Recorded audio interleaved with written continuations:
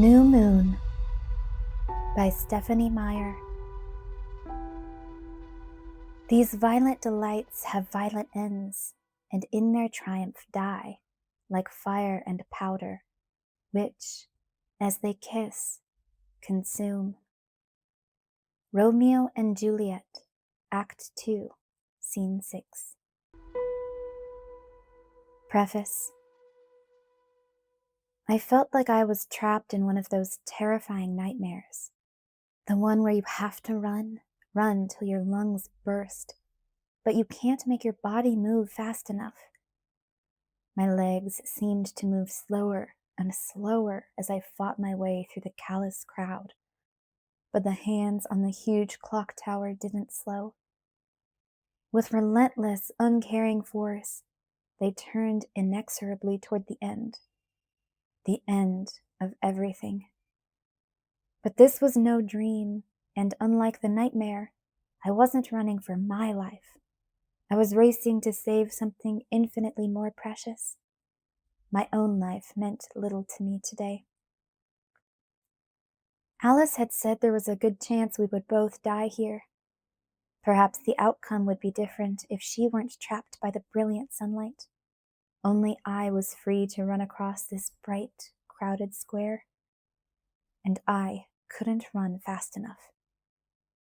So it didn't matter to me that we were surrounded by our extraordinarily dangerous enemies. As the clock began to toll out the hour, vibrating under the soles of my sluggish feet, I knew I was too late. And I was glad something bloodthirsty waited in the wings. For in failing at this, I forfeited any desire to live. The clock tolled again, and the sun beat down from the exact center point of the sky. Chapter 1. Party. I was 99.9% sure I was dreaming. The reasons I was so certain were that, first, I was standing in a bright shaft of sunlight, the kind of blinding, clear sun that never shone on my drizzly new hometown in Forks, Washington. And second, I was looking at my Grandma Marie. Gran had been dead for 6 years now, so that was solid evidence toward the dream theory. Gran hadn't changed much. Her face looked just the same as I remembered it. The skin was soft and withered, bent into 1,000 tiny creases that clung gently to the bone underneath, like a dried apricot, but with a puff of thick white hair standing out in a cloud around it. Our mouths, hers a wizened pucker, spread into the same surprised half-smile at just the same time. Apparently, she hadn't been expecting to see me either. I was about to ask her a question. I had so many. What was she doing here, in my dream? What had she been up to in the last 6 years? Was Pop okay? And had they found each other, wherever they were? But she opened her mouth when I did, so I stopped to let her go first. She paused, too, and then we both smiled at the little awkwardness. Bella. It wasn't Gran who called my name, and we both turned to see the addition to our small reunion. I didn't have to look to know who it was. This was a voice I would know anywhere. Know and respond to, whether I was awake or asleep, or even dead, I bet. The voice I'd walk through for fire, or, less dramatically, slosh every day through the cold and endless rain for. Edward. Even though I was always thrilled to see him, conscious or otherwise, and even though I was almost positive that I was dreaming, I panicked as Edward walked toward us through the glaring sunlight. I panicked because Gran didn't know that I was in love with a vampire. Nobody knew that. So how was I supposed to explain the fact that the brilliant sunbeams were shattering off of his skin into 1,000 rainbow shards like he was made of crystal or diamond? Well, Gran, you might have noticed that my boyfriend glitters. It's just something he does in the sun. Don't worry about it. What was he doing? The whole reason he lived in Forks, the rainiest place in the world, was so that he could be outside in the daytime without exposing his family's secret. Yet here he was, strolling gracefully toward me, with the most beautiful smile on his angel's face, as if I were the only one here. In that second, I wished that I was not the one exception to his mysterious talent. I usually felt grateful that I was the only person whose thoughts he couldn't hear just as clearly as if they were spoken aloud. But now I wished he could hear me too, so that he could hear the warning I was screaming in my head. I shot a panicked glance back at Gran and saw that it was too late. She was just turning to stare back at me, her eyes as alarmed as mine. Edward, still smiling so beautifully that my heart felt like it was going to swell up and burst through my chest, put his arm around my shoulder and turned to face my grandmother. Gran's expression surprised me. Instead of looking horrified, she was staring at me sheepishly, as if waiting for a scolding. And she was standing in such a strange position, one arm held awkwardly away from her body, stretched out and then curled around the air, like she had her arm around someone I couldn't see, someone invisible. Only then, as I looked at the bigger picture, did I notice the huge gilt frame that enclosed my grandmother's form. Uncomprehending, I raised the hand that wasn't wrapped around Edward's waist and reached out to touch her. She mimicked the movement exactly, mirrored it. But where our fingers should have met, there was nothing but cold glass. With a dizzying jolt, my dream abruptly became a nightmare. There was no Gran. That was me. Me in a mirror, ancient, creased, and withered. Edward stood beside me, casting no reflection, excruciatingly lovely, and forever 17.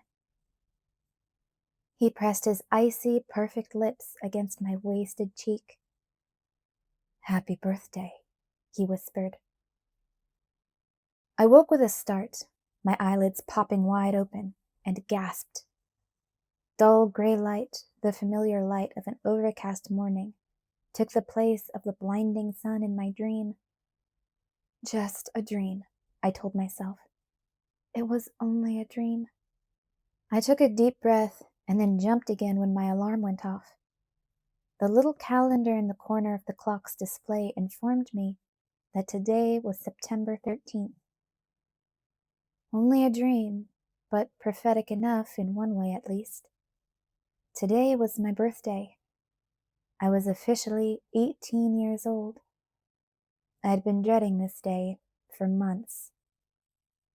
All through the perfect summer, the happiest summer I had ever had, the happiest summer anyone anywhere had ever had, and the rainiest summer in the history of the Olympic Peninsula, this bleak day had lurked in ambush, waiting to spring.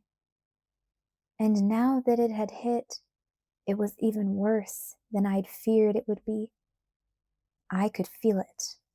I was older. Every day I got older, but this was different, worse, quantifiable. I was 18, and Edward never would be.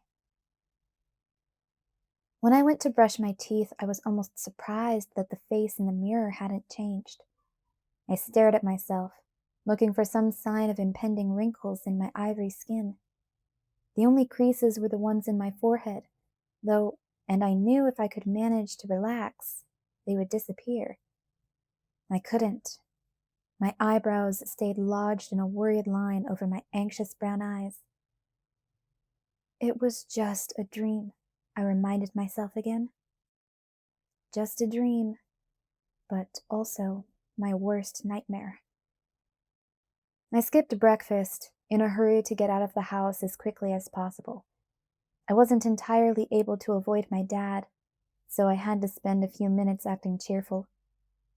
I honestly tried to be excited about the gifts I'd asked him not to get me, but every time I had to smile, it felt like I might start crying. I struggled to get a grip on myself as I drove to school. The vision of Gran, I would not think of it as me, was hard to get out of my head. I couldn't feel anything but despair until I pulled into the familiar parking lot behind Forks High School and spotted Edward leaning motionlessly against his polished silver Volvo, like a marble tribute to some forgotten pagan god of beauty. The dream had not done him justice, and he was waiting there for me, just the same as every other day. Despair momentarily vanished. Wonder took its place. Even after half a year with him, I still couldn't believe that I deserved this degree of good fortune. His sister Alice was standing by his side, waiting for me too. Of course, Edward and Alice weren't really related. In Forks, the story was that all the Cullen siblings were adopted by Dr. Carlisle Cullen and his wife Esme, both plainly too young to have teenage children.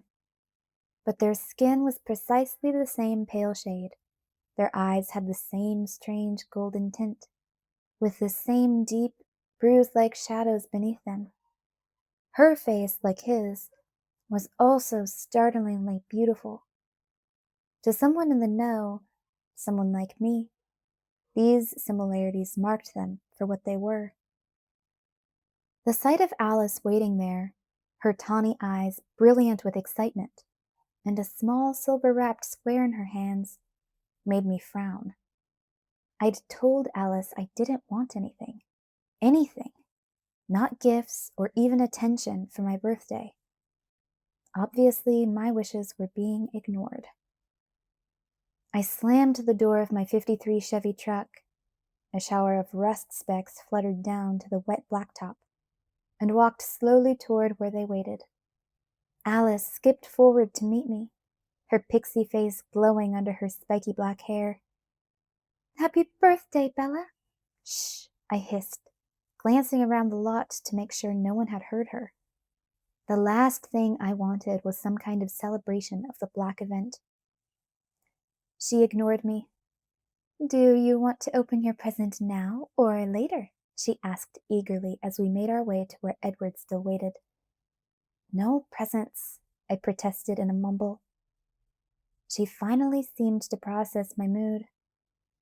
"Okay, later then. Did you like the scrapbook your mom sent you? And the camera from Charlie?" I sighed. Of course she would know what my birthday presents were. Edward wasn't the only member of his family with unusual skills. Alice would have seen what my parents were planning as soon as they had decided that themselves. "Yeah, they're great." "I think it's a nice idea. You're only a senior once. Might as well document the experience." "How many times have you been a senior?" "That's different." We reached Edward then, and he held out his hand for mine. I took it eagerly, forgetting for a moment my glum mood. His skin was, as always, smooth, hard, and very cold. He gave my fingers a gentle squeeze. When I looked into his liquid topaz eyes, and my heart gave a not quite so gentle squeeze of its own. Hearing the stutter in my heartbeats, he smiled again.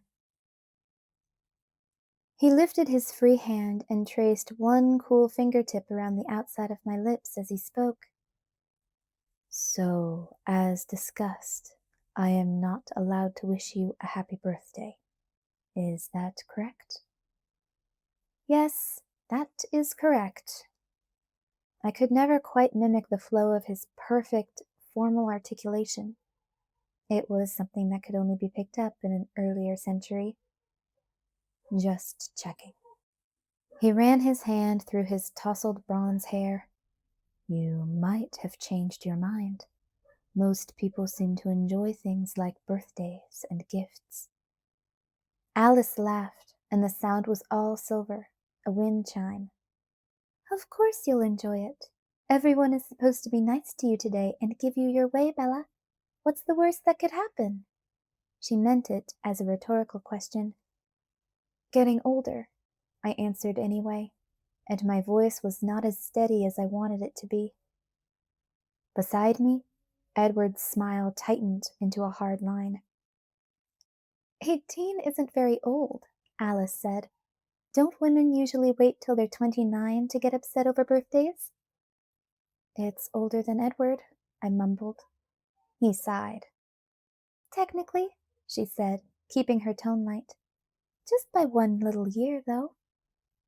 And I supposed, if I could be sure of the future I wanted, sure that I would get to spend forever with Edward and Alice and the rest of the Cullens, preferably not as a wrinkled little old lady, then a year or two one direction or the other wouldn't matter to me so much. But Edward was dead set against any future that changed me, any future that made me like him, that made me immortal too. An impasse, he called it. I couldn't really see Edward's point, to be honest. What was so great about mortality? Being a vampire didn't look like such a terrible thing. Not the way the Cullens did it, anyway. What time will you be at the house? Alice continued, changing the subject. From her expression, she was up to exactly the kind of thing I'd been hoping to avoid. I didn't know I had plans to be there. Oh, be fair, Bella, she complained. You aren't going to ruin all of our fun like that, are you? I thought my birthday was about what I want. I'll get her from Charlie's right after school, Edward told her, ignoring me altogether. I have to work, I protested. You don't, actually, Alice told me smugly. I already spoke to Mrs. Newton about it. She's trading your shifts. She said to tell you happy birthday. I still can't come over, I stammered, scrambling for an excuse. I haven't watched Romeo and Juliet yet, for English.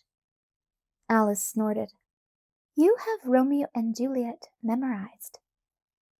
But Mr. Birdie said we needed to see it performed, to fully appreciate it. That's how Shakespeare intended it to be presented. Edward rolled his eyes. You've already seen the movie, Alice accused. But not the 1960s version. Mr. Birdie said it was the best. Finally, Alice lost the smug smile and glared at me. This can be easy, or this can be hard, Bella, but one way or the other. Edward interrupted her threat. Relax, Alice. If Bella wants to watch a movie, then she can. It's her birthday. So there, I added. I'll bring her over around 7, he continued. That will give you some more time to set up. Alice's laughter chimed again. Sounds good. See you tonight, Bella. It'll be fun, you'll see. She grinned. The wide smile exposed all her perfect, glistening teeth, then pecked me on the cheek, and danced off toward her first class before I could respond. Edward, please, I started to beg, but he pressed one cool finger to my lips. Let's discuss it later. We're going to be late for class. No one bothered to stare at us as we took our usual seats in the back of the classroom. We had almost every class together now. It was amazing the favors Edward could get the female administrators to do for him. Edward and I had been together too long now to be an object of gossip anymore.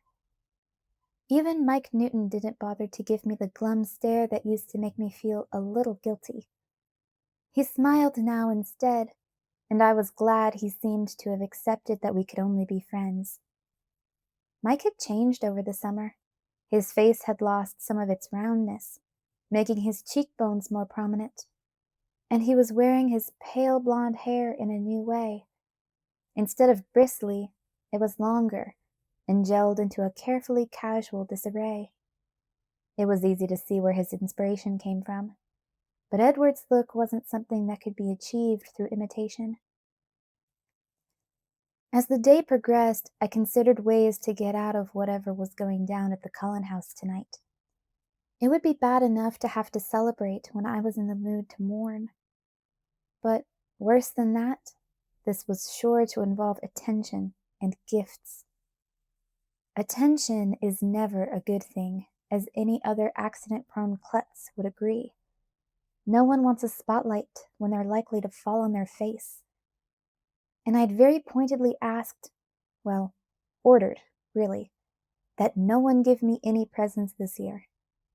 It looked like Charlie and Renee weren't the only ones who had decided to overlook that. I had never had much money, and that had never bothered me. Renee had raised me on a kindergarten teacher's salary. Charlie wasn't getting rich at his job either. He was the police chief here in the tiny town of Forks. My only personal income came from the 3 days a week I worked at the local sporting goods store. In a town this small, I was lucky to have a job. Every penny I made went into my microscopic college fund. College was Plan B. I was still hoping for Plan A, but Edward was just so stubborn about leaving me human. Edward had a lot of money. I didn't even want to think about how much. Money meant next to nothing to Edward or the rest of the Cullens. It was just something that had accumulated when you had unlimited time on your hands, and a sister who had an uncanny ability to predict trends in the stock market. Edward didn't seem to understand why I objected to him spending money on me, why it made me uncomfortable if he took me to an expensive restaurant in Seattle, why he wasn't allowed to buy me a car that could reach speeds over 55 miles an hour, or why I wouldn't let him pay my college tuition. He was ridiculously enthusiastic about Plan B. Edward thought I was being unnecessarily difficult. But how could I let him give me things when I had nothing to reciprocate with? He, for some unfathomable reason, wanted to be with me. Anything he gave me on top of that just threw us more out of balance. As the day went on, neither Edward nor Alice brought up my birthday again, and I began to relax a little. We sat at our usual table for lunch. A strange kind of truce existed at that table. The three of us, Edward, Alice, and I, sat on the extreme southern end of the table.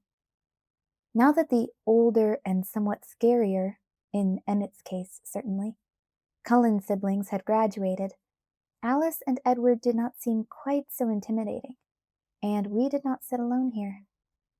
My other friends, Mike and Jessica, who were in the awkward post-breakup friendship phase, Angela and Ben, whose relationship had survived the summer, Eric, Connor, Tyler, and Lauren, though that last one didn't really count in the friend category, all sat at the same table, on the other side of an invisible line. That line dissolved on sunny days when Edward and Alice always skipped school, and then the conversation would swell out effortlessly to include me. Edward and Alice didn't find this minor ostracism odd or hurtful the way I would have. They barely noticed it.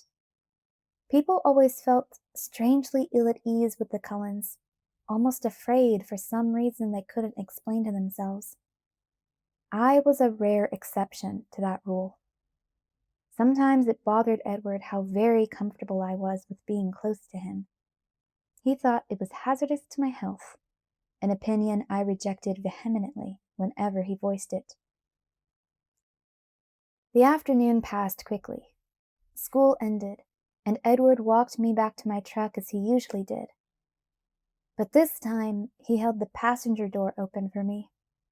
Alice must be taking his car home so that he could keep me from making a run for it. I folded my arms and made no move to get out of the rain. "It's my birthday. Don't I get to drive?" "I'm pretending it's not your birthday, just as you wished." If it's not my birthday, then I don't have to go to your house tonight. All right. He shut the passenger door and walked past me to open the driver's side. Happy birthday. Shh, I shushed him half-heartedly. I climbed in the open door, wishing he'd taken the other offer. Edward played with the radio while I drove, shaking his head in disapproval. Your radio has horrible reception. I frowned. I didn't like it when he picked on my truck. The truck was great. It had personality. You want a nice stereo? Drive your own car. I was so nervous about Alice's plans, on top of my already gloomy mood, that the words came out sharper than I'd meant them. I was hardly ever bad-tempered with Edward, and my tone made him press his lips together to keep from smiling. When I parked in front of Charlie's house, he reached over to take my face in his hands. He handled me very carefully, pressing just the tips of his fingers softly against my temples, my cheekbones, my jawline, like I was especially breakable, which was exactly the case, compared with him, at least. You should be in a good mood, today of all days, he whispered. His sweet breath fanned across my face. And if I don't want to be in a good mood? I asked, my breathing uneven. His golden eyes smoldered. Too bad. My head was already spinning by the time he leaned closer and pressed his icy lips against mine. As he intended, no doubt, I forgot all about my worries and concentrated on remembering how to inhale and exhale. His mouth lingered on mine, cold and smooth and gentle, until I wrapped my arms around his neck and threw myself into the kiss with a little too much enthusiasm. I could feel his lips curve upward as he let go of my face and reached back to unlock my grip on him. Edward had drawn many careful lines for our physical relationship, with the intent being to keep me alive. Though I respected the need for maintaining a safe distance between my skin and his razor-sharp, venom-coated teeth, I tended to forget about trivial things like that when he was kissing me. Be good, please, he breathed against my cheek. He pressed his lips gently to mine one more time, and then pulled away, folding my arms across my stomach. My pulse was thudding in my ears. I put one hand over my heart. It drummed hyperactively under my palm. Do you think I'll ever get better at this? I wondered, mostly to myself. That my heart might someday stop trying to jump out of my chest whenever you touch me? I really hope not, he said, a bit smug. I rolled my eyes. Let's go watch the Capulets and the Montagues hack each other up, all right? Your wish, my command. Edward sprawled across the couch while I started the movie, fast-forwarding through the opening credits. When I perched on the edge of the sofa in front of him, he wrapped his arms around my waist and pulled me against his chest. It wasn't exactly as comfortable as a sofa cushion would be, what with his chest being hard and cold and perfect as an ice sculpture, but it was definitely preferable. He pulled the old Afghan off the back of the couch and draped it over me, so I wouldn't freeze beside his body. You know, I've never had much patience with Romeo, he commented as the movie started. What's wrong with Romeo? I asked, a little offended. Romeo was one of my favorite fictional characters. Until I'd met Edward, I'd sort of had a thing for him. Well, first of all, he's in love with this Rosaline. Don't you think it makes him seem a little fickle? And then, a few minutes after their wedding, he kills Juliet's cousin. That's not very brilliant. Mistake after mistake. Could he have destroyed his own happiness any more thoroughly? I sighed. Do you want me to watch this alone? No, I'll mostly be watching you anyway. His fingers traced patterns across the skin of my arm, raising goosebumps. Will you cry? Probably, I admitted, if I'm paying attention. I won't distract you then. But I felt his lips on my hair, and it was very distracting. The movie eventually captured my interest, thanks in large part to Edward whispering Romeo's lines in my ear. His irresistible velvet voice made the actor's voice sound weak and coarse by comparison. And I did cry, to his amusement, when Juliet woke and found her new husband dead. I'll admit I do sort of envy him here, Edward said, drying the tears with a lock of my hair. She's very pretty. He made a disgusted sound. I don't envy him the girl, just the ease of the suicide, he clarified in a teasing tone. You humans have it so easy. All you have to do is throw down one tiny vial of plant extract. What? I gasped. It's something I had to think about once, and I knew from Carlyle's experience that it wouldn't be simple. I'm not even sure how many ways Carlyle tried to kill himself in the beginning, after he realized what he'd become. His voice, which had grown serious, turned light again, and clearly he is still in excellent health. I twisted around so that I could read his face. What are you talking about? I demanded. What do you mean this is something you had to think about once? Last spring, when you were nearly killed. He paused to take a deep breath, struggling to return to his teasing tone. Of course, I was trying to focus on finding you alive, but part of my mind was making contingency plans. Like I said, it's not as easy for me as it is for a human. For 1 second, the memory of my last trip to Phoenix washed through my head and made me feel dizzy. I could see it all so clearly. The blinding sun, the heat waves coming off the concrete as I ran with desperate haste to find the sadistic vampire who wanted to torture me to death. James, waiting in the mirrored room with my mother as his hostage, or so I had thought. I hadn't known it was all a ruse, just as James hadn't known that Edward was racing to save me. Edward made it in time, but it had been a close one. Unthinkingly, my fingers traced the crescent-shaped scar on my hand that was always just a few degrees cooler than the rest of my skin.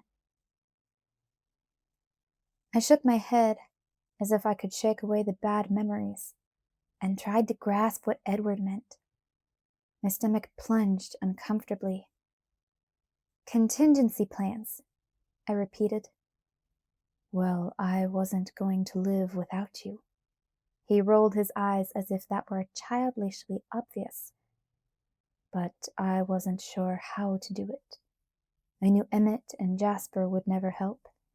So I was thinking maybe I would go to Italy and do something to provoke the Volturi. I didn't want to believe he was serious, but his golden eyes were brooding, focused on something far away in the distance as he contemplated ways to end his own life. Abruptly, I was furious. What is a Volturi? I demanded. The Volturi are a family, he explained, his eyes still remote. A very old, very powerful family of our kind. They are the closest thing our world has to a royal family, I suppose. Carlyle lived with them briefly in his early years, in Italy, before he settled in America. Do you remember the story? Of course I remember. I would never forget the first time I'd gone to his home, the huge white mansion buried deep in the forest beside the river, or the room where Carlyle, Edward's father in so many real ways, kept a wall of paintings that illustrated his personal history. The most vivid, most wildly colorful canvas there, the largest, was from Carlyle's time in Italy. Of course, I remembered the calm quartet of men, each with the exquisite face of a seraph, painted onto the highest balcony overlooking the swirling mayhem of color. Though the painting was centuries old, Carlyle, the blonde angel, remained unchanged. And I remembered the three others, Carlyle's early acquaintances. Edward had never used the name Volturi for the beautiful trio, two black-haired, one snow-white. He'd called them Aro, Caius, and Marcus, nighttime patrons of the arts. Anyway, you don't irritate the Volturi, Edward went on, interrupting my reverie. Not unless you want to die, or whatever it is we do. His voice was so calm, it made him sound almost bored by the prospect. My anger turned to horror. I took his marble face between my hands and held it very tightly. You must never, never, never think of anything like that again, I said.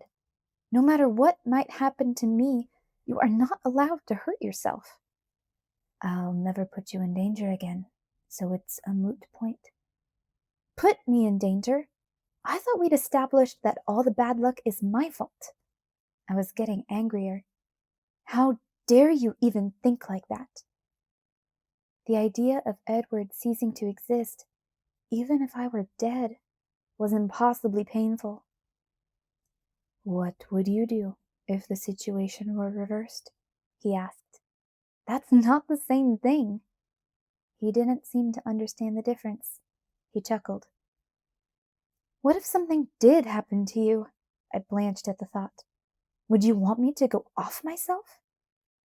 A trace of pain touched his perfect features. I guess I see your point. A little, he admitted.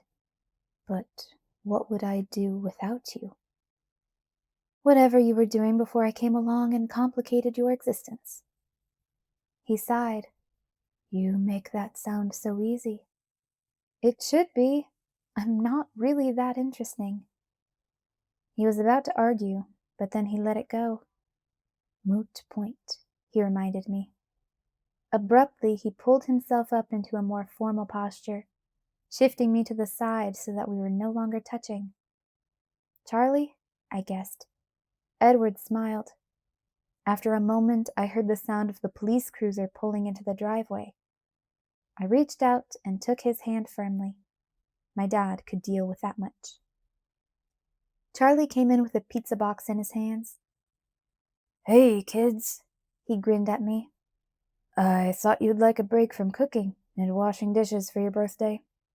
Hungry? Sure, thanks, Dad. Charlie didn't comment on Edward's apparent lack of appetite. He was used to Edward passing on dinner. Do you mind if I borrow Bella for the evening?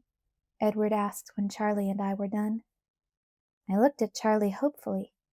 Maybe he had some concept of birthdays as stay-at-home family affairs. This was my first birthday with him, the first birthday since my mom, Renee, had remarried and gone to live in Florida, so I didn't know what to expect. That's fine. The Mariners are playing the Sox tonight, Charlie explained, and my hope disappeared. So I won't be any kind of company. Here. He scooped up the camera he'd gotten me on Renee's suggestion, because I would need pictures to fill up my scrapbook, and threw it to me. He ought to know better than that. I'd always been coordinationally challenged. The camera glanced off the tip of my finger and tumbled toward the floor. Edward snagged it before it could crash onto the linoleum. Nice save, Charlie noted. If they're doing something fun at the Collins tonight, Bella, you should take some pictures. You know how your mother gets. She'll be wanting to see the pictures faster than you can take them. Good idea, Charlie, Edward said, handing me the camera. I turned the camera on Edward and snapped the first picture. It works. That's good. Hey, say hi to Alice for me. She hasn't been over in a while. Charlie's mouth pulled down in one corner. It's been 3 days, Dad, I reminded him. Charlie was crazy about Alice. He'd become attached last spring when she had helped me through my awkward convalescence.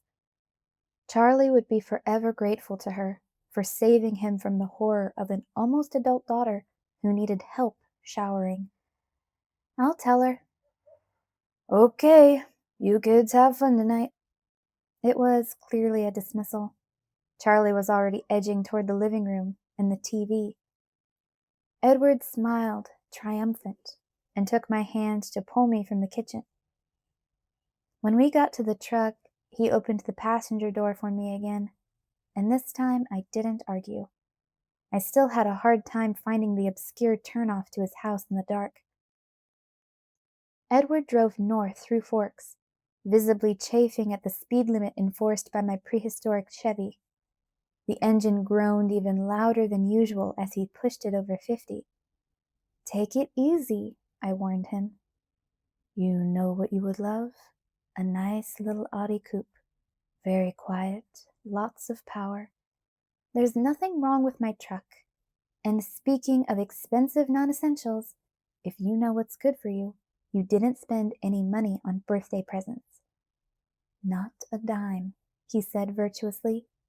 Good. Can you do me a favor? That depends on what it is. He sighed, his lovely face serious. Bella, the last real birthday any of us had was Emmett in 1935. Cut us a little slack and don't be too difficult tonight. They're all very excited. It always startled me a little when he brought up things like that. Fine, I'll behave. I probably should warn you. Please do. When I say they're all excited, I do mean all of them. Everyone? I choked. I thought Emmett and Rosalie were in Africa.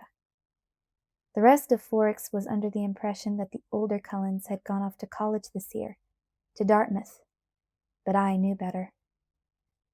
Emmett wanted to be here. But Rosalie? I know, Bella. Don't worry. She'll be on her best behavior. I didn't answer. Like I could just not worry. That easy. Unlike Alice, Edward's other adopted sister, the golden blonde and exquisite Rosalie didn't like me much.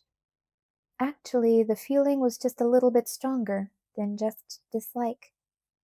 As far as Rosalie was concerned, I was an unwelcome intruder into her family's secret life. I felt horribly guilty about the present situation, guessing that Rosalie and Emmett's prolonged absence was my fault, even as I furtively enjoyed not having to see her. Emmett, Edward's playful bear of a brother, I did miss. He was in many ways just like the big brother I'd always wanted, only much, much more terrifying. Edward decided to change the subject. So, if you won't let me get you the Audi, isn't there anything that you'd like for your birthday? The words came out in a whisper. You know what I want. A deep frown carved creases into his marble forehead. He obviously wished he'd stuck to the subject of Rosalie. It felt like we'd had this argument a lot today. Not tonight, Bella, please. Well, maybe Alice will give me what I want.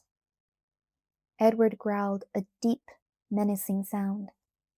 This isn't going to be your last birthday, Bella, he vowed. That's not fair. I thought I heard his teeth clench together.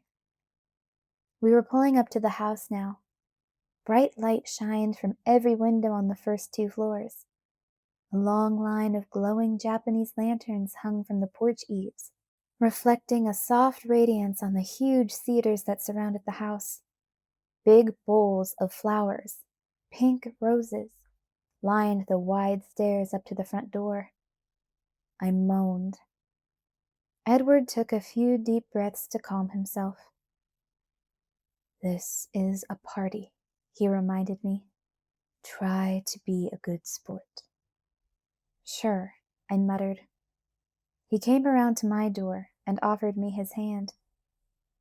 I have a question. He waited warily. If I develop this film, I said, toying with the camera in my hands, will you show up in the picture? Edward started laughing. He helped me out of the car, pulled me up the stairs, and was still laughing as he opened the door for me. They were all waiting in the huge white living room. When I walked through the door, they greeted me with a loud chorus of, "Happy birthday, Bella!" while I blushed and looked down. Alice, I assumed, had covered every flat surface with pink candles and dozens of crystal bowls filled with hundreds of roses. There was a table with a white cloth draped over it next to Edward's grand piano, holding a birthday cake, more roses, a stack of glass plates, and a small pile of silver-wrapped presents. It was 100 times worse than I'd imagined. Edward, sensing my distress, wrapped an encouraging arm around my waist and kissed the top of my head. Edward's parents, Carlyle and Esme, impossibly youthful and lovely as ever, were the closest to the door. Esme hugged me carefully, her soft, caramel-colored hair brushing against my cheek as she kissed my forehead, and then Carlyle put his arm around my shoulders. "Sorry about this, Bella," he stage whispered. "We couldn't rein Alice in." Rosalie and Emmett stood behind them. Rosalie didn't smile, but at least she didn't glare. Emmett's face was stretched into a huge grin. It had been months since I'd seen them. I'd forgotten how gloriously beautiful Rosalie was. It almost hurt to look at her. And had Emmett always been so big? "You haven't changed at all," Emmett said with mock disappointment. "I expected a perceptible difference, but here you are, red-faced, just like always." "Thanks a lot, Emmett," I said, blushing deeper. He laughed. "I have to step out for a second." He paused to wink conspicuously at Alice. "Don't do anything funny while I'm gone." "I'll try." Alice let go of Jasper's hand and skipped forward, all her teeth sparkling in the bright light. Jasper smiled too, but kept his distance. He leaned, long and blond, against the post at the foot of the stairs.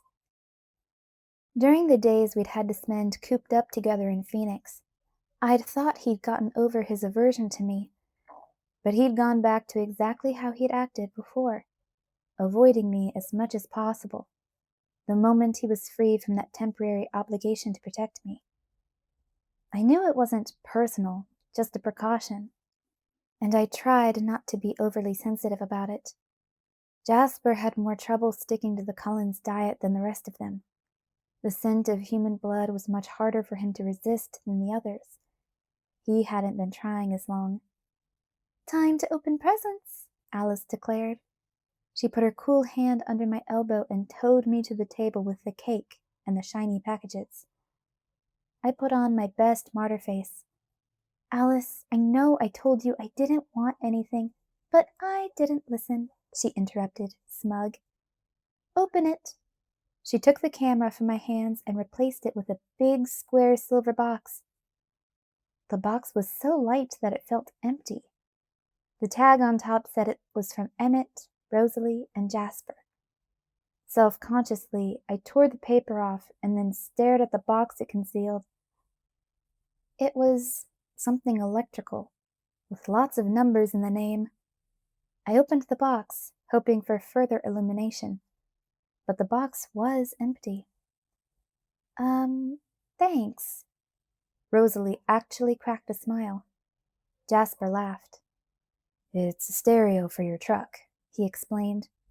"Emmett's installing it right now so that you can't return it." Alice was always one step ahead of me. "Thanks, Jasper, Rosalie," I told them, grinning as I remembered Edward's complaints about my radio this afternoon. All a setup, apparently. "Thanks, Emmett," I called more loudly. I heard his booming laugh from my truck, and I couldn't help laughing too. "Open mine and Edward's next," Alice said. So excited her voice was a high-pitched trill. She held a small, flat square in her hand. I turned to give Edward a basilisk glare. "You promised." Before he could answer, Emmett bounded through the door. "Just in time," he crowed. He pushed in behind Jasper, who had also drifted closer than usual to get a good look. "I didn't spend a dime," Edward assured me. He brushed a strand of hair from my face, leaving my skin tingling from his touch. I inhaled deeply and turned to Alice. "Give it to me," I sighed. Emmett chuckled with delight. I took the little package, rolling my eyes at Edward while I stuck my finger under the edge of the paper and jerked it under the tape. "Shoot," I muttered when the paper sliced my finger. I pulled it out to examine the damage. A single drop of blood oozed from the tiny cut. It all happened very quickly then. "No!" Edward roared. He threw himself at me, flinging me back across the table. It fell, as I did, scattering the cake and the presents, the flowers and the plates. I landed in a mess of shattered crystal. Jasper slammed into Edward, and the sound was like the crash of boulders in a rock slide. There was another noise, a grisly snarling that seemed to be coming deep from Jasper's chest. Jasper tried to shove past Edward, snapping his teeth just inches from Edward's face. Emmett grabbed Jasper from behind in the next second, locking him into his massive steel grip.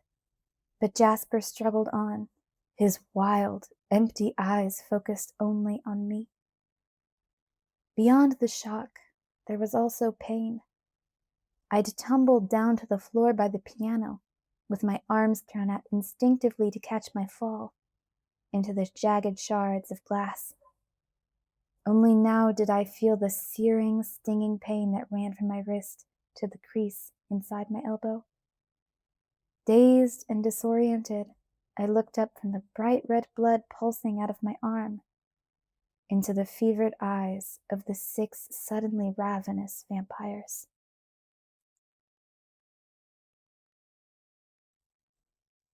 Chapter 2. Stitches. Carlyle was the only one who stayed calm. Centuries of experience in the emergency room were evident in his quiet, authoritative voice. "Emmett, Rose, get Jasper outside." Unsmiling for once, Emmett nodded. "Come on, Jasper." Jasper struggled against Emmett's unbreakable grasp, twisting around, reaching toward his brother with his bared teeth, his eyes still past reason. Edward's face was whiter than bone as he wheeled to crouch over me, taking a clearly defensive position. A low warning growl slid from between his clenched teeth. I could tell that he wasn't breathing. Rosalie, her divine face strangely smug, stepped out in front of Jasper, keeping a careful distance from his teeth, and helped Emmett wrestle him through the glass door that Esme held open. One hand pressed over her mouth and nose. Esme's heart-shaped face was ashamed. "I'm so sorry, Bella," she cried as she followed the others into the yard.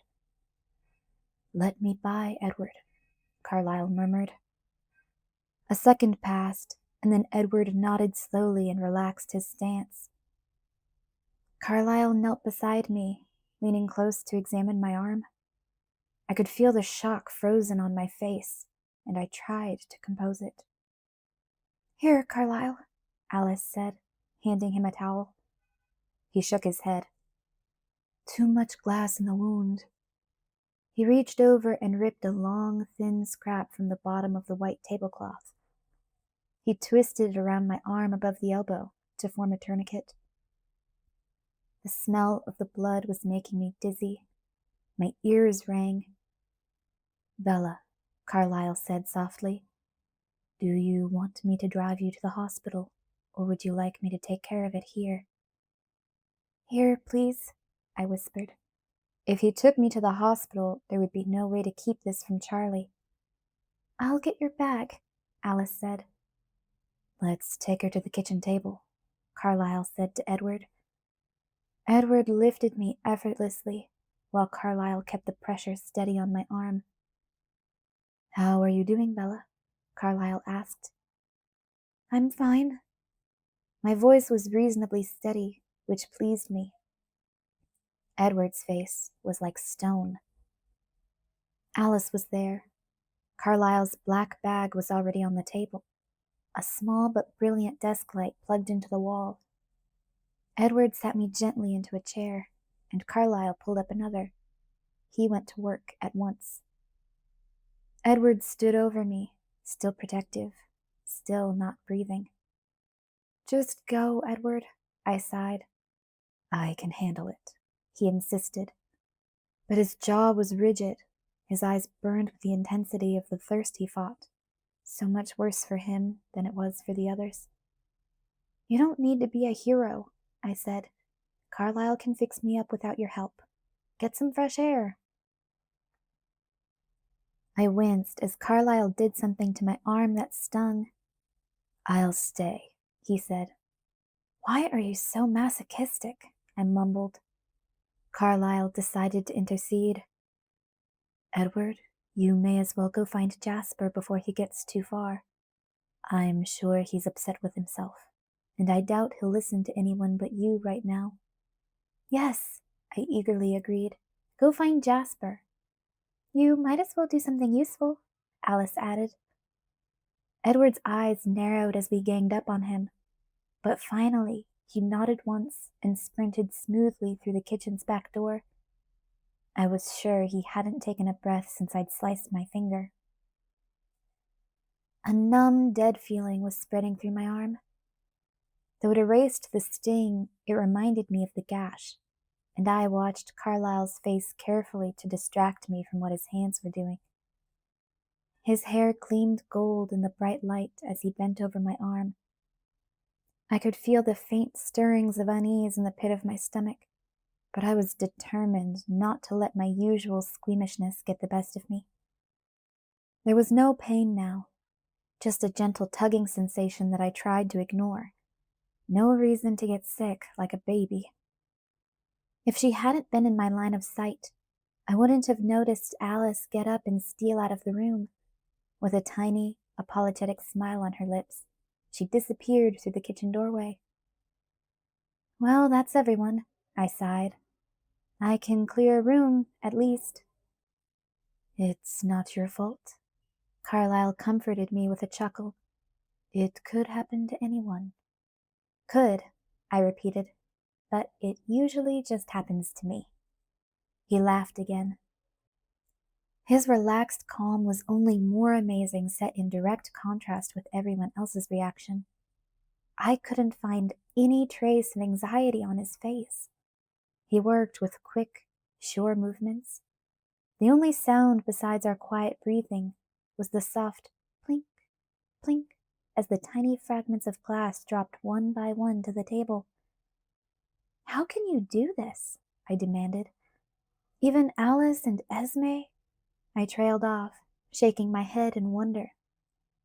Though the rest of them had given up the traditional diet of vampires just as absolutely as Carlyle had, he was the only one who could bear the smell of my blood without suffering from the intense temptation.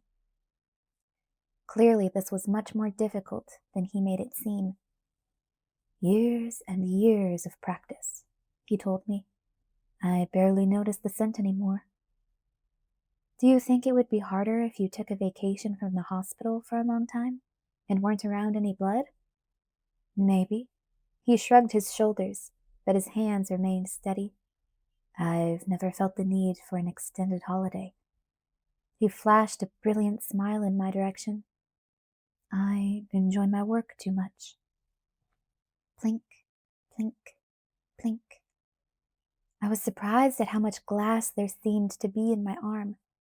I was tempted to glance at the growing pile, just to check the size, but I knew that idea would not be helpful to my no vomiting strategy. What is it that you enjoy? I wondered. It didn't make sense to me, the years of struggle and self-denial he must have spent to get to the point where he could endure so easily. Besides, I wanted to keep him talking. The conversation kept my mind off of the queasy feeling in my stomach. His dark eyes were calm and thoughtful as he answered. What I enjoy the very most is when my enhanced abilities let me save someone who would otherwise have been lost. It's pleasant knowing that, thanks to what I can do, some people's lives are better because I exist. Even the sense of smell is a useful diagnostic tool at times. One side of his mouth pulled up in a half smile. I mulled over that while he poked around, making sure all the glass splinters were gone. Then he rummaged in his bag for new tools, and I tried not to picture a needle and thread. You try very hard to make up for something that was never your fault, I suggested, while a new kind of tugging started at the edges of my skin. What I mean is, it's not like you asked for this. You didn't choose this kind of life, and yet you have to work so hard to be good. I don't know that I'm making up for anything, he disagreed lightly. Like everything in life, I just had to decide what to do with what I was given. That makes it sound too easy. He examined my arm again. There, he said, snipping a thread. All done. He wiped an oversized Q-tip, dripping with some syrup-colored liquid, thoroughly across the operation site. The smell was strange. It made my head spin. The syrup stained my skin. In the beginning, though, I pressed, while he taped another long piece of gauze securely in place, sealing it to my skin. Why did you even think to try a different way than the obvious one? His lips turned up in a private smile. Hasn't Edward told you this story?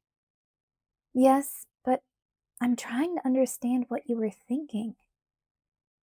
His face was suddenly serious again, and I wondered if his thoughts had gone to the same place that mine had, wondering what I would be thinking when I refused to think if it was me.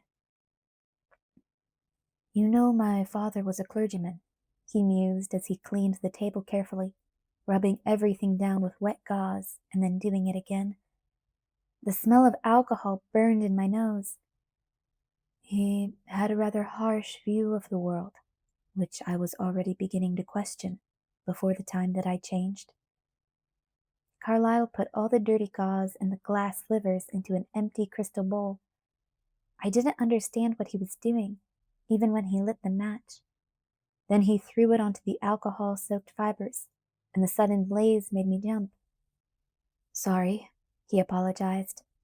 That ought to do it.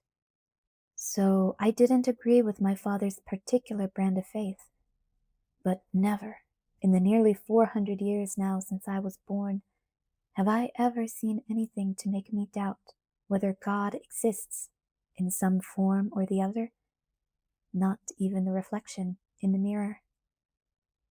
I pretended to examine the dressing on my arm to hide my surprise at the direction our conversation had taken. Religion was the last thing I expected, all things considered. My own life was fairly devoid of belief. Charlie considered himself a Lutheran, because that's what his parents had been, but Sundays he worshipped by the river with a fishing pole in his hand. Renee tried out a church now and then, but much like her brief affairs with tennis, pottery, yoga, and French classes, she moved on by the time I was aware of her newest fad. I'm sure all this sounds a little bizarre, coming from a vampire, he grinned, knowing how their casual use of that word never failed to shock me. But I'm hoping that there is still a point to this life, even for us. It's a long shot, I'll admit, he continued in an offhand voice. By all accounts, we're damned regardless. But I hope, maybe foolishly, that we'll get some measure of credit for trying. I don't think that's foolish, I mumbled. I couldn't imagine anyone, deity included, who wouldn't be impressed by Carlyle. Besides, the only kind of heaven I could appreciate would have to include Edward. And I don't think anyone else would either. Actually, you're the very first one to agree with me. The rest of them don't feel the same? I asked, surprised, thinking of only one person in particular. Carlyle guessed the direction of my thoughts again. Edward's with me, up to a point. God and heaven exist, and so does hell. But he doesn't believe there is an afterlife for our kind. Carlyle's voice was very soft. He stared out the big window over the sink into the darkness. You see, he thinks we've lost our souls. I immediately thought of Edward's words this afternoon. Unless you want to die, or whatever it is that we do. The light bulb flicked on over my head. That's the real problem, isn't it? I guessed. That's why he's being so difficult about me. Carlyle spoke slowly. I look at my son, his strength, his goodness, the brightness that shines out of him, and it only fuels that hope, that faith, more than ever. How could there not be more for such a one as Edward? I nodded in fervent agreement. But if I believed as he does, he looked down at me with unfathomable eyes. If you believed as he did, could you take away his soul? The way he phrased the question thwarted my answer. If he'd asked whether I would risk my soul for Edward, the reply would be obvious. But would I risk Edward's soul? I pursed my lips unhappily. That wasn't a fair exchange. You see the problem. I shook my head, aware of the stubborn set of my chin. Carlyle sighed. It's my choice, I insisted. It's his, too. He held up a hand when he could see I was about to argue. Whether he is responsible for doing that to you. He's not the only one able to do it. I eyed Carlyle speculatively. He laughed, abruptly lightening the mood. Oh, no.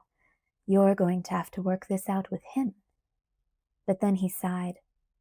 That's the one part I can never be sure of. I think, in most other ways, that I've done the best I could with what I had to work with. But was it right to doom the others to this life? I can't decide. I didn't answer. I imagined what my life would be like if Carlyle had resisted the temptation to change his lonely existence, and shuddered. It was Edward's mother who made up my mind. Carlyle's voice was almost a whisper. He stared unseeingly out the black windows. His mother? Whenever I'd asked Edward about his parents, he would merely say that they had died long ago, and his memories were vague. I realized Carlyle's memory of them, despite the brevity of their contact, would be perfectly clear. Yes, her name was Elizabeth Mason. His father, Edward Sr., never regained consciousness in the hospital. He died in the first wave of the influenza. But Elizabeth was alert until almost the very end. Edward looks a great deal like her. She had the same strange bronze shade to her hair, and her eyes were exactly the same color green. His eyes were green? I murmured, trying to picture it. Yes. Carlyle's ochre eyes were 100 years away now. Elizabeth worried obsessively over her son. She hurt her own chances of survival, trying to nurse him from her sickbed. I expected that he would go first. He was so much worse off than she was. When the end came for her, it was very quick. It was just after sunset, and I'd arrived to relieve the doctors who had been working all day. That was a hard time to pretend. There was so much work to be done, and I had no need of rest. How I hated to go back to my house, to hide in the dark and pretend to sleep, while so many were dying. I went to check Elizabeth and her son first. I'd grown attached. Always a dangerous thing to do considering the fragile nature of humans. I could see at once that she'd taken a bad turn. The fever was raging out of control, and her body was too weak to fight anymore. She didn't look weak, though, when she glared up at me from her cot. "Save him," she commanded me, in the hoarse voice that was all her throat could manage. "I'll do everything in my power," I promised her, taking her hand. The fever was so high she probably couldn't even tell how unnaturally cold mine felt. Everything felt cold to her skin. "You must," she insisted, clutching at my hand with enough strength that I wondered if she wouldn't pull through the crisis after all. Her eyes were hard, like stones, like emeralds. "You must do everything in your power. What others cannot do, that is what you must do for my Edward." It frightened me. She looked at me with those piercing eyes, and for one instant I felt certain that she knew my secret. Then the fever overwhelmed her, and she never regained consciousness. She died within an hour of making her demand. I'd spent decades considering the idea of creating a companion for myself, just one other creature who could really know me, rather than what I pretended to be. But I could never justify it to myself, doing what had been done to me. There Edward lay dying. It was clear that he had only hours left. Beside him, his mother, her face somehow not yet peaceful, not even in death. Carlyle saw it all again, his memory unblurred by the intervening century. I could see it clearly, too, as he spoke. The despair of the hospital, the overwhelming atmosphere of death, Edward burning with fever, his life slipping away with each tick of the clock. I shuddered again and forced the picture from my mind. Elizabeth's words echoed in my head. How could she guess what I could do? Could anyone really want that for her son? I looked at Edward. Sick as he was still beautiful. There was something pure and good about his face. The kind of face I would want my son to have. After all those years of indecision, I simply acted on a whim. I wheeled his mother to the morgue first, and then I came back for him. No one noticed that he was still breathing. There weren't enough hands, enough eyes, to keep track of half of what the patients needed. The morgue was empty, of the living, at least. I stole him out the back door and carried him across the rooftops back to my home. I wasn't sure what had to be done. I settled for recreating the wounds I'd received myself so many centuries earlier in London. I felt bad about that later.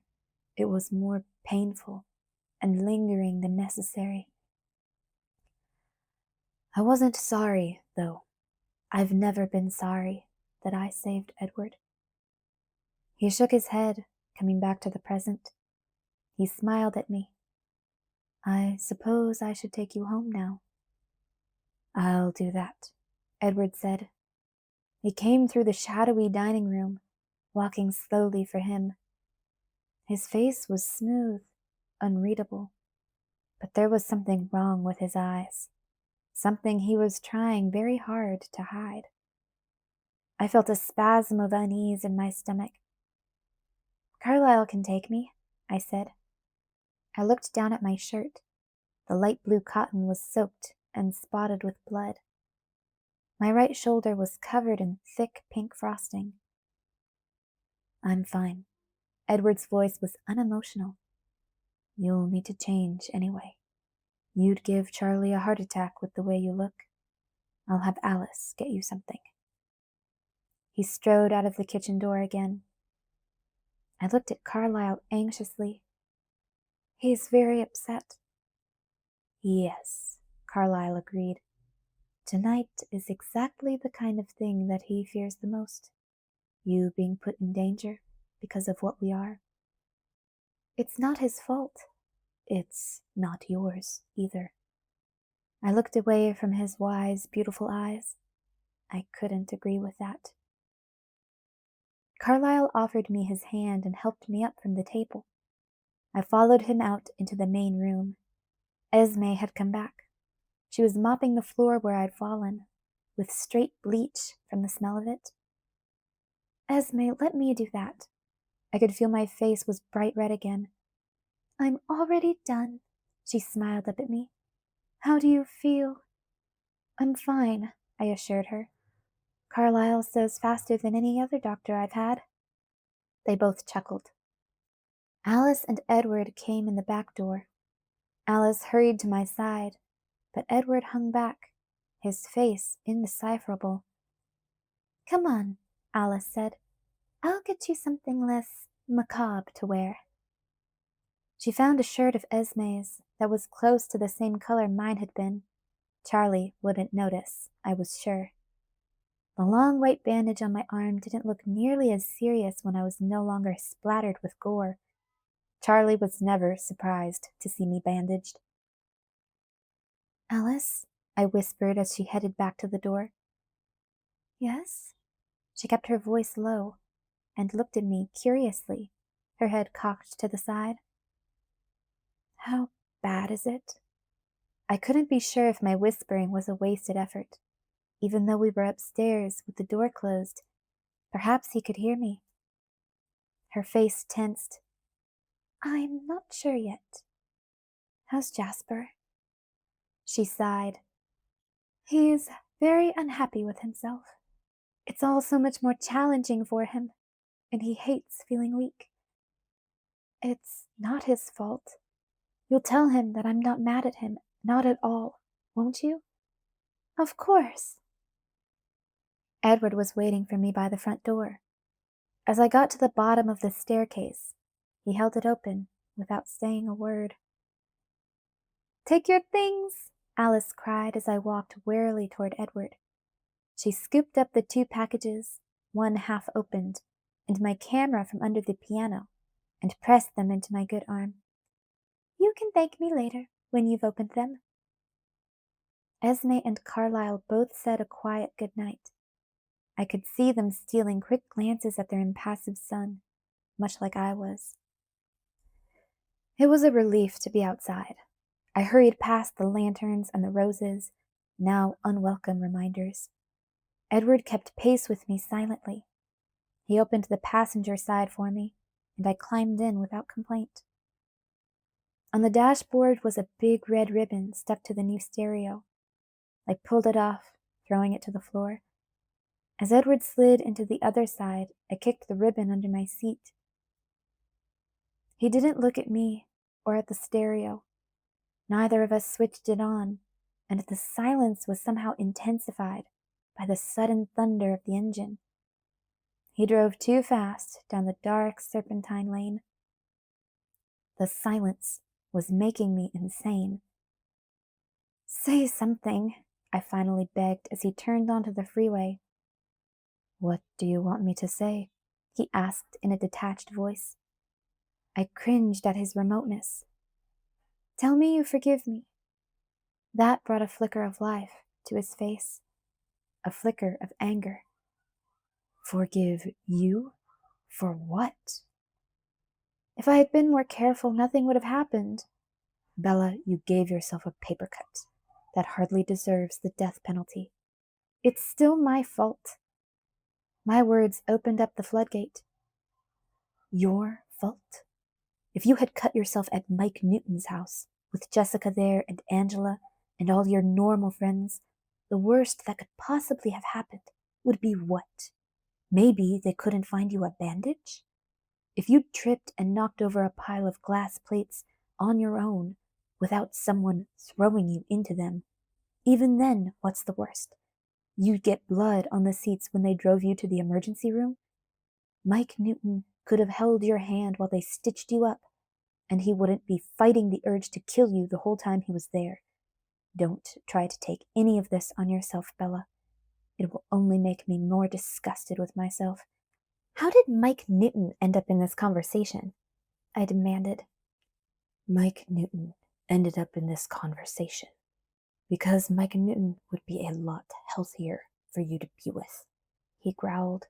I'd rather die than be with Mike Newton, I protested. I'd rather die than be with anyone but you. Don't be melodramatic, please. Well then, don't you be ridiculous. He didn't answer. He glared through the windshield, his expression black. I racked my brain for some way to salvage the evening. When we pulled up in front of my house, I still hadn't come up with anything. He killed the engine, but his hands stayed clenched around the steering wheel. Will you stay tonight? I asked. I should go home. The last thing I wanted was for him to go wallow in remorse. For my birthday? I pressed. You can't have it both ways. Either you want people to ignore your birthday or you don't. One or the other. His voice was stern, but not as serious as before. I breathed a sigh of relief. Okay, I've decided that I don't want you to ignore my birthday. I'll see you upstairs. I hopped out, reaching back in for my packages. He frowned. You don't have to take those. I want them, I responded automatically, and then wondered if he was using reverse psychology. No, you don't. Carlisle and Esme spent money on you. I'll live. I tucked the presents awkwardly under my good arm and slammed the door behind me. He was out of the truck and by my side in less than a second. Let me carry them, at least, he said as he took them away. I'll be in your room. I smiled. Thanks. Happy birthday, he sighed, and leaned down to touch his lips to mine. I reached up on my toes to make the kiss last longer when he pulled away. He smiled, my favorite crooked smile, and then he disappeared into the darkness.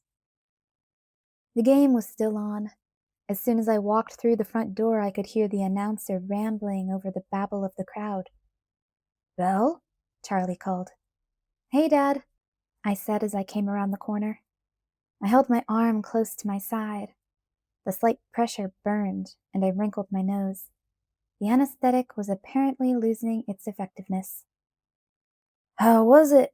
Charlie lounged across the sofa with his bare feet propped up on the arm. What was left of his curly brown hair was crushed flat on one side. Alice went overboard.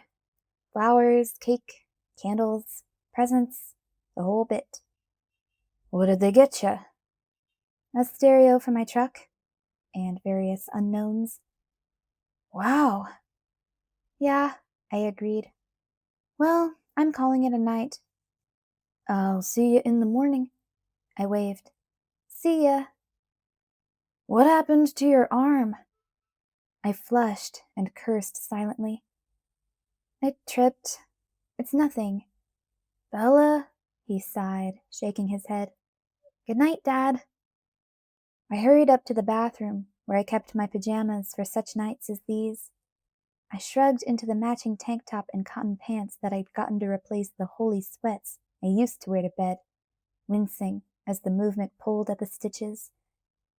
I washed my face one-handed, brushed my teeth, and then skipped to my room. He was sitting in the center of my bed, toying idly with one of the silver boxes. Hi, he said. His voice was sad. He was wallowing. I went to the bed, pushed the presents out of his hands, and climbed into his lap. Hi, I snuggled into his stone chest. Can I open my presents now? Where did the enthusiasm come from? He wondered. You made me curious. I picked up the long, flat rectangle that must have been from Carlyle and Esme. Allow me, he suggested. He took the gift from my hand and tore the silver paper off with one fluid movement. He handed the rectangular white box back to me. Are you sure I can handle lifting the lid? I muttered, but he ignored me. Inside the box was a long, thick piece of paper with an overwhelming amount of fine print. It took me a minute to get the gist of the information. We're going to Jacksonville? And I was excited, in spite of myself. It was a voucher for plane tickets, for both me and Edward. That's the idea. I can't believe it! Renee is going to flip. You don't mind, though, do you? It's sunny. You'll have to stay inside all day. I think I can handle it, he said, and then frowned.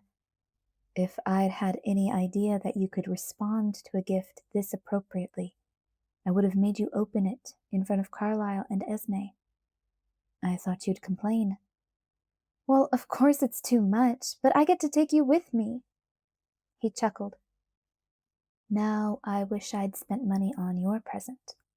I didn't realize you were capable of being reasonable. I set the tickets aside and reached for his present, my curiosity rekindled. He took it from me and unwrapped it, like the first one. He handed back a clear CD jewel case, with a blank silver CD inside. What is it? I asked, perplexed. He didn't say anything. He took the CD and reached around me to put it in the CD player on the bedside table. He hit play, and we waited in silence. Then the music began. I listened, speechless and wide-eyed. I knew he was waiting for my reaction, but I couldn't talk. Tears welled up, and I reached up to wipe them away before they could spill over. Does your arm hurt? He asked anxiously. No, it's not my arm. It's beautiful, Edward. You couldn't have given me anything I would love more. I can't believe it. I shut up so I could listen. It was his music, his compositions. The first piece on the CD was my lullaby. I didn't think you would let me get a piano so I could play it for you here, he explained. You're right. How does your arm feel? Just fine. Actually, it was starting to blaze under the bandage. I wanted ice. I would have settled for his hand, but that would have given me away. I'll get you some Tylenol. I don't need anything, I protested, but he slid me off of his lap and headed for the door. Charlie, I hissed. Charlie wasn't exactly aware that Edward frequently stayed over. In fact, he would have a stroke if that fact were brought to his attention. But I didn't feel too guilty for deceiving him. It wasn't as if we were up to anything he wouldn't want me to be up to. Edward and his rules. He won't catch me, Edward promised as he disappeared silently out the door, and returned, catching the door before it swung back to touch the frame. He had the glass from the bathroom and the bottle of pills in one hand. I took the pills he handed me without arguing. I knew I would lose the argument, and my arm really was starting to bother me. My lullaby continued, soft and lovely in the background. It's late, Edward noted. He scooped me up off the bed with one arm and pulled the cover back with the other. He put me down with my head on my pillow and tucked the quilt around me. He lay down next to me, on top of the blanket so I wouldn't get chilled, and put his arm over me. I leaned my head against his shoulder and sighed happily. Thanks again, I whispered. You're welcome. It was quiet for a long moment as I listened to my lullaby drift to a close. Another song began. I recognized Esme's favorite. "What are you thinking about?" I wondered in a whisper. He hesitated for a second before he told me. "I was thinking about right and wrong, actually." I felt a chill tingle along my spine. "Remember how I decided that I wanted you to not ignore my birthday?" I asked quickly, hoping it wasn't too clear that I was trying to distract him. "Yes," he agreed, wary. "Well, I was thinking, since it's still my birthday, that I'd like you to kiss me again." "You're greedy tonight." "Yes, I am. But please don't do anything you don't want to do," I added, piqued. He laughed and then sighed. "Heaven forbid that I should do anything I don't want to do," he said in a strangely desperate tone as he put his hand under my chin and pulled my face up to his. The kiss began much the same as usual. Edward was as careful as ever, and my heart began to overreact, like it always did. And then something seemed to change. Suddenly his lips became much more urgent. His free hand twisted into my hair and held my face securely to his. And though my hands tangled in his hair too, and though I was clearly beginning to cross his cautious lines, for once he didn't stop me. His body was cold through the thin quilt, but I crushed myself against him eagerly. When he stopped, it was abrupt. He pulled me away with gentle, firm hands. I collapsed back onto my pillow, gasping, my head spinning. Something tugged at my memory, elusive on the edges. "Sorry," he said, and he was breathless too. That was out of line. "I don't mind," I panted. He frowned at me in the darkness. "Try to sleep, Bella." "No, I want you to kiss me again." "You're overestimating my self-control." "Which is tempting you more, my blood or my body?" I challenged. "It's a tie." He grinned briefly in spite of himself, and then was serious again. "Now, why don't you stop pushing your luck and go to sleep?" "Fine," I agreed, snuggling closer to him. I really did feel exhausted. It had been a long day in so many ways, yet I felt no sense of relief at its end. Almost as if something worse was coming tomorrow. It was a silly premonition. What could be worse than today? Just the shock catching up with me, no doubt. Trying to be sneaky about it, I pressed my injured arm against his shoulder, so his cool skin would soothe the burning. It felt better at once.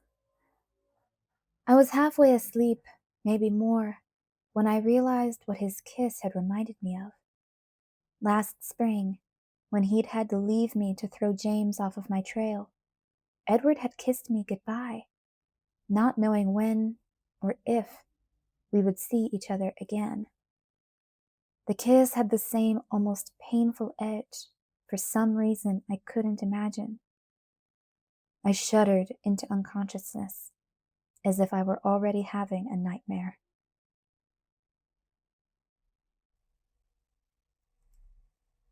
Chapter 3. The End. I felt absolutely hideous in the morning. I hadn't slept well. My arm burned and my head ached. It didn't help my outlook that Edward's face was smooth and remote as he kissed my forehead quickly and ducked out of my window. I was afraid of the time I'd spent unconscious, afraid that he might have been thinking about right and wrong again while he watched me sleep. The anxiety seemed to ratchet up the intensity of the pounding in my head. Edward was waiting for me at school, as usual, but his face was still wrong. There was something buried in his eyes that I couldn't be sure of, and it scared me.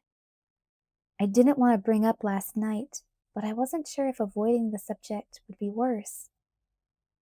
He opened my door for me. "How do you feel?"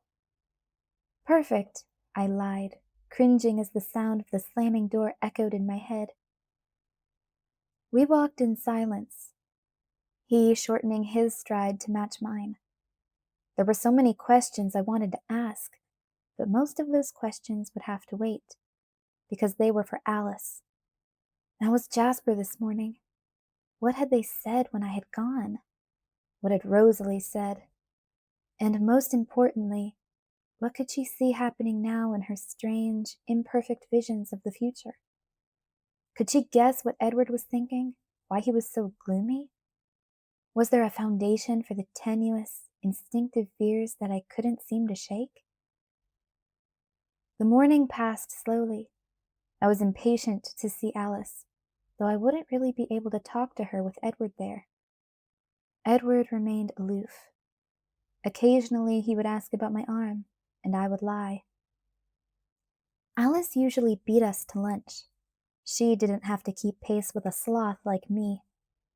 But she wasn't at the table, waiting with a tray of food she wouldn't eat. Edward didn't say anything about her absence. I wondered to myself if her class was running late, until I saw Connor and Ben, who were with her in fourth-hour French. "Where's Alice?" I asked Edward anxiously. He looked at the granola bar he was slowly pulverizing between his fingertips while he answered, "She's with Jasper." "Is he okay?" "He's gone away for a while." "What? Where?" Edward shrugged. "Nowhere in particular." "And Alice, too," I said with quiet desperation. Of course, if Jasper needed her, she would go. "Yes, she'll be gone for a while. She was trying to convince him to go to Denali." Denali was where another band of unique vampires, good ones like the Cullens, lived, Tanya and her family. I'd heard of them now and again. Edward had run to them last winter, when my arrival had made Forks difficult for him. Laurent, the most civilized member of James's little coven, had gone there rather than siding with James against the Cullens.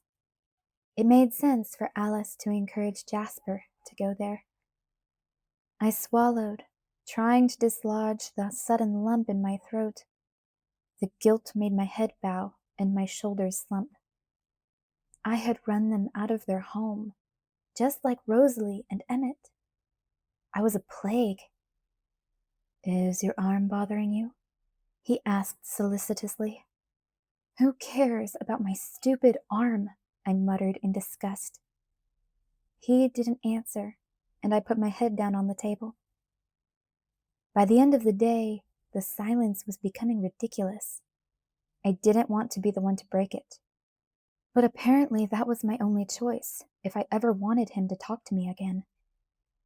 "You'll come over later tonight?" I asked as he walked me, silently, to my truck. He always came over. "Later?" It pleased me that he seemed surprised. "I have to work. I had to trade with Mrs. Newton to get yesterday off." "Oh," he murmured. "So you'll come over when I'm home, though, right?" I hated that I felt suddenly unsure about this. "If you want me to." "I always want you," I reminded him, with perhaps a little more intensity than the conversation required.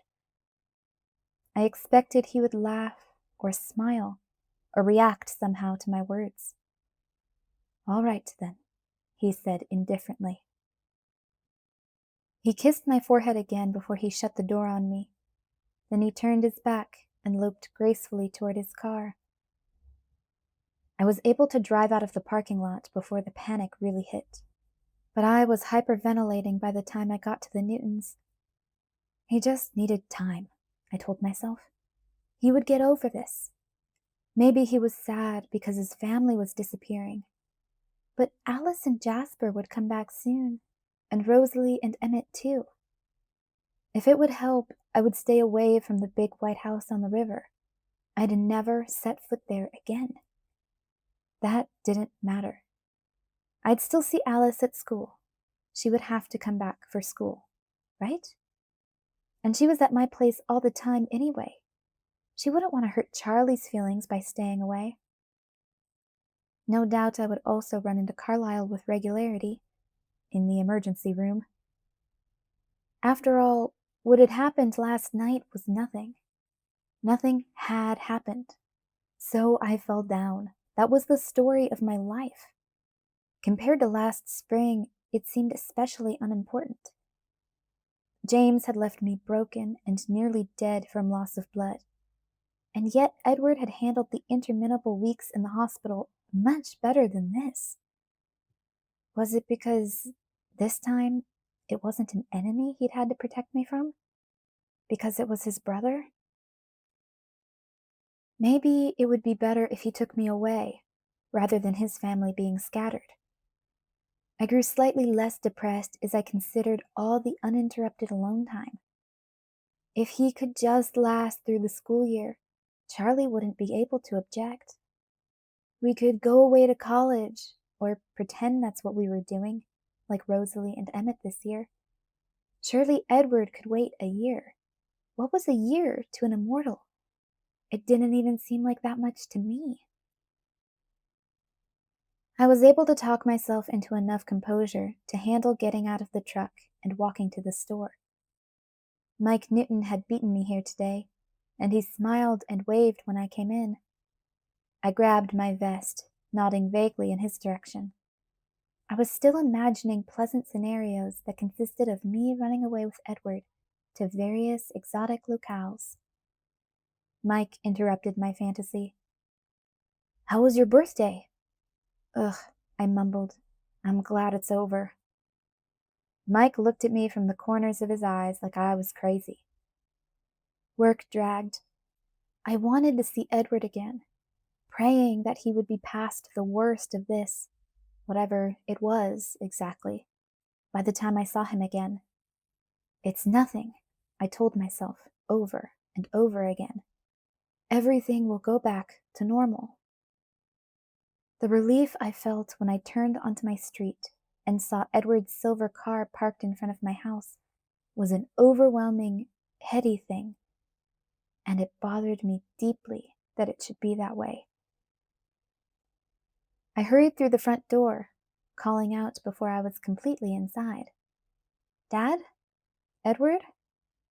As I spoke, I could hear the distinctive theme music from ESPN's Sports Center coming from the living room.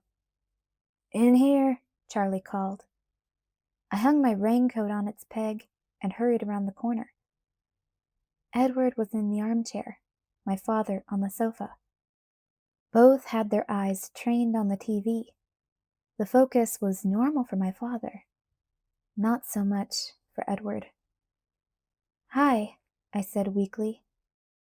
"Hey, Bella," my father answered, his eyes never moving. "We just had cold pizza. I think it's still on the table." "Okay." I waited in the doorway. Finally, Edward looked over at me with a polite smile. "I'll be right behind you," he promised. His eyes strayed back to the TV. I stared for another minute, shocked. Neither one seemed to notice. I could feel something, panic maybe, building up in my chest. I escaped to the kitchen. The pizza held no interest for me. I sat in my chair, pulled my knees up, and wrapped my arms around them. Something was very wrong. Maybe more wrong than I'd realized. The sounds of male bonding and banter continued from the TV set. I tried to get control of myself, to reason with myself. What's the worst that can happen? I flinched. That was definitely the wrong question to ask. I was having a hard time breathing right. Okay, I thought again. What's the worst that I can live through? I didn't like that question so much either, but I thought through the possibilities I'd considered today. Staying away from Edward's family. Of course, He wouldn't expect Alice to be part of that. But if Jasper was off limits, that would lessen the time I could have with her. I nodded to myself. I could live with that. Or going away. Maybe he wouldn't want to wait until the end of the school year. Maybe it would have to be now. In front of me, on the table, my presents from Charlie and Renee were where I had left them. The camera I hadn't had the chance to use at the Cullens, sitting beside the album. I touched the pretty cover of the scrapbook my mother had given me, and sighed, thinking of Renee. Somehow, living without her for as long as I had did not make the idea of a more permanent separation easier. And Charlie would be left all alone here, abandoned. They would both be so hurt. But we'd come back, right? We'd visit, of course. Wouldn't we? I couldn't be certain about the answer to that. I leaned my cheek against my knee, staring at the physical tokens of my parents' love. I'd known this path I had chosen was going to be hard. And after all, I was thinking about the worst case scenario, the very worst I could live through. I touched the scrapbook again, flipping the front cover over. Little metal corners were already in place to hold the first picture. It wasn't a half-bad idea to make some record of my life here. I felt a strange urge to get started. Maybe I didn't have that long left in Forks. I toyed with the wrist strap on the camera, wondering about the first picture on the roll. Could it possibly turn out anything close to the original? I doubted it, but he didn't seem worried that it would be blank. I chuckled to myself, thinking of his carefree laughter last night. The chuckle died away. So much had changed, and so abruptly. It made me feel a little dizzy, like I was standing on an edge, a precipice somewhere much too high. I didn't want to think about that anymore. I grabbed the camera and headed up the stairs. My room hadn't really changed all that much in the 17 years since my mother had been here. The walls were still light blue, the same yellowed lace curtains hung in front of the window. There was a bed rather than a crib, but she would recognize the quilt draped untidily over the top. It had been a gift from Gran. Regardless, I snapped a picture of my room. There wasn't much else I could do tonight. It was too dark outside, and the feeling was growing stronger. It was almost a compulsion now. I would record everything about Forks before I had to leave it. Change was coming. I could feel it. It wasn't a pleasant prospect, not when life was perfect the way it was. I took my time coming back down the stairs, camera in hand, trying to ignore the butterflies in my stomach as I thought of the strange distance I didn't want to see in Edward's eyes. He would get over this. Probably he was worried that I would be upset when he asked me to leave. I would let him work through it without meddling, and I would be prepared when he asked. I had the camera ready when I leaned around the corner, being sneaky.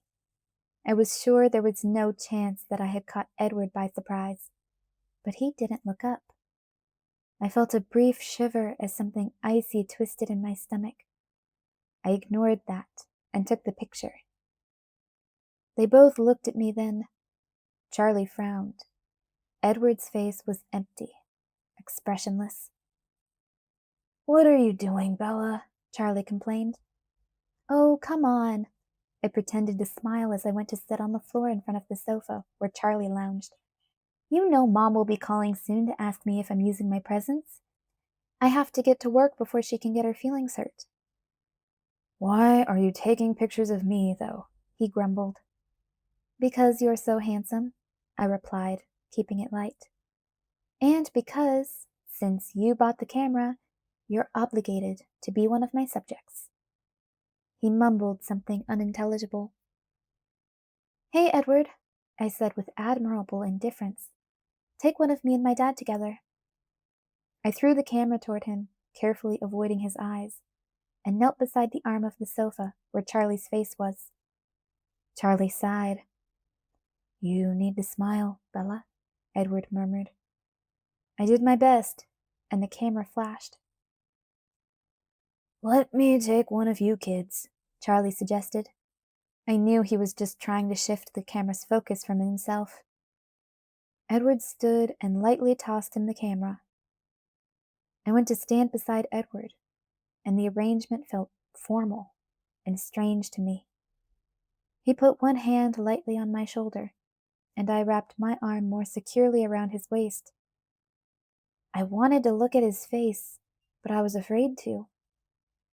"Smile, Bella," Charlie reminded me again. I took a deep breath and smiled.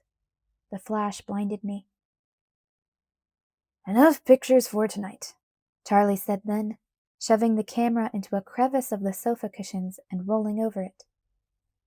"You don't have to use the whole roll now." Edward dropped his hand from my shoulder and twisted casually out of my arm. He sat back down in the armchair. I hesitated and then went to sit against the sofa again. I was suddenly so frightened that my hands were shaking. I pressed them into my stomach to hide them, put my chin on my knees, and stared at the TV screen in front of me, seeing nothing. When the show ended, I hadn't moved an inch. Out of the corner of my eye, I saw Edward stand. "I'd better get home," he said. Charlie didn't look up from the commercial. "See ya." I got awkwardly to my feet. I was stiff from sitting so still, and followed Edward out the front door. He went straight to his car. "Will you stay?" I asked, no hope in my voice. I expected his answer, so it didn't hurt as much. "Not tonight." I didn't ask for a reason. He got in his car and drove away while I stood there, unmoving. I barely noticed that it was raining. I waited, without knowing what I waited for, until the door opened behind me. "Bella, what are you doing?" Charlie asked, surprised to see me there standing alone and dripping. "Nothing." I turned and trudged back to the house. It was a long night, with little in the way of rest. I got up as soon as there was a faint light outside my window. I dressed for school mechanically, waiting for the clouds to brighten. When I had eaten a bowl of cereal, I decided it was light enough for pictures. I took one of my truck, and then the front of the house. I turned and snapped a few of the forest by Charlie's house. Funny how it didn't seem sinister like it used to. I realized I would miss this. The green, the timelessness, the mystery of the woods, all of it. I put the camera in my school bag before I left. I tried to concentrate on my new project rather than the fact that Edward apparently hadn't gotten over things during the night. Along with the fear, I was beginning to feel impatience. How long could this last? It lasted through the morning. He walked silently beside me, never seeming to actually look at me. I tried to concentrate on my classes, but not even English could hold my attention. Mr. Birdie had to repeat his question about Lady Capulet twice before I realized he was talking to me. Edward whispered the correct answer under his breath, and then went back to ignoring me. At lunch, the silence continued. I felt like I was going to start screaming at any moment, so to distract myself, I leaned across the table's invisible line and spoke to Jessica. "Hey, Jess. What's up, Bella? Could you do me a favor?" I asked, reaching into my bag. "My mom wants me to get some pictures of my friends for a scrapbook, so take some pictures of everybody, okay?" I handed her the camera. "Sure," she said, grinning, and turned to snap a candid shot of Mike with his mouth full. A predictable picture war ensued. I watched them hand the camera around the table, giggling and flirting and complaining about being on film. it seemed strangely childish. Maybe I just wasn't in the mood for normal human behavior today. Uh-oh, Jessica said apologetically as she returned to the camera. I think we used all your film. That's okay. I think I already got pictures of everything else I needed. After school, Edward walked me back to the parking lot, in silence. I had to work again, and for once, I was glad. Time with me obviously wasn't helping things. Maybe time alone would be better. I dropped my film off at the Thriftway on my way to Newton's, and then picked up the developed pictures after work. At home, I said a brief hi to Charlie, grabbed a granola bar from the kitchen, and hurried up to my room with the envelope of photographs tucked under my arm. I sat in the middle of my bed and opened the envelope with wary curiosity. Ridiculously, I still half expected the first print to be a blank. When I pulled it out, I gasped aloud. Edward looked just as beautiful as he did in real life, staring at me out of the picture with the warm eyes I'd missed for the past few days. It was almost uncanny that anyone could look so beyond description. No 1,000 words could equal this picture. I flipped through the rest of the stack quickly once, and then laid 3 of them out on the bed, side by side. The first was the picture of Edward in the kitchen, his warm eyes touched with tolerant amusement. The second was Edward and Charlie, watching ESPN. The difference in Edward's expression was severe. His eyes were careful here, reserved, still breathtakingly beautiful, but his face was colder, more like a sculpture, less alive. The last was the picture of Edward and me standing awkwardly side by side. Edward's face was the same as the last, cold and statue-like. But that wasn't the most troubling part of this photograph. The contrast between the two of us was painful. He looked like a god. I looked very average, even for a human, almost shamefully plain.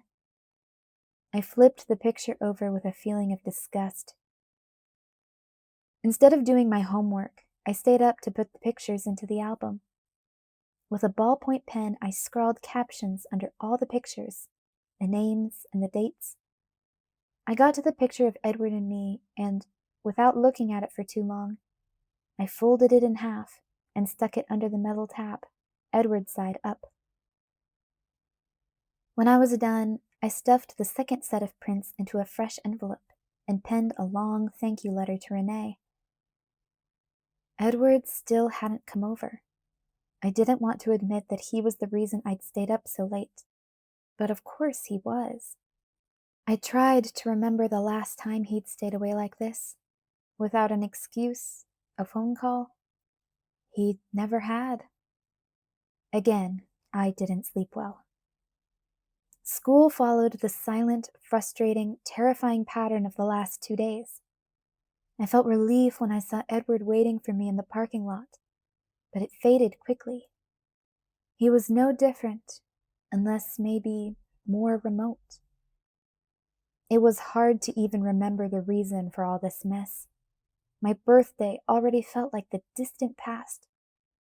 If only Alice would come back, soon, before this got any more out of hand. But I couldn't count on that. I decided that if I couldn't talk to him today, really talk, then I was going to see Carlisle tomorrow. I had to do something. After school, Edward and I were going to talk it out, I promised myself. I wasn't accepting any excuses. He walked me back to my truck, and I steeled myself to make my demands. "Do you mind if I come over today?" he asked before we got to the truck, beating me to the punch. "Of course not." "Now?" he asked again, opening my door for me. "Sure," I kept my voice even, though I didn't like the urgency in his tone. "I was just going to drop a letter off for Renee in the mailbox on my way. I'll meet you there." He looked at the fat envelope on the passenger seat. Suddenly, he reached over me and snagged it. "I'll do it," he said quietly, "and I'll still beat you there." He smiled my favorite crooked smile, but it was wrong. It didn't reach his eyes. "Okay," I agreed, unable to smile back. He shut the door and headed toward his car. He did beat me home. He was parked in Charlie's spot when I pulled up in front of the house. That was a bad sign. He didn't plan to stay then. I shook my head and took a deep breath, trying to locate some courage. He got out of his car when I stepped out of the truck and came to meet me. He reached to take my book bag from me. That was normal. But he shoved it back onto the seat. That was not normal. "Come for a walk with me," he suggested in an unemotional voice, taking my hand. I didn't answer. I couldn't think of a way to protest, but instantly I knew that I wanted to. I didn't like this. "This is bad. This is very bad," the voice in my head repeated again and again. But he didn't wait for an answer. He pulled me along toward the east side of the yard, where the forest encroached. I followed unwillingly, trying to think through the panic. It was what I wanted, I reminded myself. The chance to talk it all through. So why was the panic choking me? We'd only gone a few steps into the trees when he stopped. We were barely on the trail. I could still see the house. Some walk. Edward leaned against a tree and stared at me, his expression unreadable. "Okay, let's talk," I said. It sounded braver than it felt. He took a deep breath. "Bella, we're leaving." I took a deep breath too. This was an acceptable option. I thought I was prepared, but I still had to ask. "Why now? Another year?" "Bella, it's time. How much longer could we stay in Forks after all? Carlisle can barely pass for 30, and he's claiming 33 now. We'd have to start over soon, regardless." His answer confused me. I thought the point of leaving was to let his family live in peace. Why did we have to leave if they were going? I stared at him, trying to understand what he meant. He stared back, coldly. With a roll of nausea, I realized I'd misunderstood. "When you say we," I whispered, "I mean my family and myself." Each word separate and distinct. I shook my head back and forth mechanically, trying to clear it. He waited without any sign of impatience. It took a few minutes before I could speak. "Okay," I said. "I'll come with you." "You can't, Bella. Where we're going, it's not the right place for you." "Where you are is the right place for me." "I'm no good for you, Bella." "Don't be ridiculous." I wanted to sound angry, but it just sounded like I was begging. "You are the very best part of my life." "My world is not for you," he said grimly. "What happened with Jasper? That was nothing, Edward, nothing." "You're right," he agreed. "It was exactly what was to be expected." "You promised. In Phoenix, you promised that you would stay." "As long as that was best for you," he interrupted to correct me. "No, this is about my soul, isn't it?" I shouted, furious, the words exploding out of me. Somehow it still sounded like a plea. "Carlisle told me about that, and I don't care, Edward. I don't care. You can have my soul. I don't want it without you. It's yours already." He took a deep breath and stared. unseeingly at the ground for a long moment. His mouth twisted the tiniest bit. When he finally looked up, his eyes were different, harder, like the liquid gold had frozen solid. Bella, I don't want you to come with me. He spoke the words slowly and precisely, his cold eyes on my face, watching as I absorbed what he was really saying. There was a pause as I repeated the words in my head a few times, sifting through them for their real intent.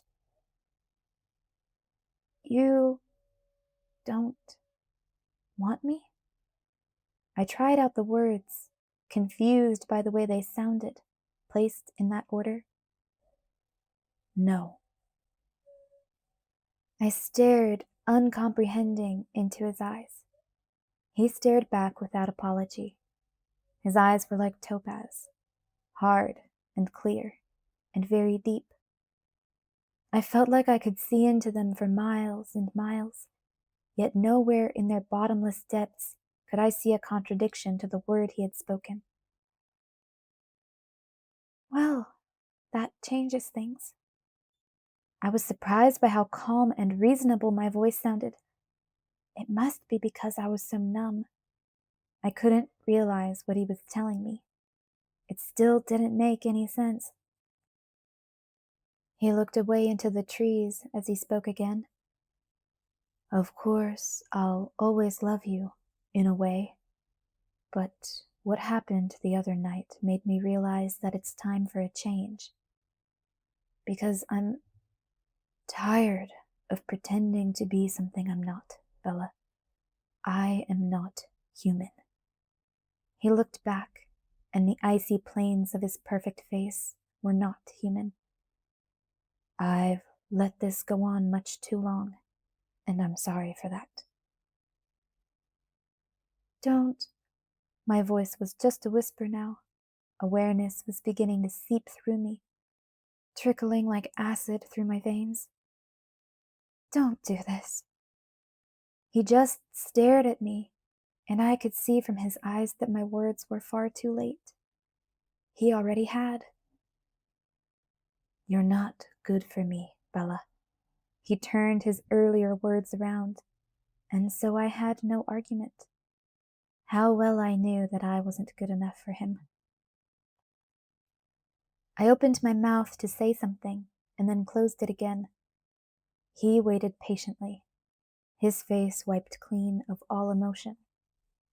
I tried again. If that's what you want. He nodded once. My whole body went numb. I couldn't feel anything below the neck. I would like to ask one favor, though, if that's not too much, he said. I wonder what he saw on my face, because something flickered across his own face in response. But before I could identify it, he'd composed his features into the same serene mask.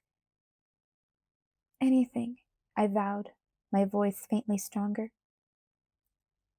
As I watched, his frozen eyes melted. The gold became liquid again, molten, burning down into mine with an intensity that was overwhelming. Don't do anything reckless or stupid, he ordered, no longer detached. Do you understand what I'm saying? I nodded helplessly. His eyes cooled, the distance returned. I'm thinking of Charlie, of course. He needs you.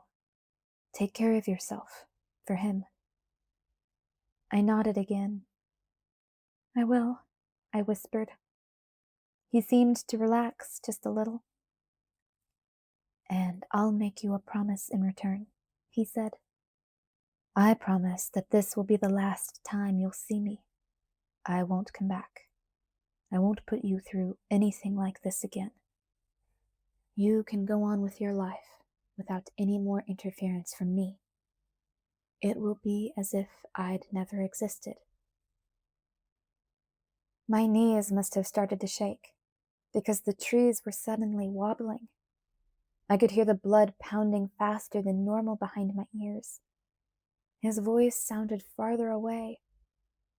He smiled gently. Don't worry. You're human. Your memory is no more than a sieve. Time heals all wounds for your kind. And your memories? I asked.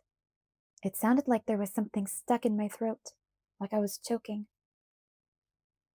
Well, he hesitated for a short second. I won't forget.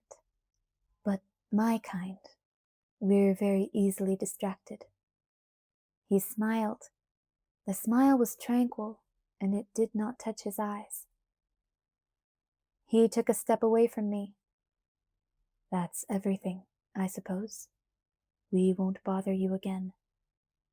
The plural caught my attention. That surprised me. I would have thought I was beyond noticing anything. Alice isn't coming back, I realized. I don't know how he heard me. The words made no sound, but he seemed to understand. He shook his head slowly, always watching my face. No, they're all gone. I stayed behind to tell you goodbye. Alice is gone? My voice was blank with disbelief. She wanted to say goodbye, but I convinced her that a clean break would be better for you. I was dizzy. It was hard to concentrate. His words swirled around in my head, and I heard the doctor at the hospital in Phoenix last spring as he showed me the x-rays. You can see it's a clean break. His finger traced along the picture of my severed bone. That's good. It will heal more easily, more quickly. I tried to breathe normally. I needed to concentrate, to find a way out of this nightmare. Goodbye, Bella, he said in the same quiet, peaceful voice. Wait! I choked out the word, reaching for him, willing my deadened legs to carry me forward. I thought he was reaching for me too, but his cold hands locked around my wrists and pinned them to my sides. He leaned down and pressed his lips very lightly to my forehead for the briefest instant. My eyes closed. Take care of yourself, he breathed, cool against my skin. There was a light, unnatural breeze. My eyes flashed open. The leaves on a small vine maple shuddered with the gentle wind of his passage. He was gone. With shaky legs, ignoring the fact that my action was useless, I followed him into the forest. The evidence of his path had disappeared instantly. There were no footprints. The leaves were still again. But I walked forward without thinking. I could not do anything else.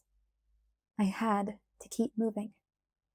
If I stopped looking for him, it was over.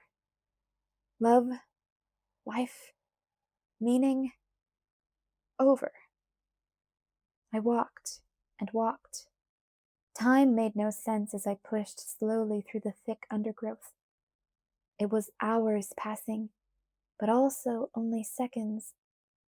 Maybe it felt like time had frozen because the forest looked the same, no matter how far I went. I started to worry that I was traveling in a circle, a very small circle at that, but I kept going. I stumbled often, and as it grew darker and darker, I fell often too. Finally, I tripped over something.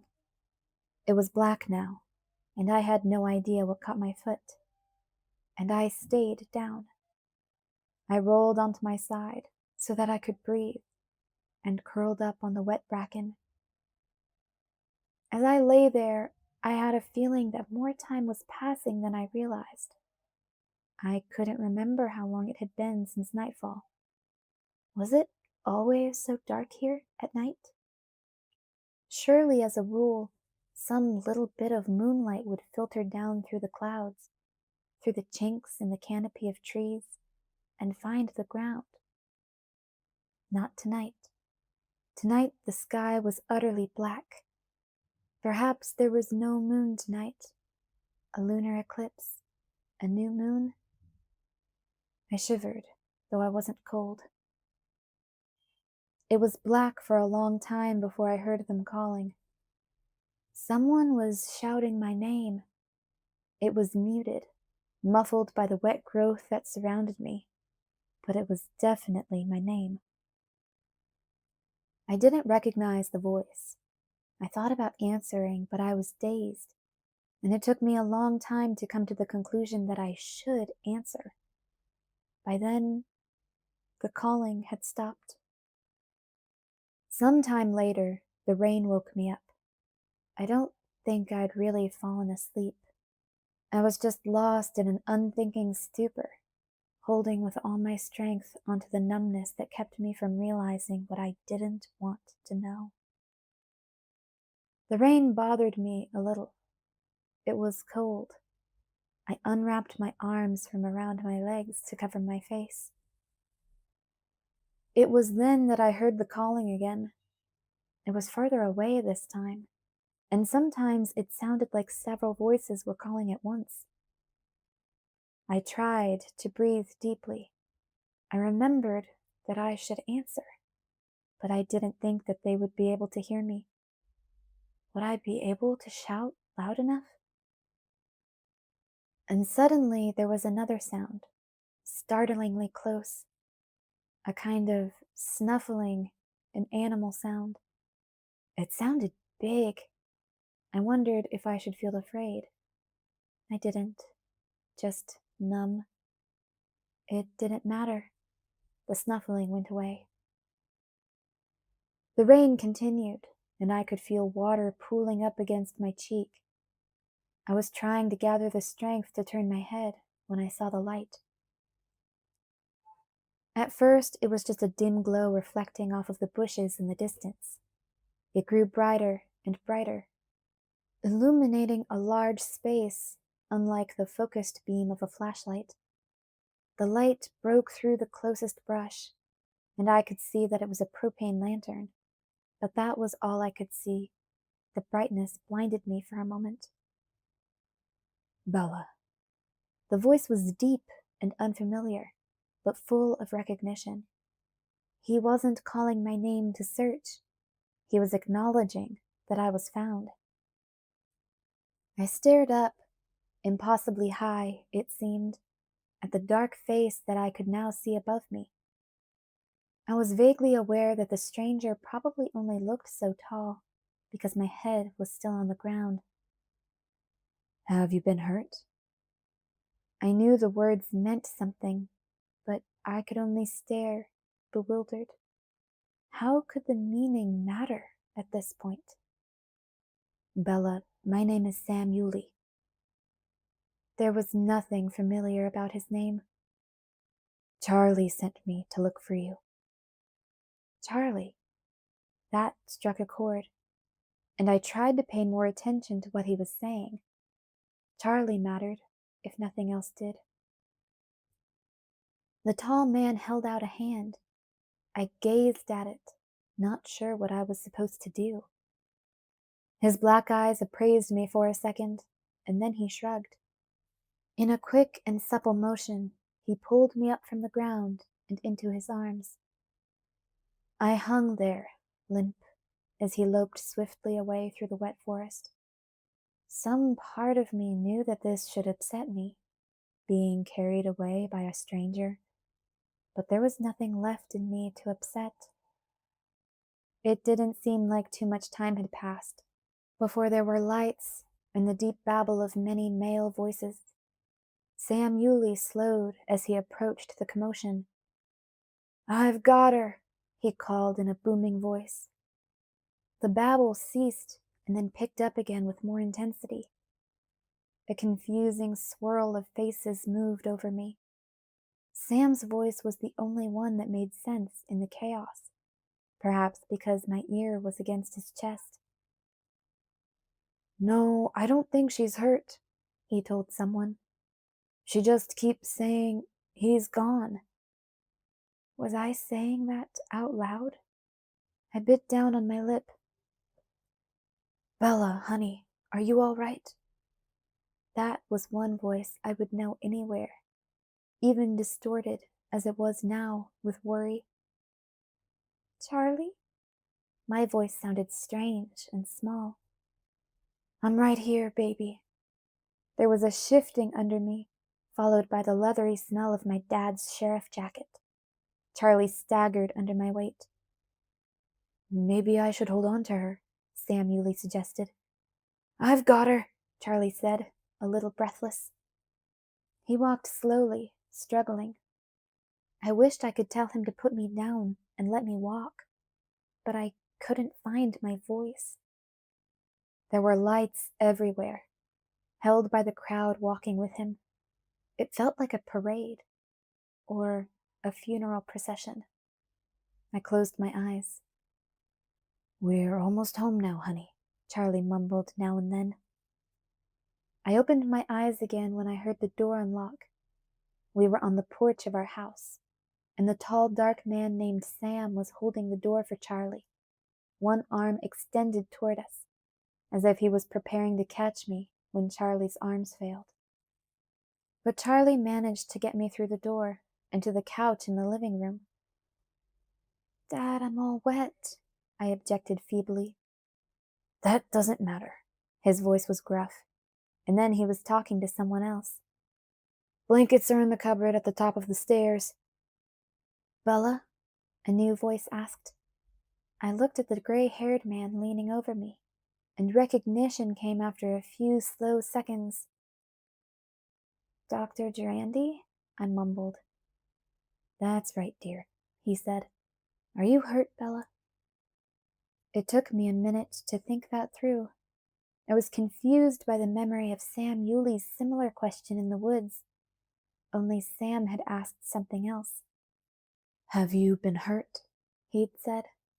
The difference seemed significant somehow. Dr. Durandi was waiting. One grizzled eyebrow rose, and the wrinkles on his forehead deepened.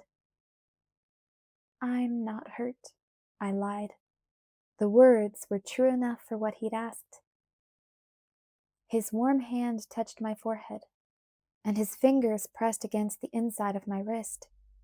I watched his lips as he counted to himself, his eyes on his watch. What happened to you? He asked casually. I froze under his hand, tasting panic in the back of my throat. Did you get lost in the woods? He prodded. I was aware of several other people listening. 3 tall men with dark faces.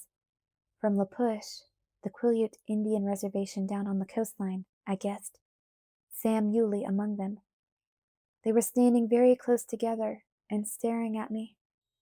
Mr. Newton was there with Mike and Mr. Weber, Angela's father. They were all watching me more surreptitiously than the strangers. Other deep voices rumbled from the kitchen and outside the front door. Half the town must have been looking for me. Charlie was the closest. He leaned in to hear my answer. Yes, I whispered. I got lost. The doctor nodded, thoughtful, his fingers probing gently against the glands under my jaw. Charlie's face hardened. Do you feel tired? Dr. Durandi asked. I nodded and closed my eyes obediently. I don't think there's anything wrong with her, I heard the doctor mutter to Charlie after a moment. Just exhaustion. Let her sleep it off, and I'll come check on her tomorrow. He paused. He must have looked at his watch because he added, well, later today, actually. There was a creaking sound as they both pushed off from the couch to get to their feet. Is it true? Charlie whispered. Their voices were further away now. I strained to hear. Did they leave? Dr. Cullen asked us not to say anything, Dr. Durandi answered. The offer was very sudden. They had to choose immediately. Carlyle didn't want to make a big production out of leaving. A little warning might have been nice, Charlie grumbled. Dr. Durandi sounded uncomfortable when he replied, "Yes, well, in this situation, some warning might have been called for." I didn't want to listen anymore. I felt around for the edge of the quilt somebody had laid on top of me, and I pulled it over my ear. I drifted in and out of alertness. I heard Charlie whisper thanks to the volunteers as one by one they left. I felt his fingers on my forehead, and then the weight of another blanket. The phone rang a few times, and he hurried to catch it before it would wake me. He muttered reassurances in a low voice to the callers. "Yeah, we found her. She's okay. She got lost. She's fine now," he said again and again. I heard the springs in the armchair groan when he settled himself in for the night. A few minutes later, the phone rang again. Charlie moaned as he struggled to his feet, and then he rushed, stumbling, to the kitchen. I pulled my head deeper under the blankets, not wanting to listen to the same conversation again. "Yeah," Charlie said, and yawned. His voice changed. It was much more alert when he spoke again. "Where?" There was a pause. "You're sure it's outside the reservation?" Another short pause. "But what could be burning out there?" He sounded both worried and mystified. "Look, I'll call down there and check it out." I listened with more interest as he punched in a number. "Hey, Billy, it's Charlie. Sorry I'm calling so early. No, she's fine. She's sleeping. Thanks, but that's not why I called. I just got a call from Mrs. Stanley. She says that from her second-story window she can see fires out on the sea cliffs, but I didn't really—" "Oh." Suddenly there was an edge in his voice, irritation or anger. "And why are they doing that?" "Uh-huh. Really." He said it sarcastically. "Well, don't apologize to me." Yeah. Just make sure the flames don't spread." I know. I'm surprised they got them lit at all in this weather." Charlie hesitated, and then added grudgingly, "Thanks for sending Sam and the other boys up. You were right. They do know the forest better than we do. It was Sam who found her, so I owe you one." "Yeah, I'll talk to you later," he agreed, still sour, before hanging up. Charlie muttered something incoherent as he shuffled back to the living room. "What's wrong?" I asked. He hurried to my side. "I'm sorry I woke you, honey." "Is something burning?" "It's nothing," he assured me. "Just some bonfires out on the cliffs." "Bonfires?" I asked. My voice didn't sound curious. It sounded dead. Charlie frowned. "Some of the kids from the reservation were being rowdy," he explained. "Why?" I wondered dully. I could tell he didn't want to answer. He looked at the floor, under his knees. "They're celebrating the news." His tone was bitter. There was only one piece of news I could think of, try as I might not to. And then the pieces snapped together. "Because the Cullens left," I whispered. "They don't like the Cullens in La Push. I had forgotten about that." The Quileutes had their superstitions about the Cold Ones, the blood drinkers that were enemies to their tribe, just like they had their legends of the Great Flood and Wolfmen ancestors. Just stories, folklore to most of them. Then there were the few that believed. Charlie's good friend Billy Black believed, even though Jacob, his own son, thought he was full of stupid superstitions. Billy had warned me to stay away from the Cullens.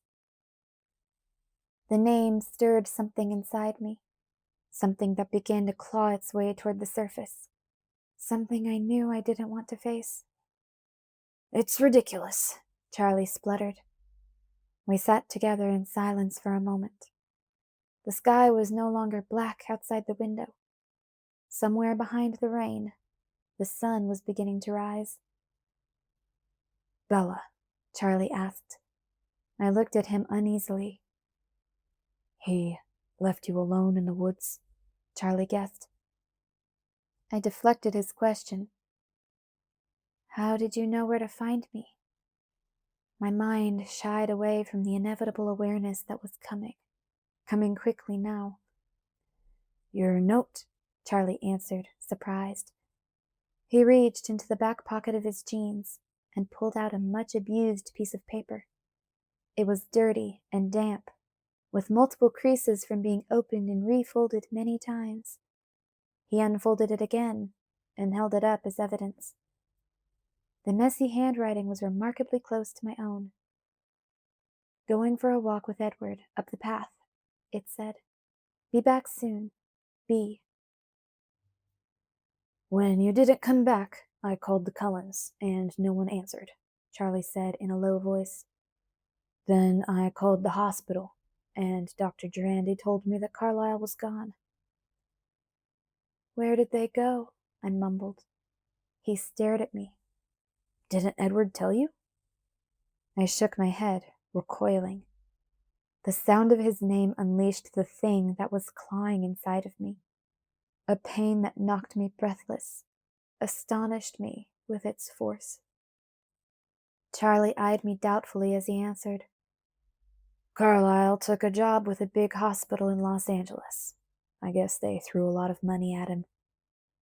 Sunny LA, the last place they would really go.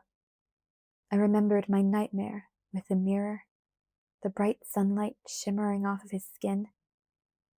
Agony ripped through me with the memory of his face. "I want to know if Edward left you alone out there in the middle of the woods," Charlie insisted. His name sent another wave of torture through me. I shook my head, frantic, desperate to escape the pain. "It was my fault. He left me right here on the trail, inside of the house, but I tried to follow him." Charlie started to say something. Childishly, I covered my ears. "I can't talk about this anymore, Dad. I want to go to my room." Before he could answer, I scrambled up from the couch and lurched my way up the stairs. Someone had been in the house to leave a note for Charlie, a note that would lead him to find me. From the minute that I'd realized this, a horrible suspicion began to grow in my head.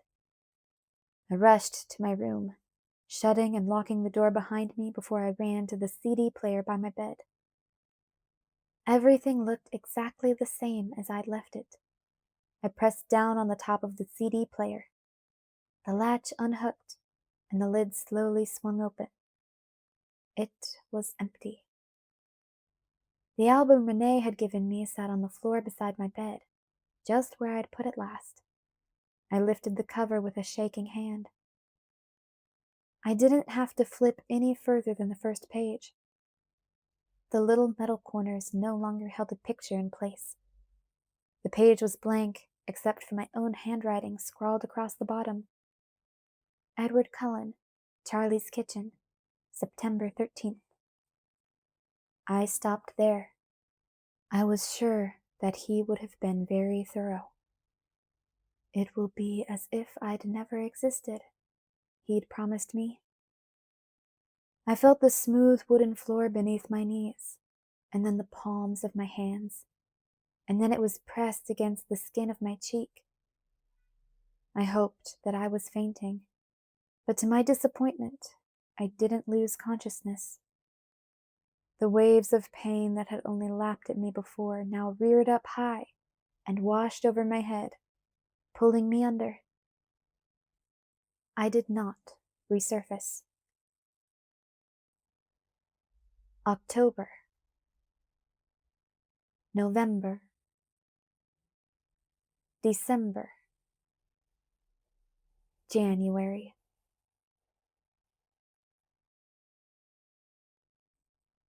Chapter 4.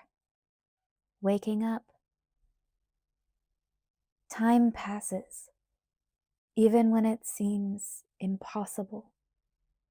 Even when each tick of the second hand aches like the pulse of blood behind a bruise. It passes unevenly, in strange lurches and dragging lulls, but pass it does, even for me. Charlie's fist came down on the table. That's it, Bella. I'm sending you home. I looked up from my cereal, which I was pondering rather than eating, and stared at Charlie in shock. I hadn't been following the conversation. Actually, I hadn't been aware that we were having a conversation, and I wasn't sure what he meant. I am home, I mumbled, confused. I'm sending you to Renee, to Jacksonville, he clarified. Charlie watched with exasperation as I slowly grasped the meaning of his words. What did I do? I felt my face crumple. It was so unfair. My behavior had been above reproach for the last 4 months. After that first week, which neither of us ever mentioned, I hadn't missed a day of school or work. My grades were perfect. I never broke curfew. I never went anywhere from which to break curfew from in the first place. I only very rarely served leftovers. Charlie was scowling. You didn't do anything. That's the problem. You never do anything. You want me to get into trouble? I asked, my eyebrows pulling together in mystification. I made an effort to pay attention. It wasn't easy. I was so used to tuning everything out. My ears felt stopped up. Trouble would be better than this moping around all the time. That stung a bit. I'd been careful to avoid all forms of moroseness, moping included. I am not moping around. Wrong word, he grudgingly conceded. Moping would be better. That would be doing something. You're just lifeless, Bella. I think that's the word I want. The accusation struck home. I sighed and tried to put some animation into my response. I'm sorry, Dad. My apology sounded a little flat, even to me. I'd thought I'd been fooling him. Keeping Charlie from suffering was the whole point of all this effort. How depressing to think that the effort had been wasted. I don't want you to apologize. I sighed. Then tell me what you want me to do. Bella, he hesitated, scrutinizing my reaction to his next words. Honey, you're not the first person to go through this kind of thing, you know. I know that. My accompanying grimace was limp and unimpressive. Listen, honey, I think that maybe you need some help. Help? He paused, searching for the words again. When your mother left, he began, frowning, and took you with her. He inhaled deeply. Well, that was a really bad time for me. I know, Dad, I mumbled. But I handled it, he pointed out. Honey, you're not handling it. I waited. I hoped it would get better. He stared at me, and I looked down quickly. I think we both know it's not getting better. I'm fine, he ignored me. Maybe, well, if you talked to someone about it. A professional. You want me to see a shrink? My voice was a shade sharper as I realized what he was getting at. Maybe it would help, and maybe it wouldn't help one bit. I didn't know much about psychoanalysis, but I was pretty sure that it didn't work unless the subject was relatively honest. Sure, I could tell the truth if I wanted to spend the rest of my life in a padded cell.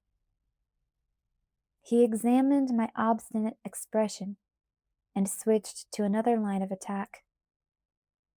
It's beyond me, Bella. Maybe your mother. Look, I said in a flat voice.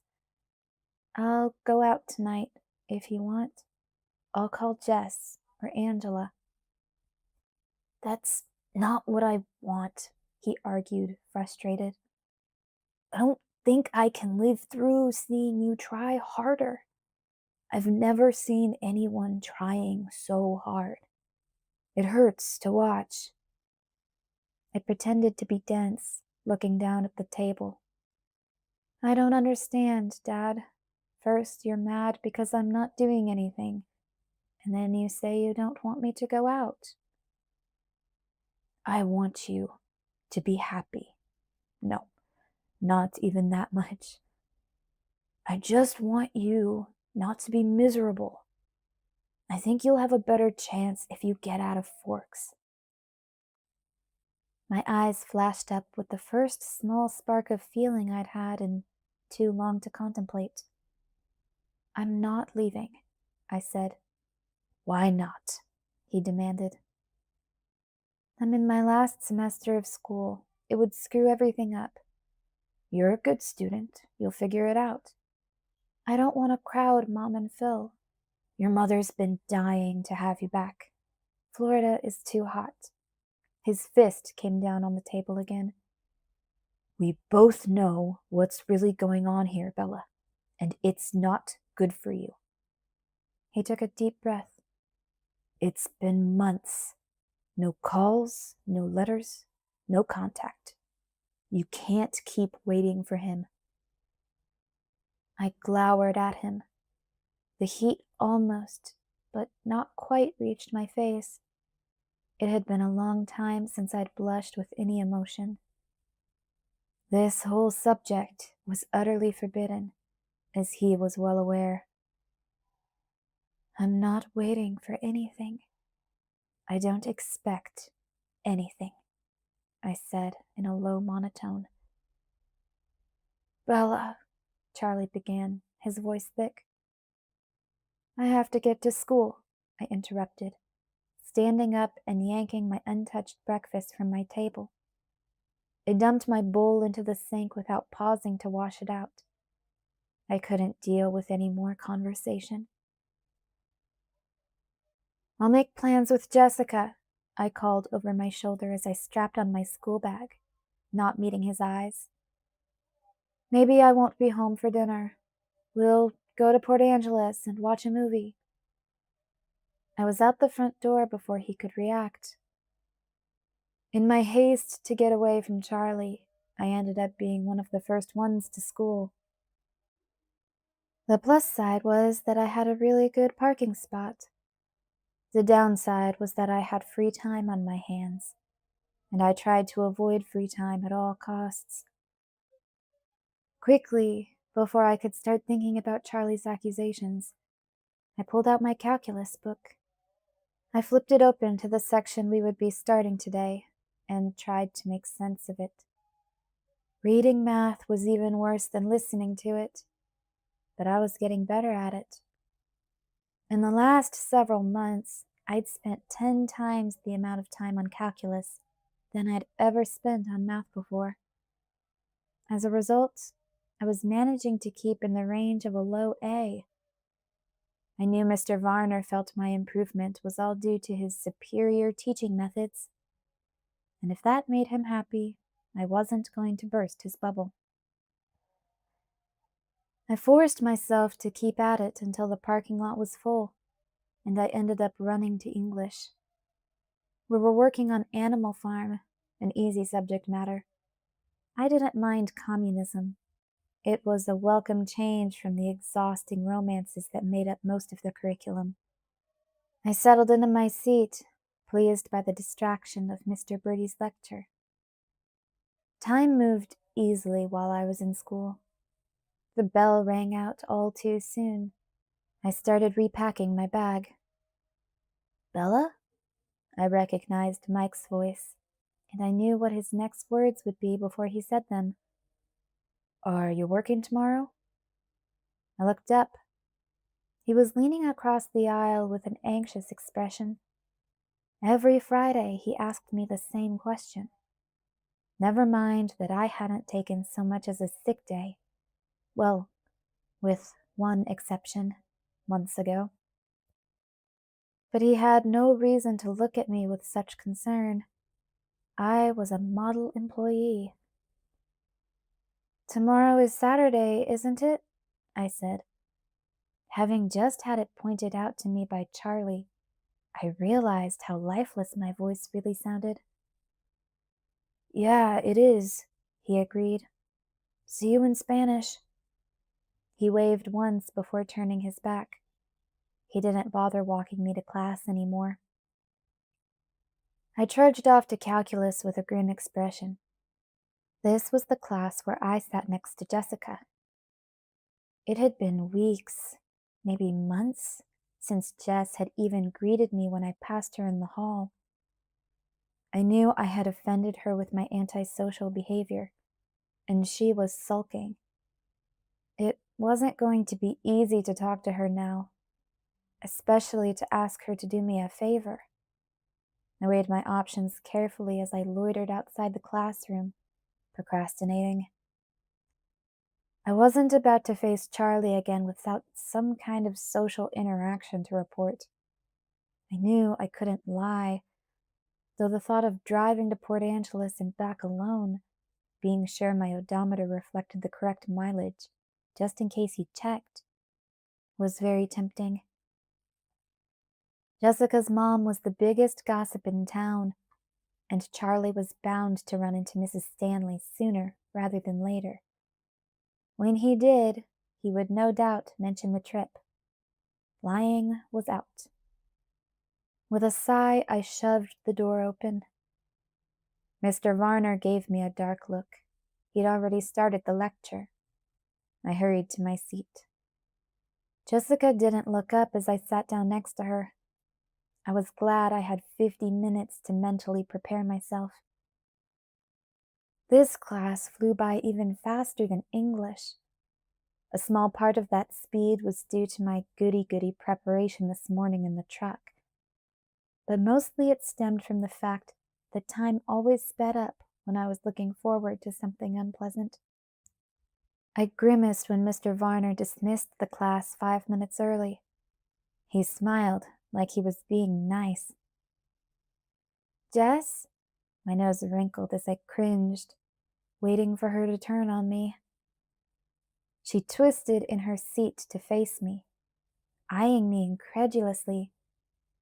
"Are you talking to me, Bella?" "Of course." I widened my eyes to suggest innocence. "What? Do you need help with calculus?" Her tone was a tad sour. "No," I shook my head. "Actually, I wanted to know if you would go to the movies with me tonight. I really need a girls' night out." The words sounded stiff, like badly delivered lines, and she looked suspicious. "Why are you asking me?" she asked, still unfriendly. "You're the first person I think of when I want girl time." I smiled, and I hoped the smile looked genuine. It was probably true. She was at least the first person I thought of when I wanted to avoid Charlie. It amounted to the same thing. She seemed a little mollified. "Well, I don't know. Do you have plans?" "No. I guess I can go with you. What do you want to see?" "I'm not sure what's playing," I hedged. This was the tricky part. I racked my brain for a clue. Hadn't I heard someone talk about a movie recently? Seeing a poster? How about that one with the female president? She looked at me oddly. "Bella, that one's been out of theaters forever." "Oh," I frowned. "Is there anything you'd like to see?"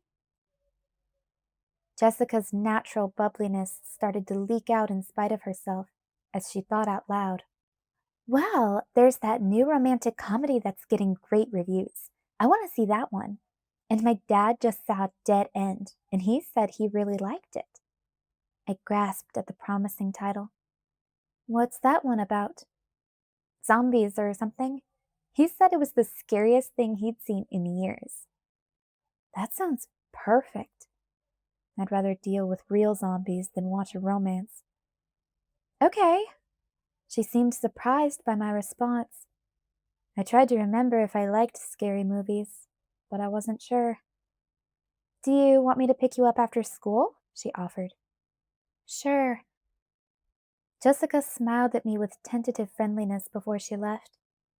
My answering smile was just a little late, but I thought she saw it. The rest of the day passed quickly, my thoughts focused on planning for tonight. I knew from experience that once I got Jessica talking, I would be able to get away with a few mumbled responses at the appropriate moments. Only minimal interaction would be required. The thick haze that blurred my days now was sometimes confusing. I was surprised when I found myself in my room, not clearly remembering the drive home from school or even opening the front door. But that didn't matter. Losing track of time was the most I asked from life. I didn't fight the haze as I turned to my closet. The numbness was more essential in some places than in others. I barely registered what I was looking at as I slid the door aside to reveal the pile of rubbish on the left side of my closet, under the clothes I never wore. My eyes did not stray toward the black garbage bag that held my present from my last birthday, did not see the shape of the stereo where it strained against the black plastic. I didn't think of the bloody mess my nails had been when I'd finished clawing it out of the dashboard. I yanked an old purse I rarely used off the nail it hung from and shoved the door shut. Just then, I heard a horn honking. I swiftly traded my wallet from my school bag into the purse. I was in a hurry, as if rushing would somehow make the night pass more quickly. I glanced at myself in the hall mirror before I opened the door, arranging my features carefully into a smile and trying to hold them there. Thanks for coming with me tonight, I told Jess as I climbed into the passenger seat, trying to infuse my tone with gratitude. It had been a while since I'd really thought about what I was saying to anyone besides Charlie. Jess was harder. I wasn't sure which were the right emotions to fake. Sure. So, what brought this on? Jess wondered as she drove down my street. Brought what on? Why did you suddenly decide to go out? It sounded like she'd changed her question halfway through. I shrugged. Just needed a change. I recognized the song on the radio then and quickly reached for the dial. Do you mind? I asked. No, go ahead. I scanned through the stations until I found one that was harmless. I peeked at Jess's expression as the new music filled the car. Her eyes squinted. Since when do you listen to rap? I don't know, I said. A while. You like this? She asked doubtfully. Sure. It would be much too hard to interact with Jessica normally if I had to work to tune out the music, too. I nodded my head, hoping I was in time with the beat. Okay. She stared at the windshield with wide eyes. So, what's up with you and Mike these days? I asked quickly. You see him more than I do. The question hadn't started her talking like I hoped it would. It's hard to talk at work, I mumbled, and then I tried again. Have you been out with anyone lately? Not really. I go out with Connor sometimes.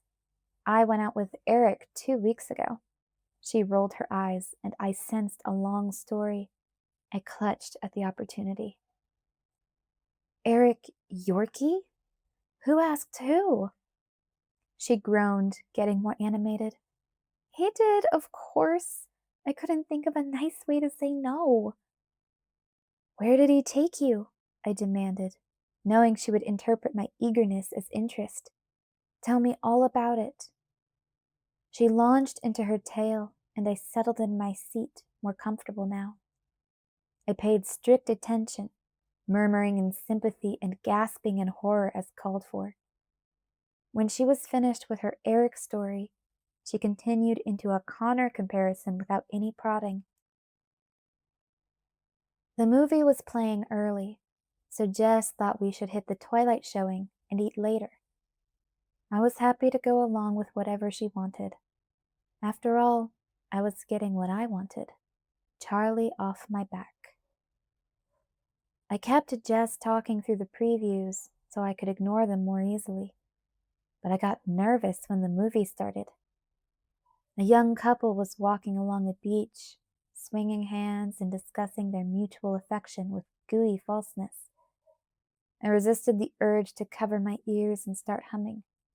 I had not bargained for a romance. I thought we picked the zombie movie, I hissed to Jessica. This is the zombie movie. Then why isn't anyone getting eaten? I asked desperately. She looked at me with wide eyes that were almost alarmed.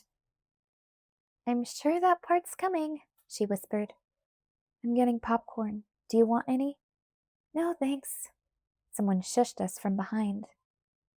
I took my time at the concession counter, watching the clock and debating what percentage of a 90-minute movie could be spent on romantic exposition. I decided 10 minutes was more than enough, but I paused just inside the theater doors to be sure. I could hear horrified screams blaring from the speakers, so I knew I'd waited long enough. You missed everything, Jess murmured when I slid back into my seat. Almost everyone is a zombie now. Long line. I offered her some popcorn. She took a handful. The rest of the movie was comprised of gruesome zombie attacks and endless screaming from the handful of people left alive, their numbers dwindling quickly. I would have thought there was nothing in that to disturb me, but I felt uneasy, and I wasn't sure why at first. It wasn't until almost the very end, as I watched a haggard zombie shambling after the last shrieking survivor, that I realized what the problem was. The scene kept cutting between the horrified face of the heroine and the dead and motionless face of her pursuer, back and forth as it closed the distance. And I realized which one resembled me the most. I stood up. Where are you going? There's like 2 minutes left, Jess hissed. I need a drink, I muttered as I raced for the exit. I sat down on the bench outside the theater door and tried very hard not to think of the irony. But it was ironic, all things considered, that in the end, I would wind up as a zombie. I hadn't seen that one coming. Not that I hadn't dreamed of becoming a mythical monster once, just never a grotesque, animated corpse. I shook my head to dislodge that train of thought, feeling panicky. I couldn't afford to think about what I'd once dreamed of. It was depressing to realize that I wasn't the heroine anymore, that my story was over. Jessica came out of the theater doors and hesitated, probably wondering where the best place was to search for me. When she saw me, she looked relieved, but only for a moment. Then she looked irritated. Was the movie too scary for you? She wondered. Yeah, I agreed. I guess I'm just a coward. That's funny, she frowned. I didn't think you were scared. I was screaming all the time, but I didn't hear you scream once, so I didn't know why you left. I shrugged.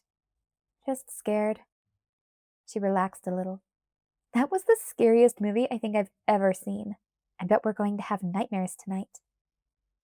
No doubt about that, I said, trying to keep my voice normal. It was inevitable that I would have nightmares, but they wouldn't be about zombies. Her eyes flashed to my face and away. Maybe I hadn't succeeded with the normal voice. Where do you want to eat? Jess asked. I don't care. Okay. Jess started talking about the male lead in the movie as we walked. I nodded as she gushed over his hotness, unable to remember seeing a non-zombie man at all. I didn't watch where Jessica was leading me. I was only vaguely aware that it was dark and quieter now. It took me longer than it should have to realize why it was quiet. Jessica had stopped babbling. I looked at her apologetically, hoping I hadn't hurt her feelings. Jessica wasn't looking at me. Her face was tense, and she stared straight ahead and walked fast. As I watched, her eyes darted quickly to the right, across the road, and back again. I glanced around myself for the first time.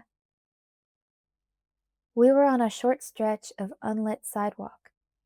The little shops lining the street were all locked up for the night, windows black. Half a block ahead, the streetlights started up again, and I could see farther down the bright golden arches of the McDonald's she was heading for. Across the street there was one open business. The windows were covered from inside, and there were neon signs, advertisements for different brands of beer, glowing in front of them. The biggest sign in brilliant green was the name of the bar, One-Eyed Pete's. I wondered if there was some pirate theme not visible from outside. The metal door was propped open. It was dimly lit inside, with the low murmur of many voices and the sound of ice clinking in glasses floating across the street. Lounging against the wall beside the door were 4 men. I glanced back at Jessica. Her eyes were fixed on the path ahead, and she moved briskly. She didn't look frightened, just wary, trying to not attract attention to herself. I paused without thinking, looking back at the 4 men with a strong sense of déjà vu. This was a different road, a different night, but the scene was so much the same. One of them was even short and dark. As I stopped and turned toward them, that one looked up in interest. I stared back at him, frozen on the sidewalk. Bella? Jess whispered. What are you doing? I shook my head, not sure myself. I think I know them, I muttered. What was I doing? I should be running from this memory as fast as I could, blocking the image of the 4 lounging men from my mind, protecting myself with the numbness I couldn't function without. Why was I stepping dazed into the street? It seemed too coincidental that I should be in Port Angeles with Jessica, on a dark street even. My eyes focused on the short one, trying to match the features to the memory of the man who had threatened me that night, almost a year ago. I wondered if there was any way I would recognize the man, if it was really him. That particular part of that particular evening was just a blur. My body remembered it better than my mind did. The tension in my legs as I tried to decide whether to run or stand my ground. The dryness in my throat as I struggled to build a decent scream. The tight stretch of skin across my knuckles as I clenched my hands into fists. The chills on the back of my neck when the dark-haired man called me sugar. There was an indefinite, implied kind of menace to these men that had nothing to do with that other night. It sprung from the fact that they were strangers, and it was dark here, and they outnumbered us. Nothing more specific than that. But it was enough that Jessica's voice cracked in panic as she called after me. Bella, come on! I ignored her, walking slowly forward without ever making the conscious decision to move my feet. I didn't understand why, but the nebulous threat the men presented drew me toward them. It was a senseless impulse, but I hadn't felt any kind of impulse in so long. I followed it. Something unfamiliar beat through my veins. Adrenaline, I realized, long absent from my system, drumming my pulse faster and fighting against the lack of sensation. It was strange. Why the adrenaline when there was no fear? It was almost as if it were an echo of the last time I stood like this, on a dark street in Port Angeles with strangers. I saw no reason to fear. I couldn't imagine anything in the world that there was left to be afraid of. Not physically, at least. One of the few advantages of losing everything. I was halfway across the street when Jess caught up to me and grabbed my arm. Bella, you can't go into a bar, she hissed. I'm not going in, I said absently, shaking her hand off. I just want to see something. Are you crazy? She whispered. Are you suicidal? That question caught my attention, and my eyes focused on her. No, I'm not. My voice sounded defensive, but it was true. I wasn't suicidal, even in the beginning, when death unquestionably would have been a relief. I didn't consider it. I owed too much to Charlie. I felt too responsible for Renee. I had to think of them. And I'd made a promise not to do anything stupid or reckless. For all those reasons, I was still breathing. Remembering that promise, I felt a twinge of guilt. But what I was doing right now didn't really count. It wasn't like I was taking a blade to my wrists. Jess's eyes were round. Her mouth hung open. Her question about suicide had been rhetorical, I realized too late. Go eat, I encouraged her, waving toward the fast food. I didn't like the way she looked at me. I'll catch up in a minute. I turned away from her, back to the men who were still watching us with amused, curious eyes. Bella, stop this right now. My muscles locked into place, froze me where I stood. Because it wasn't Jessica's voice that rebuked me now. It was a furious voice, a familiar voice, a beautiful voice, soft like velvet, even though it was irate. It was his voice. I was exceptionally careful not to think his name, and I was surprised that the sound of it did not knock me to my knees, did not curl me onto the pavement in a torture of loss. But there was no pain, none at all. In the instant that I heard his voice, everything was very clear, like my head had suddenly surfaced out of some dark pool. I was more aware of everything, sight, sound. The feel of the cold air that I hadn't noticed was blowing sharply against my face. The smells coming from the open bar door. I looked around myself in shock. Go back to Jessica, the lovely voice ordered, still angry. You promised. Nothing stupid.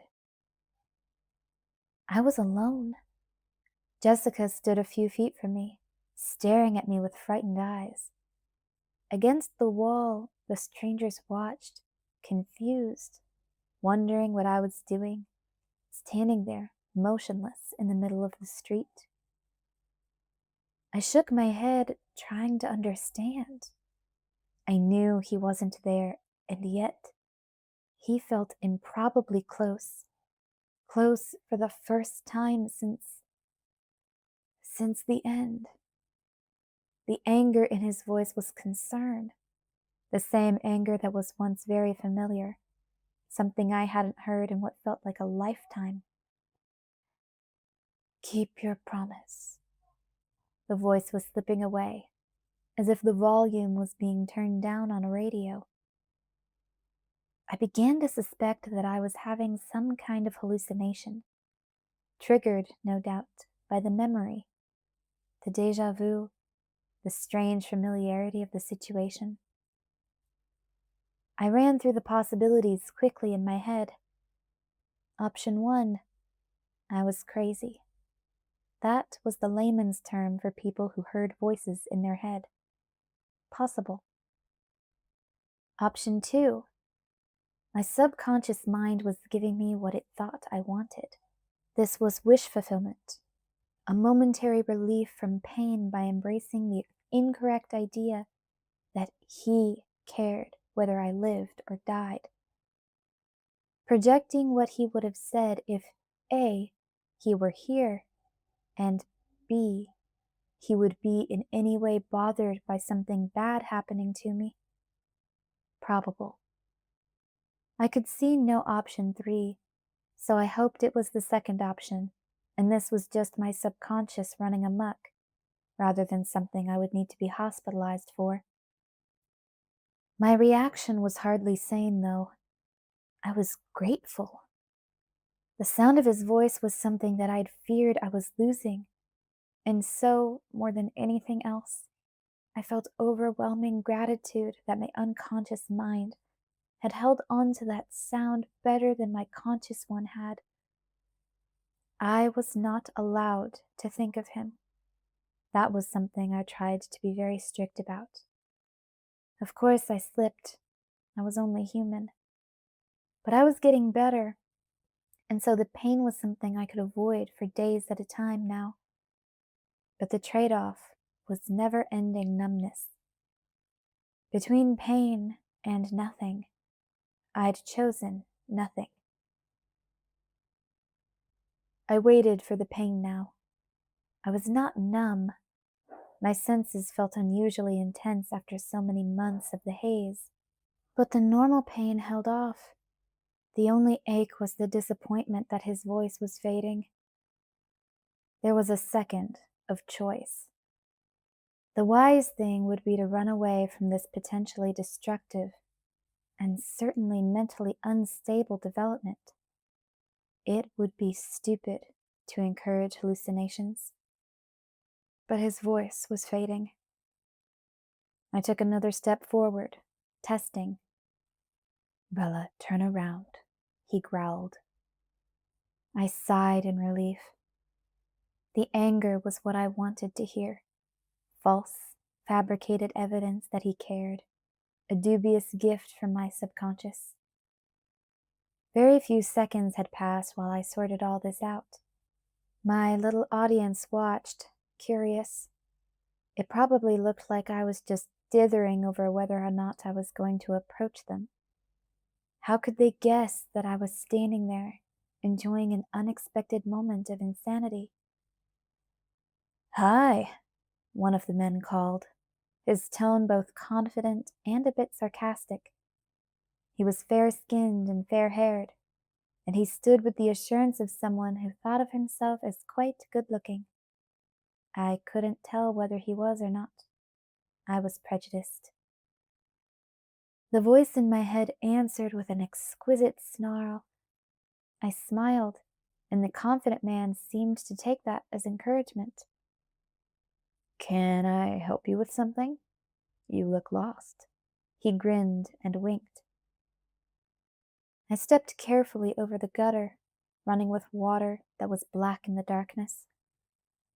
"No, I'm not lost."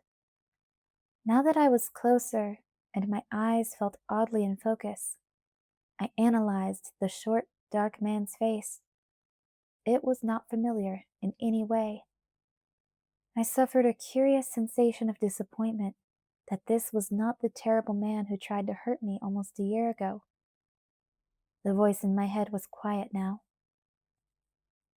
The short man noticed my stare. "Can I buy you a drink?" he offered, nervous, seeming flattered that I'd singled him out to stare at. "I'm too young," I answered automatically.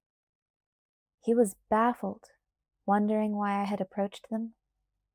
I felt compelled to explain. From across the street, you looked like someone I knew. Sorry, my mistake. The threat that had pulled me across the street had evaporated. These were not the dangerous men I remembered. They were probably nice guys. Safe? I lost interest. That's okay, the confident blonde said. Stay and hang out with us. Thanks, but I can't. Jessica was hesitating in the middle of the street, her eyes wide with outrage and betrayal. Oh, just a few minutes.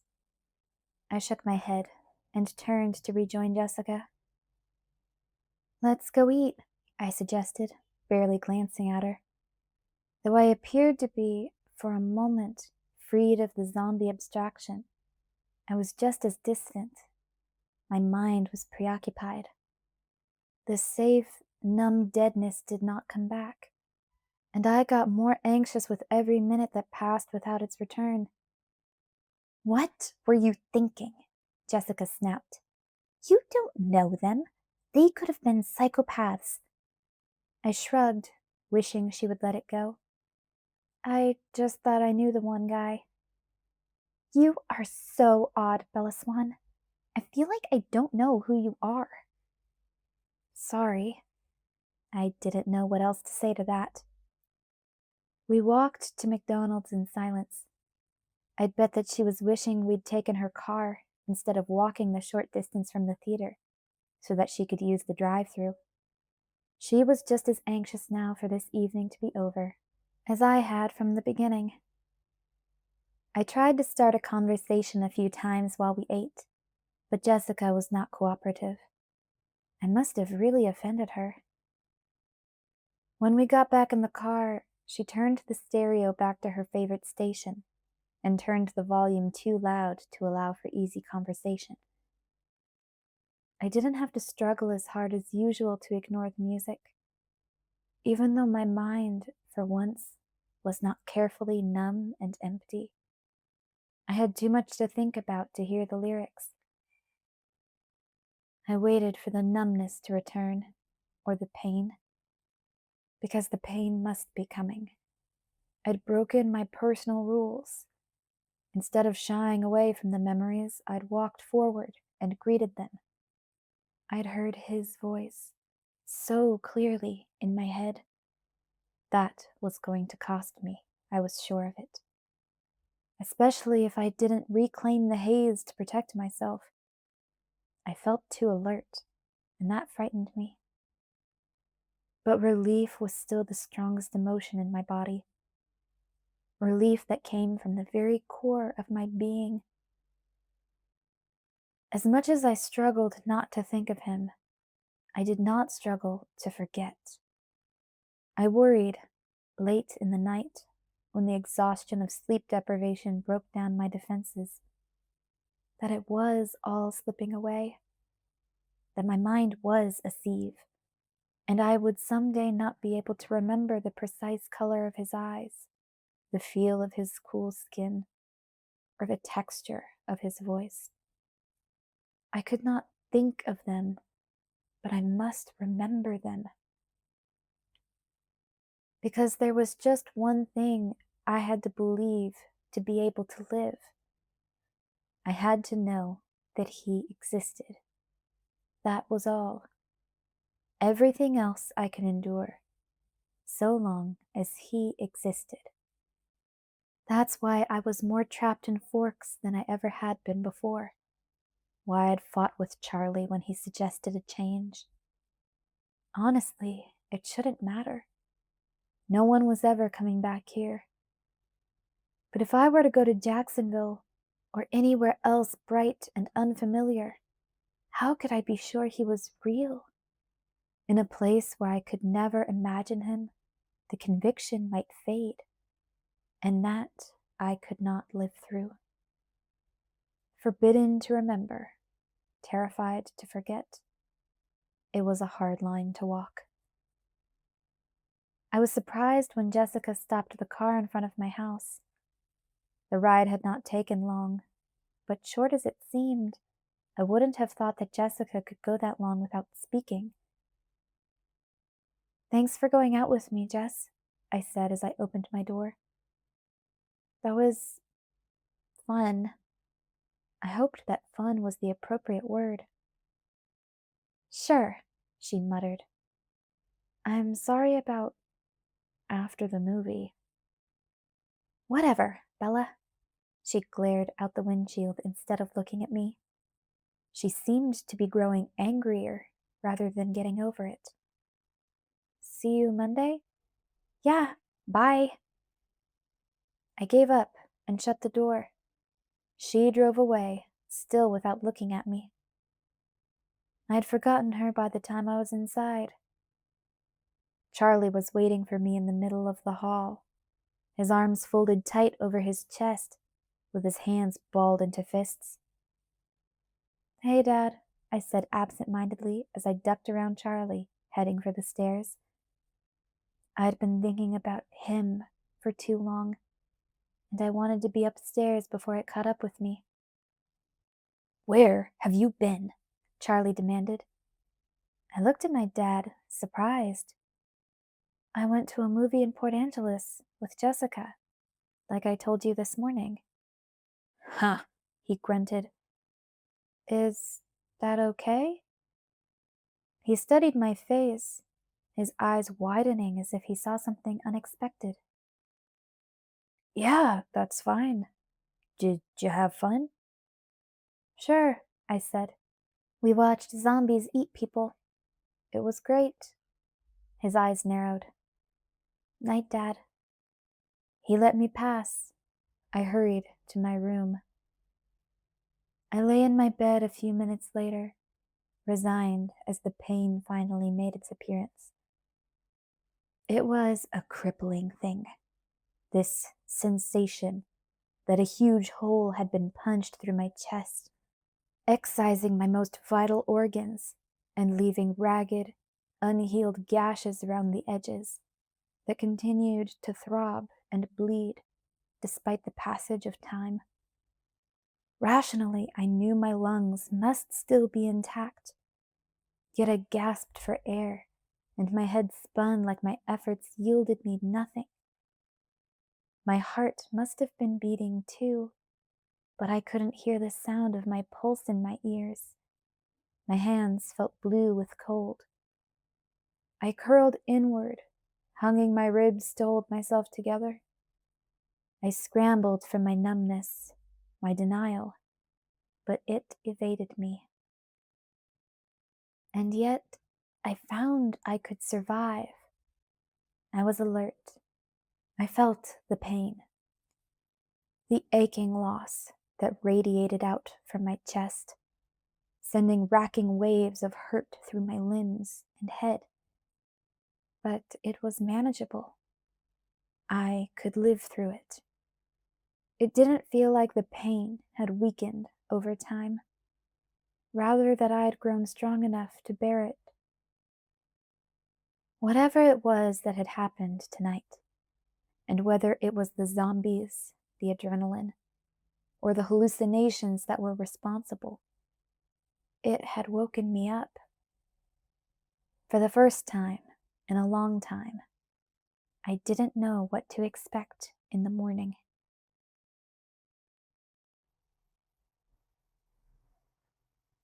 Chapter 5. Cheater. "Well, why don't you take off?" Mike suggested, his eyes focused off to the side, not really looking at me. I wondered how long that had been going on without me noticing. It was a slow afternoon at Newton's. At the moment, there were only 2 patrons in the store, dedicated backpackers from the sound of their conversation. Mike had spent the last hour going through the pros and cons of 2 brands of lightweight packs with them, but they'd taken a break from serious pricing to indulge in trying to one-up each other with their latest tales from the trail. Their distraction had given Mike a chance to escape. "I don't mind staying," I said. I still hadn't been able to sink back into my protective shell of numbness, and everything seemed oddly close and loud today, like I'd taken cotton out of my ears. I tried to tune out the laughing hikers without success.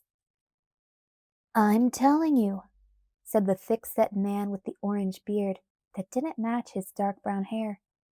"I've seen grizzlies pretty up close in Yellowstone, but they had nothing on this brute."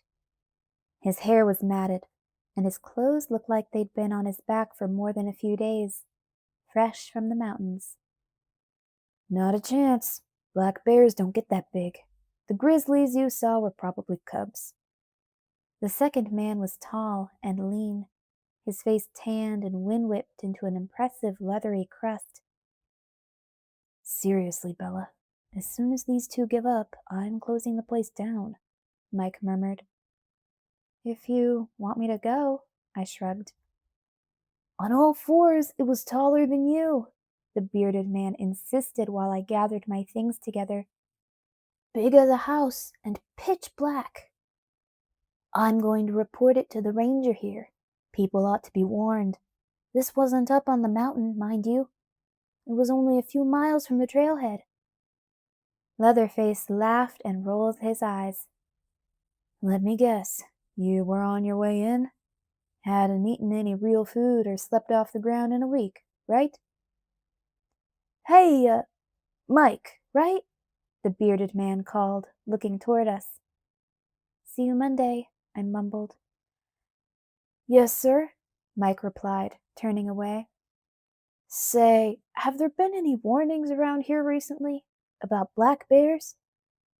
"No, sir, but it's always good to keep your distance and store your food correctly. Have you seen the new bear-safe canisters? They only weigh 2 pounds." The doors slid open to let me out into the rain. I hunched over inside my jacket as I dashed for my truck. The rain hammering against my hood sounded unusually loud, too. But soon the roar of the engine drowned out everything else. I didn't want to go back to Charlie's empty house. Last night had been particularly brutal, and I had no desire to revisit the scene of the suffering. Even after the pain had subsided enough for me to sleep, it wasn't over. Like I'd told Jessica after the movie, there was never any doubt that I would have nightmares. I always had nightmares now, every night. Not nightmares, really, not in the plural, because it was always the same nightmare. You'd think I'd get bored after so many months, grow immune to it. But the dream never failed to horrify me, and only ended when I woke myself with screaming. Charlie didn't come in to see what was wrong anymore, to make sure there was no intruder strangling me or something like that. He was used to it now. My nightmare probably wouldn't even frighten someone else. Nothing jumped out and screamed boo. There were no zombies, no ghosts, no psychopaths. There was nothing, really. Only nothing. Just the endless maze of moss-covered trees, so quiet that the silence was an uncomfortable pressure against my eardrums. It was dark, like dusk on a cloudy day, with only enough light to see that there was nothing to see. I hurried through the gloom without a path, always searching, searching, searching, getting more frantic as the time stretched on, trying to move faster, though the speed made me clumsy. Then there would come the point in my dream, and I could feel it coming now, but could never seem to wake myself up before it hit. When I couldn't remember what it was that I was searching for. When I realized that there was nothing to search for, and nothing to find. That there never had been anything more than just this empty, dreary wood, and there never would be anything more for me. Nothing but nothing. That was usually about when the screaming started. I wasn't paying attention to where I was driving, just wandering through empty, wet side roads as I avoided the ways that would take me home, because I didn't have anywhere to go. I wished I could feel numb again, but I couldn't remember how I'd managed it before. The nightmare was nagging at my mind and making me think about things that would cause me pain. I didn't want to remember the forest, even as I shuddered away from the images. I felt my eyes fill with tears and the aching begin around the edges of the hole in my chest. I took one hand from the steering wheel and wrapped it around my torso to hold it in one piece. It will be as if I'd never existed. The words ran through my head, lacking the perfect clarity of my hallucination last night. They were just words, soundless, like print on a page. Just words. But they ripped the hole wide open, and I stomped on the brake, knowing I should not drive while this incapacitated. I curled over, pressing my face against the steering wheel and trying to breathe without lungs. I wondered how long this could last.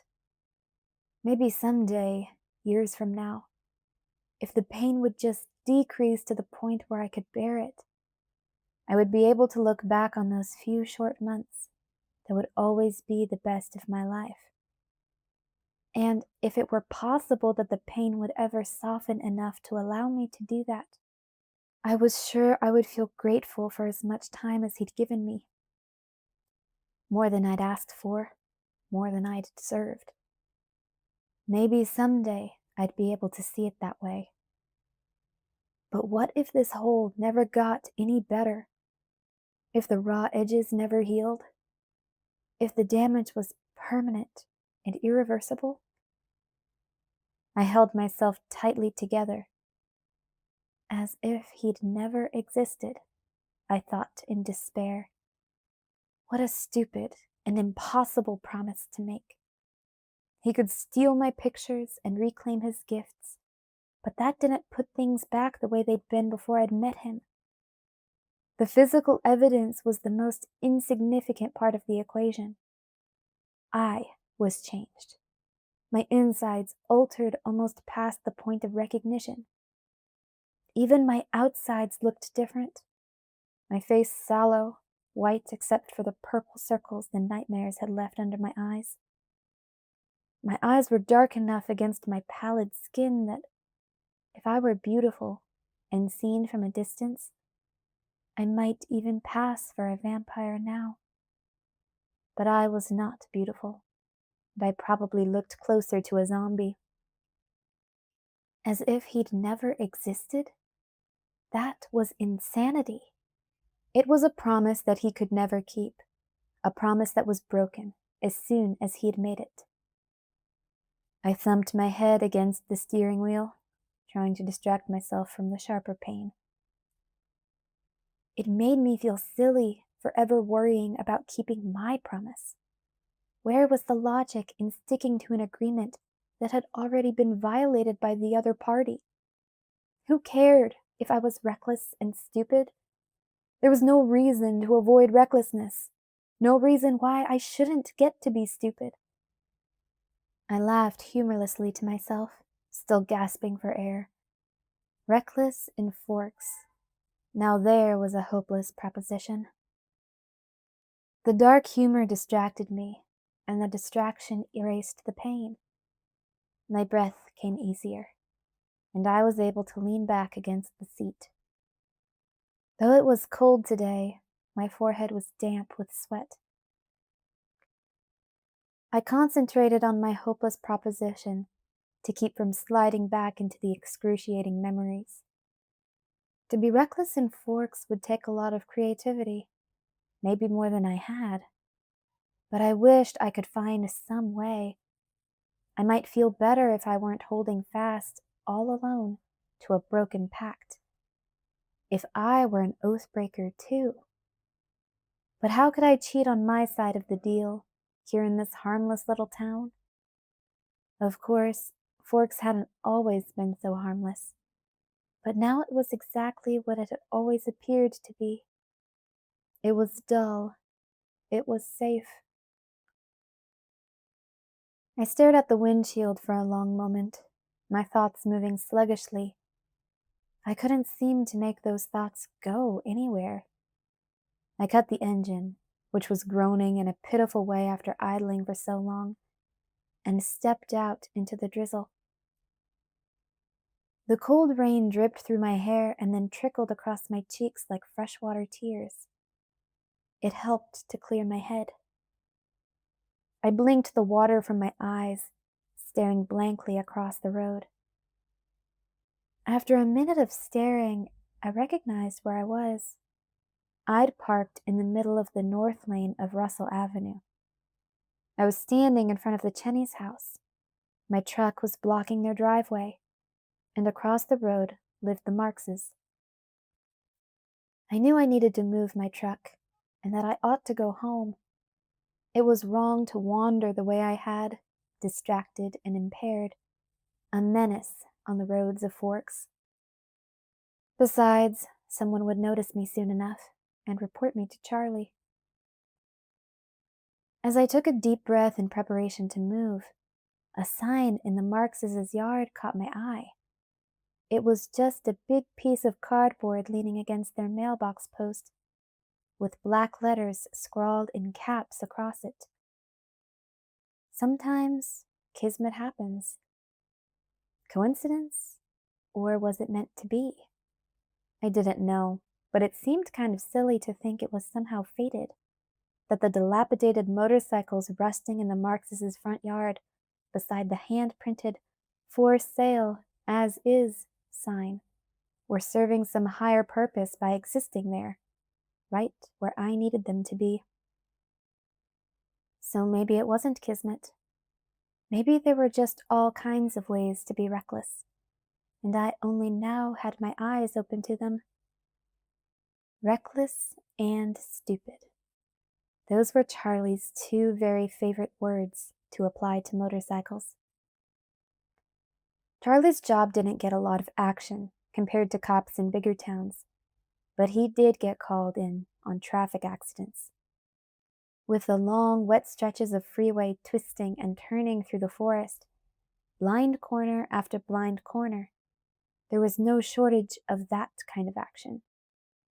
But even with all the huge log haulers barreling around the turns, mostly people walked away. The exception to that rule were often on motorcycles, and Charlie had seen one too many victims, almost always kids, smeared on the highway.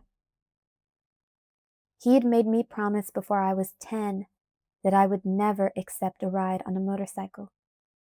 Even at that age, I didn't have to think twice before promising. Who would want to ride a motorcycle here? It would be like taking a 60-mile-per-hour bath. So many promises I kept. It clicked together for me then. I wanted to be stupid and reckless, and I wanted to break promises. Why stop at one? That's as far as I thought it through. I sloshed through the rain to the Marxes' front door and rang the bell. One of the Marx boys opened the door, the younger one, the freshman. I couldn't remember his name. His sandy hair only came up to my shoulder. He had no trouble remembering my name. Bella Swan? He asked in surprise. How much do you want for the bike? I panted, jerking my thumb over my shoulder toward the sales display. Are you serious? He demanded. Of course I am. They don't work. I sighed impatiently. This was something I'd already inferred from the sign. How much? If you really want one, just take it. My mom made my dad move them down to the road so they'd get picked up with the garbage. I glanced at the bikes again and saw they were resting on a pile of yard clippings and dead branches. Are you positive about that? Sure. You want to ask her? It was probably better not to involve adults who might mention this to Charlie. No, I believe you. You want me to help you? He offered. They're not light. Okay, thanks. I only need one, though. Might as well take both, the boy said. Maybe you could scavenge some parts. He followed me out into the downpour and helped me load both of the heavy bikes into the back of my truck. He seemed eager to be rid of them, so I didn't argue. What are you going to do with them anyway? He asked. They haven't worked in years. I kind of guessed that, I said, shrugging. My spur-of-the-moment whim hadn't come with a plan intact. Maybe I'll take them to Dowling's. He snorted. Dowling would charge more to fix them than they're worth running. I couldn't argue with that. John Dowling had earned a reputation for his pricing. No one went to him except in an emergency. Most people preferred to make the drive up to Port Angeles, if their car was able. I'd been very lucky on that front. I'd been worried when Charlie first gifted me my ancient truck that I wouldn't be able to afford to keep it running. But I'd never had a single problem with it, other than the screaming loud engine and the 55-mile-per-hour maximum speed limit. Jacob Black had kept it in great shape when it had belonged to his father, Billy. Inspiration hit like a bolt of lightning. Not unreasonable, considering the storm. You know what? That's okay. I know someone who builds cars. Oh, that's good. He smiled in relief. He waved as I pulled away, still smiling. Friendly kid. I drove quickly and purposefully now, in a hurry to get home before there was the slightest chance of Charlie appearing, even in the highly unlikely event that he might knock off early. I dashed through the house to the phone, keys still in hand. Chief Swan, please? I said when the deputy answered. It's Bella. Oh, hey, Bella, Deputy Steve said affably. I'll go get him. I waited. What's wrong, Bella? Charlie demanded as soon as he picked up the phone. Can't I call you at work without there being an emergency? He was quiet for a minute. You never have before. Is there an emergency? No. I just wanted directions to the Black's place. I'm not sure I can remember the way. I want to visit Jacob. I haven't seen him in months. When Charlie spoke again, his voice was much happier. That's a great idea, Bells. Do you have a pen? The directions he gave me were very simple. I assured him that I would be back for dinner, though he tried to tell me not to hurry. He wanted to join me in La Push, and I wasn't having that. So it was with a deadline that I drove too quickly through the storm-darkened streets out of town. I hoped I could get Jacob alone. Billy would probably tell on me if he knew what I was up to. While I drove, I worried a little bit about Billy's reaction to seeing me. He would be too pleased. In Billy's mind, no doubt, this had all worked out better than he had dared to hope. His pleasure and relief would only remind me of the one I couldn't bear to be reminded of. Not today again, I pleaded silently. I was spent. The Black's house was vaguely familiar, a small wooden place with narrow windows, the dull red paint making it resemble a tiny barn. Jacob's head peered out of the window before I could even get out of the truck. No doubt the familiar roar of the engine had tipped him off to my approach. Jacob had been very grateful when Charlie bought Billy's truck for me, saving Jacob from having to drive it when he came of age. I liked my truck very much, but Jacob seemed to consider the speed restrictions a shortcoming. He met me halfway to the house. Bella! His excited grin stretched wide across his face, and his bright teeth stood in vivid contrast to the deep russet color of his skin. I'd never seen his hair out of its usual ponytail before. It fell like black satin curtains on either side of his broad face. Jacob had grown into some of his potential in the last 8 months. He'd passed that point where the soft muscles of childhood hardened into the solid, lanky build of a teenager. The tendons and veins had become prominent under the red-brown skin of his arms, his hands. His face was still sweet like I remembered it, though it had hardened too, the planes of his cheekbones sharper, his jaw squared off, all childish roundness gone. "Hey, Jacob." I felt an unfamiliar surge of enthusiasm at his smile. I realized that I was pleased to see him. This knowledge surprised me. I smiled back, and something clicked silently into place, like two corresponding puzzle pieces. I'd forgotten how much I really liked Jacob Black.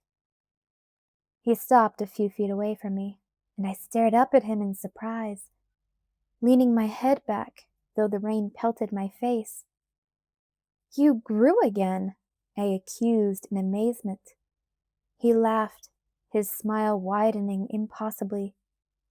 6'5", he announced with self-satisfaction. His voice was deeper, but it had the husky tone I remembered. "Is it ever going to stop?" I shook my head in disbelief. "You're huge." "Still a beanpole, though," he grimaced. "Come inside. You're getting all wet." He led the way, twisting his hair in his big hands as he walked.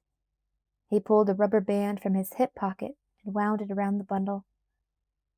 "Hey, Dad," he called as he ducked to get through the front door. "Look who stopped by." Billy was in the tiny square living room, a book in his hands. He set the book in his lap and wheeled himself forward when he saw me. "Well, what do you know?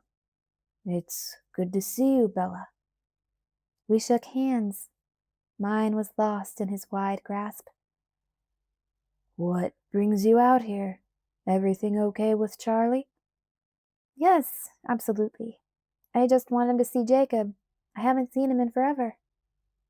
Jacob's eyes brightened at my words. He was smiling so big it looked like it would hurt his cheeks. "Can you stay for dinner?" Billy was eager too. "No, I've got to feed Charlie, you know." "I'll call him now," Billy suggested. "He's always invited." I laughed to hide my discomfort. "It's not like you'll never see me again. I promise I'll be back again soon. So much you'll get sick of me. After all, if Jacob could fix the bike, someone had to teach me how to ride it." Billy chuckled in response. "Okay, maybe next time." "So, Bella, what do you want to do?" Jacob asked. "Whatever. What were you doing before I interrupted?" I was strangely comfortable here. It was familiar, but only distantly. There were no painful reminders of the recent past. Jacob hesitated. "I was just heading out to work on my car, but we can do something else." "No, that's perfect," I interrupted. "I'd love to see your car." "Okay," he said, not convinced. "It's out back, in the garage." Even better, I thought to myself. I waved at Billy. "See you later." A thick stand of trees and shrubbery concealed his garage from the house. The garage was no more than a couple of big, preformed sheds that had been bolted together, with their interior walls knocked out. Under this shelter, raised on cinder blocks, was what looked to me like a completed automobile. I recognized the symbol on the grille, at least. "What kind of Volkswagen is that?" I asked. "It's an old rabbit. 1986. A classic." "How's it going?" "Almost finished," he said cheerfully, and then his voice dropped into a lower key. "My dad made good on his promise last spring." "Ah," I said. He seemed to understand my reluctance to open the subject. I tried not to remember last May at the prom. Jacob had been bribed by his father with money and car parts to deliver a message there. Billy wanted me to stay a safe distance from the most important person in my life. It turned out that his concern was, in the end, unnecessary. I was all too safe now. But I was going to see what I could do to change that. Jacob, what do you know about motorcycles? I asked. He shrugged. Some. My friend Embry has a dirt bike. We work on it together sometimes. Why? Well, I pursed my lips as I considered. I wasn't sure if he could keep his mouth shut, but I didn't have any other options. I recently acquired a couple of bikes, and they're not in the greatest condition. I wonder if you could get them running? Cool. He seemed truly pleased by the challenge. His face glowed. I'll give it a try. I held up one finger in warning. The thing is, I explained, Charlie doesn't approve of motorcycles. Honestly, he'd probably bust a vein in his forehead if he knew about this. So you can't tell Billy. Sure, Jacob smiled. I understand. I'll pay you, I continued. This offended him. No, I want to help. You can't pay me. Well, how about a trade then? I was making this up as I went, but it seemed reasonable enough. I only need one bike, and I'll need lessons, too. So how about this? I'll give you the other bike, and then you can teach me. Sweet. He made the word into 2 syllables. Wait a sec. Are you legal yet? When's your birthday? You missed it, he teased, narrowing his eyes in mock resentment. I'm 16. Not that your age ever stopped you before, I muttered. Sorry about your birthday. Don't worry about it. I missed yours. What are you, 40? I sniffed. Close. We'll have a joint party to make up for it. Sounds like a date. His eyes sparkled at the word. I needed to rein in the enthusiasm before I gave him the wrong idea. It was just that it had been a long time since I'd felt so light and buoyant. The rarity of the feeling made it more difficult to manage. Maybe when the bikes are finished, our presents to ourselves, I added. Deal. When will you bring them down? I bit my lip, embarrassed. They're in my truck now, I admitted. Great! He seemed to mean it. Will Billy see if we bring them around? He winked at me. We'll be sneaky. We eased around from the east, sticking to the trees when we were in view of the windows, affecting a casual-looking stroll, just in case. Jacob unloaded the bikes swiftly from the truck bed, wheeling them one by one into the shrubbery where I hid. It looked too easy for him. I remembered the bikes being much, much heavier than that. These aren't half bad, Jacob appraised as we pushed them through the cover of the trees. This one here will actually be worth something when I'm done. It's an old Harley Sprint. That one's yours then. Are you sure? Absolutely. These are going to take some cash, though, he said, frowning down on the blackened metal. We'll have to save up for parts first. We nothing, I disagreed. If you're doing this for free, I'll pay for the parts. I don't know, he muttered. I've got some money saved. College fund, you know. College schmollage, I thought to myself. It wasn't like I'd saved up to go anywhere special. And besides, I had no desire to leave Forks anyway. What difference would it make if I skimmed a little bit off the top? Jacob just nodded. This all made perfect sense to him. As we skulked back to the makeshift garage, I contemplated my luck.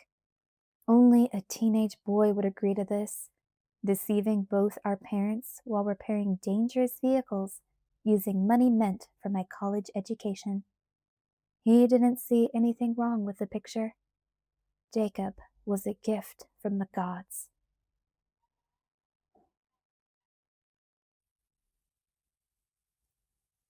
Chapter 6. Friends. The motorcycles didn't need to be hidden any further than simply placing them in Jacob's shed. Billy's wheelchair couldn't maneuver the uneven ground separating it from the house. Jacob started pulling the first bike, the red one, which was destined for me, to pieces immediately. He opened the passenger door of the Rabbit so I could sit on the seat instead of the ground. While he worked, Jacob chattered happily, needing only the lightest of nudges from me to keep the conversation rolling. He updated me on the progress of his sophomore year of school, running on about his classes and his two best friends. Quill and Embry? I interrupted. Those are unusual names. Jacob chuckled. Quill's is a hand-me-down, and I think Embry got named after a soap opera star. I can't say anything, though. They fight dirty if you start on their names.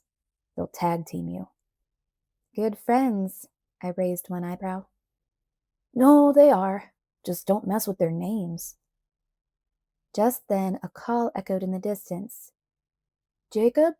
Someone shouted. Is that Billy? I asked. Nah. Jacob ducked his head, and it looked like he was blushing under his brown skin. Speak of the devil, he mumbled, and the devil shall appear. Jake, are you out here? The shouting voice was closer now.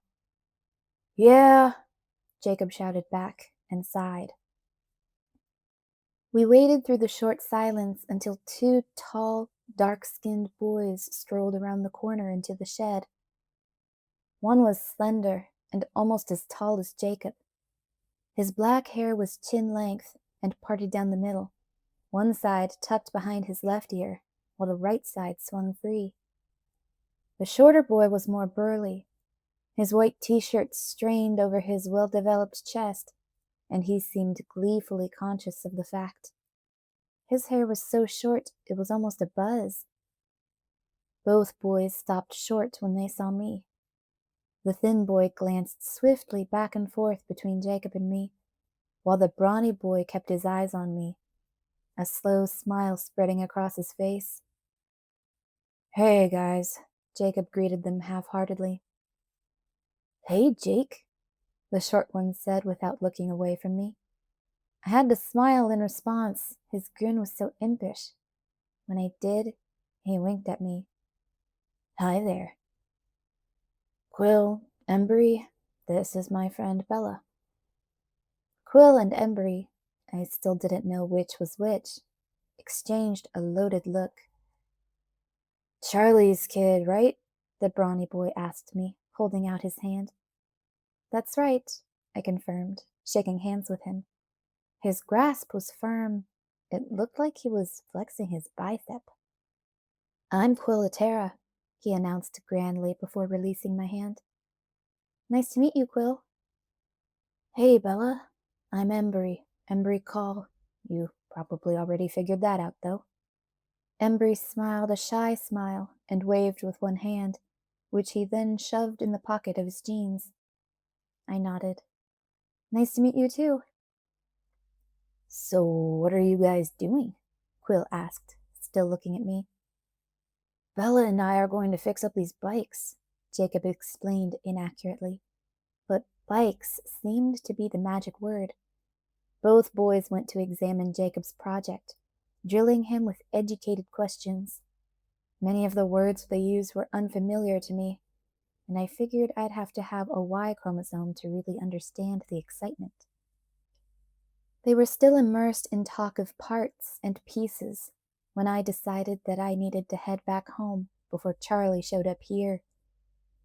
With a sigh, I slid out of the Rabbit. Jacob looked up, apologetic. We're boring you, aren't we? Nah, it wasn't a lie.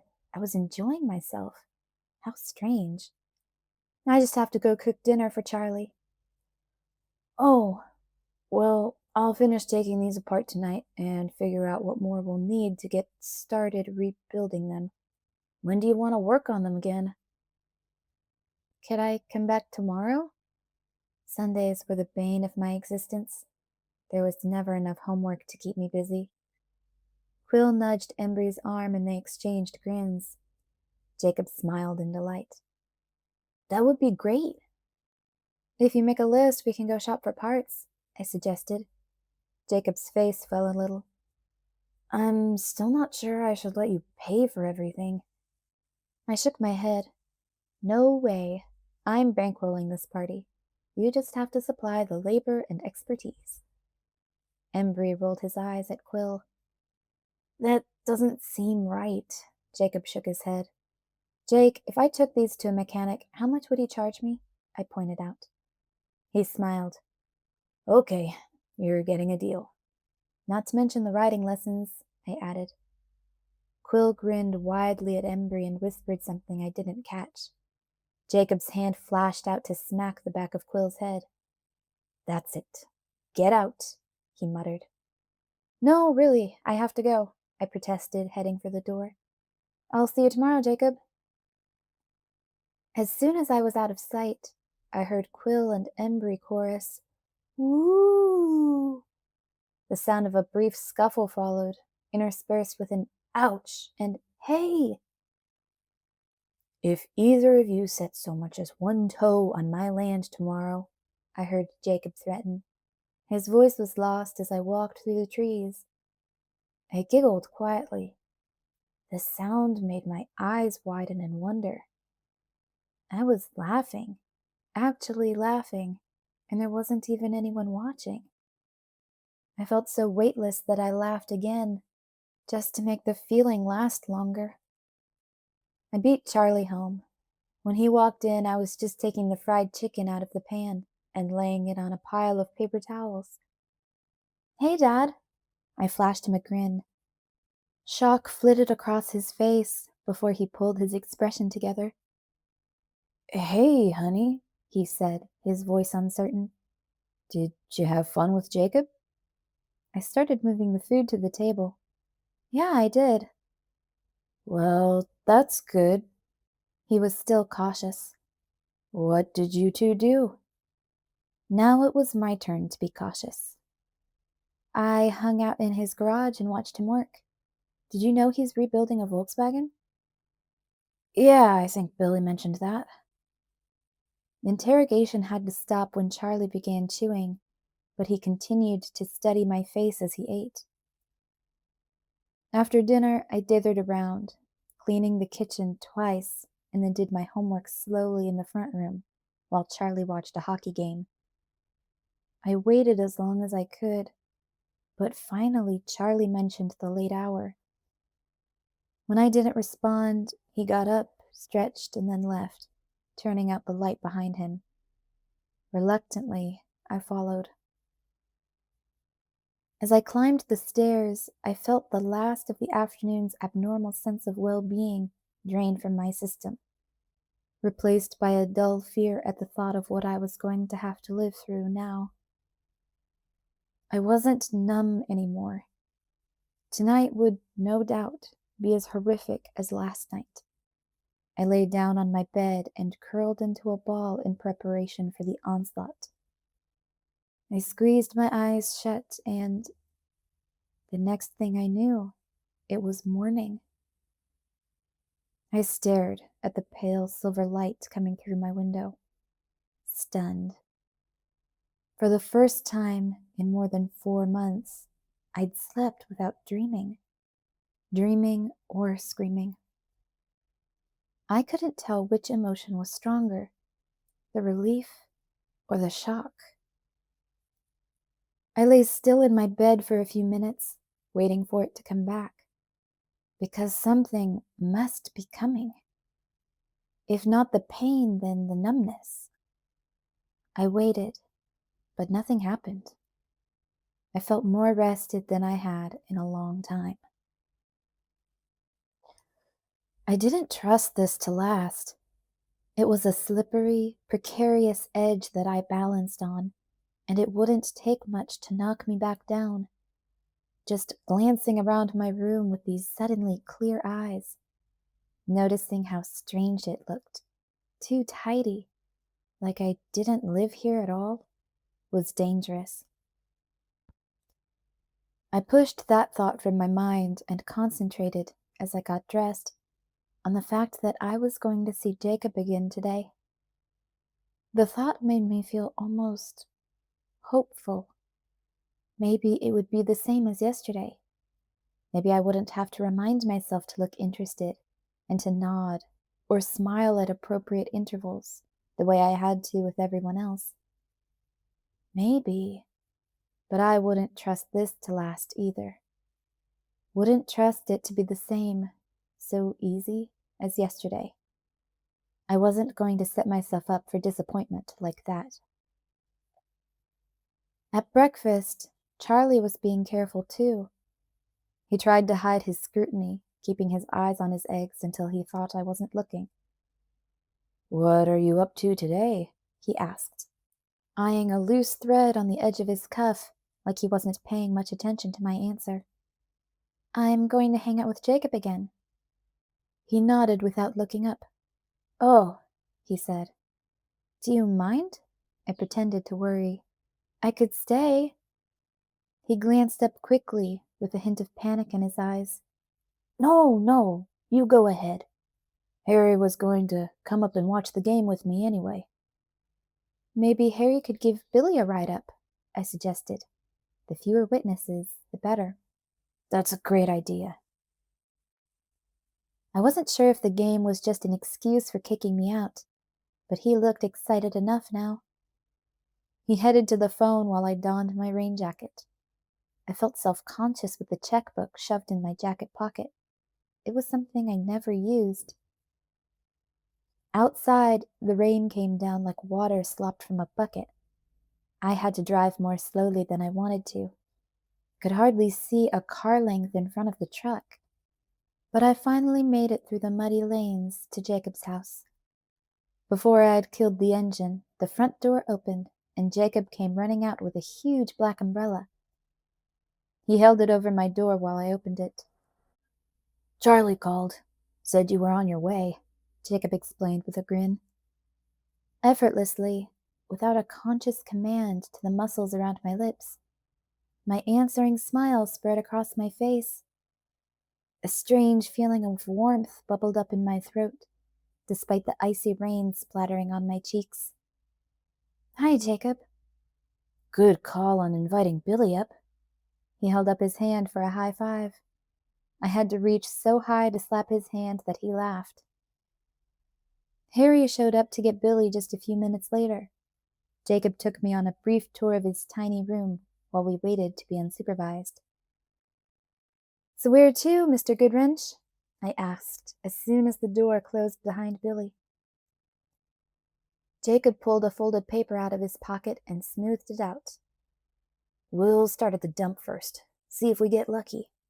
This could get a little expensive," he warned me. "Those bikes are going to need a lot of help before they'll run again." My face didn't look worried enough, so he continued. "I'm talking about maybe more than $100 here." I pulled my checkbook out, fanned myself with it, and rolled my eyes at his worries. "We're covered." It was a very strange kind of day. I enjoyed myself. Even at the dump, in the slopping rain and ankle-deep mud, I wondered at first if it was just the aftershock of losing the numbness, but I didn't think that was enough of an explanation. I was beginning to think it was mostly Jacob. It wasn't just that he was always so happy to see me, or that he didn't watch me out of the corner of his eye, waiting for me to do something that would mark me as crazy or depressed. It was nothing related to me at all. It was Jacob himself. Jacob was simply a perpetually happy person, and he carried that happiness with him like an aura, sharing it with whoever was near him. Like an earthbound sun, whenever someone was within his gravitational pull, Jacob warmed them. It was natural, a part of who he was. No wonder I was so eager to see him. Even when he commented on the gaping hole in my dashboard, it didn't send me into a panic like it should have. "Did the stereo break?" he wondered. "Yeah," I lied. He poked around in the cavity. "Who took it out? There's a lot of damage." "I did," I admitted. He laughed. Maybe you shouldn't touch the motorcycles too much. No problem. According to Jacob, we did get lucky at the dump. He was very excited about several grease-blackened pieces of twisted metal that he found. I was just impressed that he could tell what they were supposed to be. From there we went to Checker Auto Parts down in Hakeem.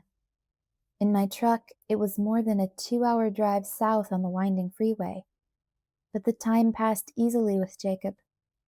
He chattered about his friends and his school, and I found myself asking questions, not even pretending, truly curious to hear what he had to say. I'm doing all the talking, he complained after a long story about Quill and the trouble he'd stirred up by asking out a senior's steady girlfriend. Why don't you take a turn? What's going on in Forks? It has to be more exciting than La Push. Wrong, I sighed. There's really nothing. Your friends are a lot more interesting than mine. I like your friends. Quill's funny. He frowned. I think Quill likes you too. I laughed. He's a little young for me.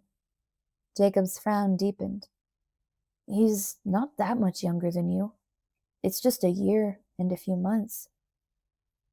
I had a feeling we weren't talking about Quill anymore. I kept my voice light, teasing. Sure, but considering the difference in maturity between guys and girls, don't you have to count that in dog years? What does that make me? About 12 years older? He laughed, rolling his eyes. Okay, but if you're going to get picky like that, you have to average in size, too. You're so small, I'll have to knock 10 years off your total. 5'4" is perfectly average, I sniffed. It's not my fault you're a freak. We bantered like that till Hakeem, still arguing over the correct formula to determine age. I lost 2 more years because I didn't know how to change a tire, but gained 1 back for being in charge of the bookkeeping in my house. Until we were in Checkers, and Jacob had to concentrate again. We found everything left on his list, and Jacob felt confident that he could make a lot of progress with our haul. By the time we got back to La Push, I was 23 and he was 30. He was definitely weighting skills in his favor. I hadn't forgotten the reason for what I was doing, and even though I was enjoying myself more than I had thought possible, there was no lessening of my original desire. I still wanted to cheat. It was senseless, and I didn't really care. I was going to be as reckless as I could possibly manage in Forks. I would not be the only keeper of an empty contract. Getting to spend time with Jacob was just a much bigger perk than I'd expected. Billy wasn't back yet, so we didn't have to be sneaky about unloading our day's spoils. As soon as we had everything laid out on the plastic floor next to Jacob's toolbox, he went right to work, still talking and laughing, while his fingers combed expertly through the metal pieces in front of him. Jacob's skill with his hands was fascinating. They looked too big for the delicate tasks they performed with ease and precision. While he worked, he seemed almost graceful. Unlike when he was on his feet, there, his height and big feet made him nearly as dangerous as I was. Quill and Embry did not show up, so maybe his threat yesterday had been taken seriously. The day passed too quickly. It got dark outside the mouth of the garage before I was expecting it, and then we heard Billy calling for us. I jumped up to help Jacob put things away, hesitating because I wasn't sure what I should touch. Just leave it, he said. I'll work on it later tonight. Don't forget your schoolwork or anything, I said, feeling a little guilty. I didn't want him to get into trouble. That plan was just for me. Bella? Both our heads snapped up as Charlie's familiar voice wafted through the trees, sounding closer than the house. Shoot, I muttered.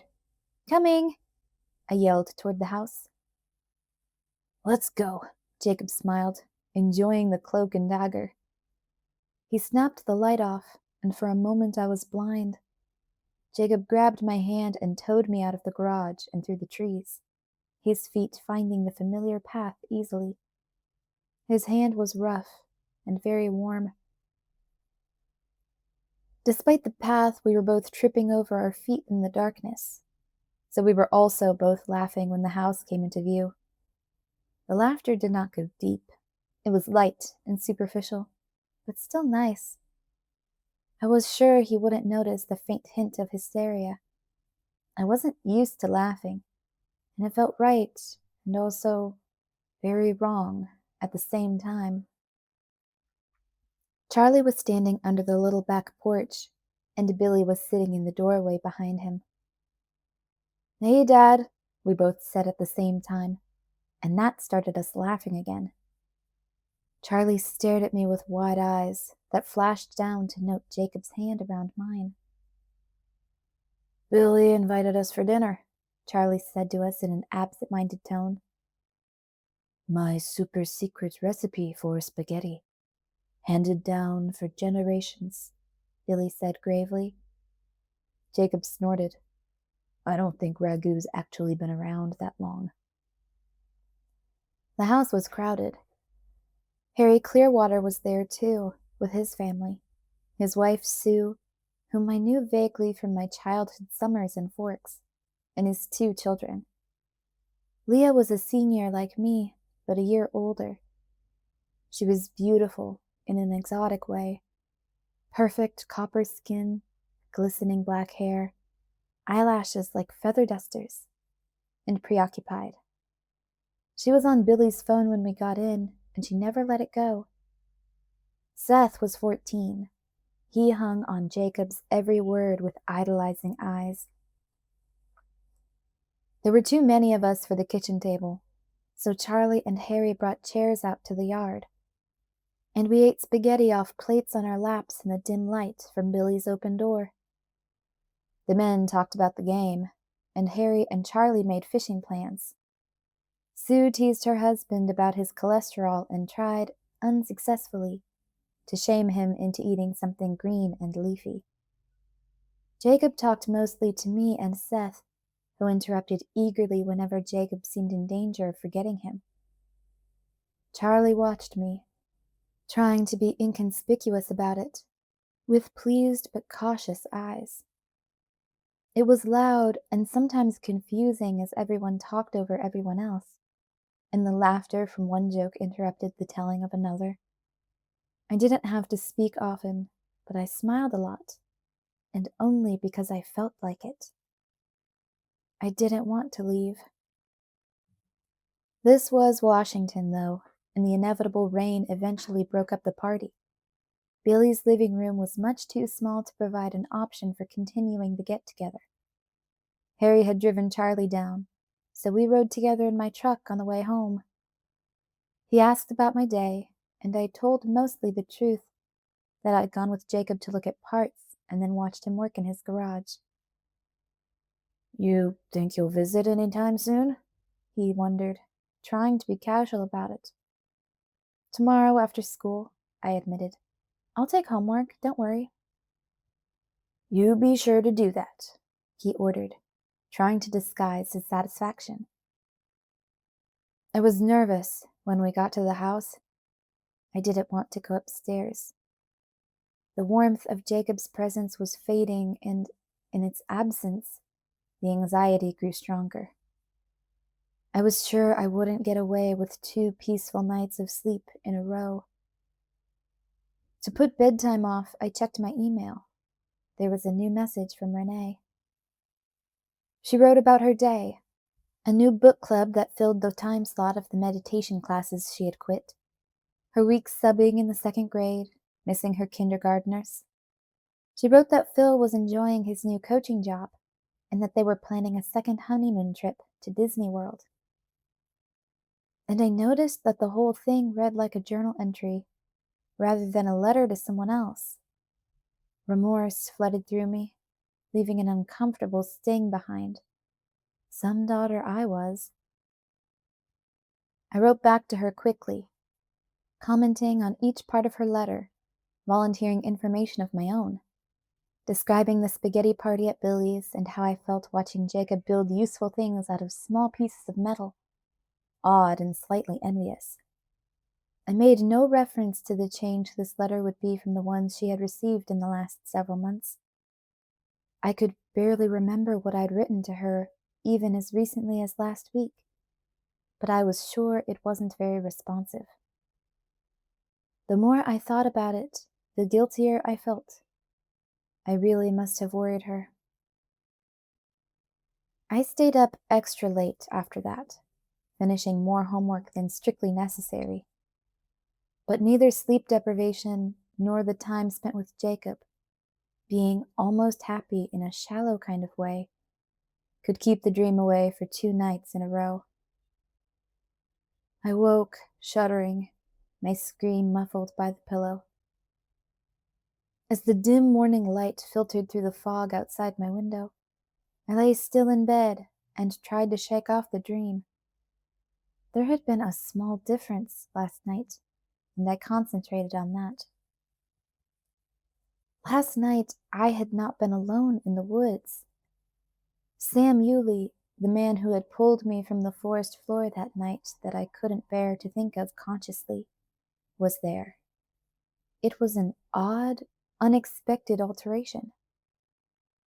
The man's dark eyes had been surprisingly unfriendly, filled with some secret he didn't seem inclined to share. I'd stared up at him as often as my frantic searching had allowed. It made me uncomfortable, under all the usual panic, to have him there. Maybe that was because, when I didn't look directly at him, his shape seemed to shiver and change in my peripheral vision.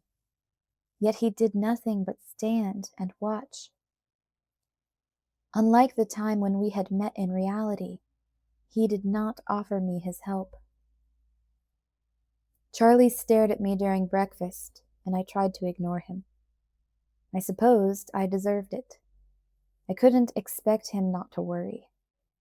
It probably would be weeks before he stopped watching me for the return of the zombie, and I would just have to try to not let it bother me. After all, I would be watching for the return of the zombie too. 2 days was hardly long enough to call me cured. School was the opposite. Now that I was paying attention, it was clear that no one was watching here.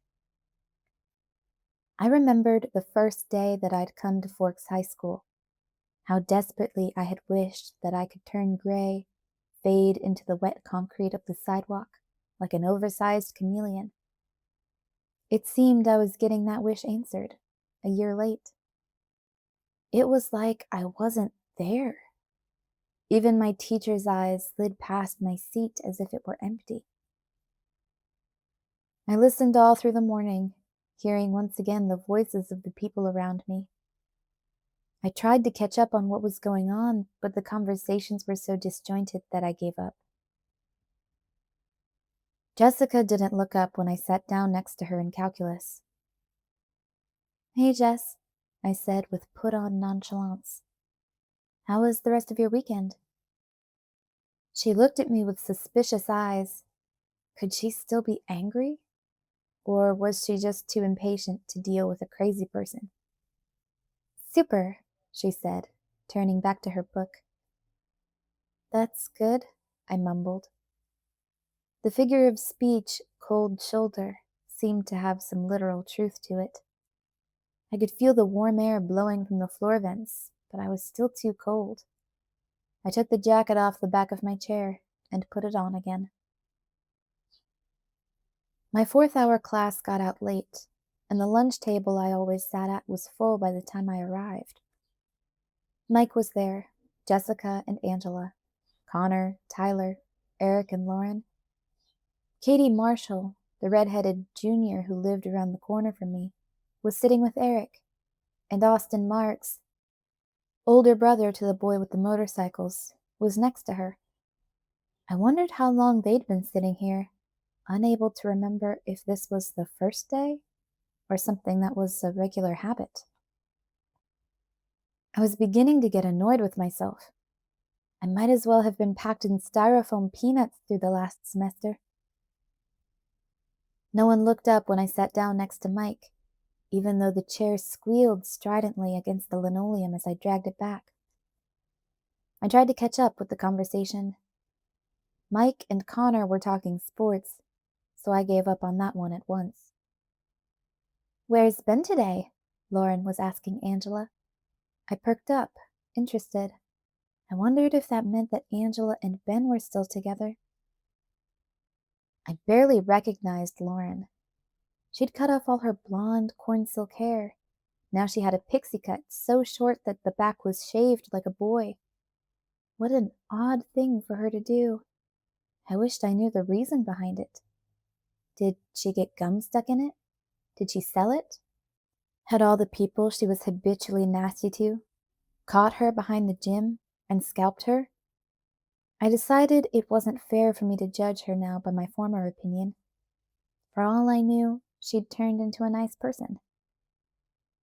"Ben's got the stomach flu," Angela said in her quiet, calm voice. "Hopefully it's just some 24-hour thing. He was really sick last night." Angela had changed her hair too. She'd grown out her layers. "What did you two do this weekend?" Jessica asked, not sounding as if she cared about the answer. I'd bet that this was just an opener so she could tell her own stories. I wondered if she would talk about Port Angeles with me sitting 2 seats away. Was I that invisible that no one would feel uncomfortable discussing me while I was here? "We were going to have a picnic Saturday, actually, but we changed our minds," Angela said. There was an edge to her voice that caught my interest. Jess, not so much. "That's too bad," she said, about to launch into her story. But I wasn't the only one who was paying attention. "What happened?" Lauren asked curiously. "Well," Angela said, seeming more hesitant than usual, though she was always reserved. "We drove up north, almost to the hot springs. There's a good spot just about a mile up from the trail. But when we were halfway there, we saw something." "Saw something? What?" Lauren's pale eyebrows pulled together. Even Jess seemed to be listening now. "I don't know," Angela said. "We think it was a bear. It was black, anyway, but it seemed too big." Lauren snorted. "Not you too." Her eyes turned mocking, and I decided I didn't need to give her the benefit of the doubt. Obviously, her personality had not changed as much as her hair. Tyler tried to sell me on that one last week. "You're not going to see any bears that close to the resort," Jessica said, siding with Lauren. "Really?" Angela protested in a low voice, looking down at the table. "We did see it." Lauren snickered. Mike was still talking to Connor, not paying attention to the girls. "No, she's right," I threw in impatiently. "We had a hiker in just Saturday who saw the bear, too, Angela. He said it was huge and black and just outside of town. Didn't he, Mike?" There was a moment of silence. Every pair of eyes at the table turned to stare at me in shock. The new girl, Katie, had her mouth hanging open like she'd just witnessed an explosion. Nobody moved. "Mike," I muttered, mortified. "Remember the guy with the bear story?" Sure," Mike stuttered after a second. I didn't know why he was looking at me so strangely. I talked to him at work, didn't I? Did I? I thought so. Mike recovered. "Yeah, there was a guy who said he saw a huge black bear right at the trailhead. Bigger than a grizzly," he confirmed.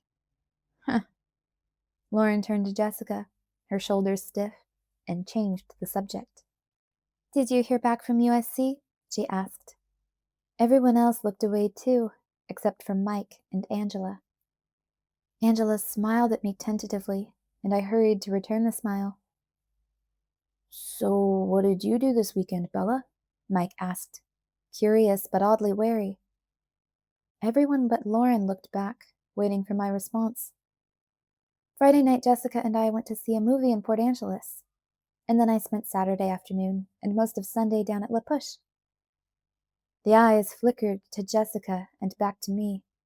Jess looked irritated. I wondered if she didn't want anyone to know that she'd gone out with me, or whether she just wanted to be the one to tell the story. "What movie did you see?" Mike asked, starting to smile. "Dead End, the one with the zombies." I grinned in encouragement. Maybe some of the damage I had done in these past zombie months was repairable. "I heard that was scary. Did you think so?" Mike was eager to continue the conversation. "Bella had to leave at the end. She was so freaked," Jessica inserted with a sly smile. I nodded, trying to look embarrassed. "It was pretty scary." Mike didn't stop asking me questions till lunch was over. Gradually, the others were able to start up their own conversations again, though they still looked at me a lot. Angela talked mostly to Mike and me, and when I got up to dump my tray, she followed. "Thanks," she said in a low voice when we were away from the table. "For what?" "Speaking up, sticking up for me." "No problem." She looked at me with concern, but not the offensive, maybe she's lost it kind. "Are you okay?" This is why I'd picked Jessica over Angela, though I'd always liked Angela more for the girls' night movie. Angela was too perceptive. "Not completely," I admitted, "but I'm a little bit better." "I'm glad," she said. "I've missed you." Lauren and Jessica strolled by us then, and I heard Lauren whisper loudly, "Oh joy, Bella's back." Angela rolled her eyes at them and smiled at me in encouragement. I sighed. It was like I was starting all over again. "What's today's date?" I wondered suddenly. "It's January 19th. What is it?" Angela asked. "It was a year ago yesterday that I had my first day here," I mused. "Nothing's changed much," Angela muttered, looking after Lauren and Jessica. "I know," I agreed. I was just thinking the same thing. Chapter 7. Repetition. I wasn't sure what I was doing here. Was I trying to push myself back into the zombie stupor? Had I turned masochistic, developed a taste for torture? I should have gone straight down to La Push. I felt much healthier around Jacob. This was not a healthy thing to do. But I continued to drive slowly down the overgrown lane, twisting through the trees that arched over me like a green living tunnel. My hands were shaking, so I tightened my grip on the steering wheel. I knew that part of the reason I did this was the nightmare. Now that I was really awake, the nothingness of the dream gnawed on my nerves, a dog worrying a bone. There was something to search for, unattainable and impossible, uncaring and distracted. But he was out there somewhere. I had to believe that. The other part was the strange sense of repetition I'd felt at school today, the coincidence of the date, the feeling that I was starting over, perhaps the way my first day would have gone if I'd really been the most unusual person in the cafeteria that afternoon. The words ran through my head, tonelessly, like I was reading them rather than hearing them spoken.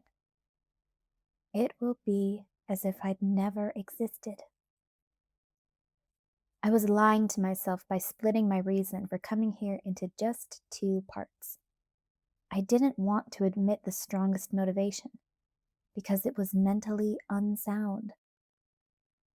The truth was that I wanted to hear his voice again, like I had in the strange delusion Friday night.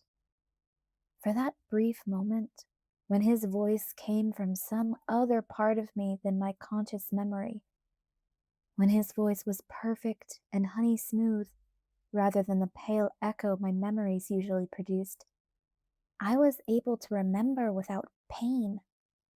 It hadn't lasted. The pain had caught up with me, as I was sure it would for this fool's errand. But those precious moments when I could hear him again were an irresistible lure. I had to find some way to repeat the experience, or maybe the better word was episode. I was hoping the deja vu was the key, so I was going to his home, a place I hadn't been since my ill-fated birthday party so many months ago. The thick, almost jungle-like growth crawled slowly past my windows. The drive wound on and on. I started to go faster, getting edgy. How long had I been driving? Shouldn't I have reached the house yet? The lane was so overgrown that it did not look familiar. What if I couldn't find it? I shivered. What if there was no tangible proof at all? Then there was the break in the trees that I was looking for, only it was not so pronounced as before. The flora here did not wait long to reclaim any land that was left unguarded. The tall ferns had infiltrated the meadow around the house, crowding against the trunks of the cedars, even the wide porch. It was like the lawn had been flooded waist high with green, feathery waves. And the house was there, but it was not the same. Though nothing had changed on the outside, the emptiness screamed from the blank windows. It was creepy. For the first time since I'd seen the beautiful house, it looked like a fitting haunt for vampires. I hit the brakes, looking away. I was afraid to go farther. But nothing happened. No voice in my head. So I left the engine running and jumped out into the fern sea. Maybe like Friday night, if I walked forward. I approached the barren, vacant place slowly, my truck rumbling out a comforting roar behind me.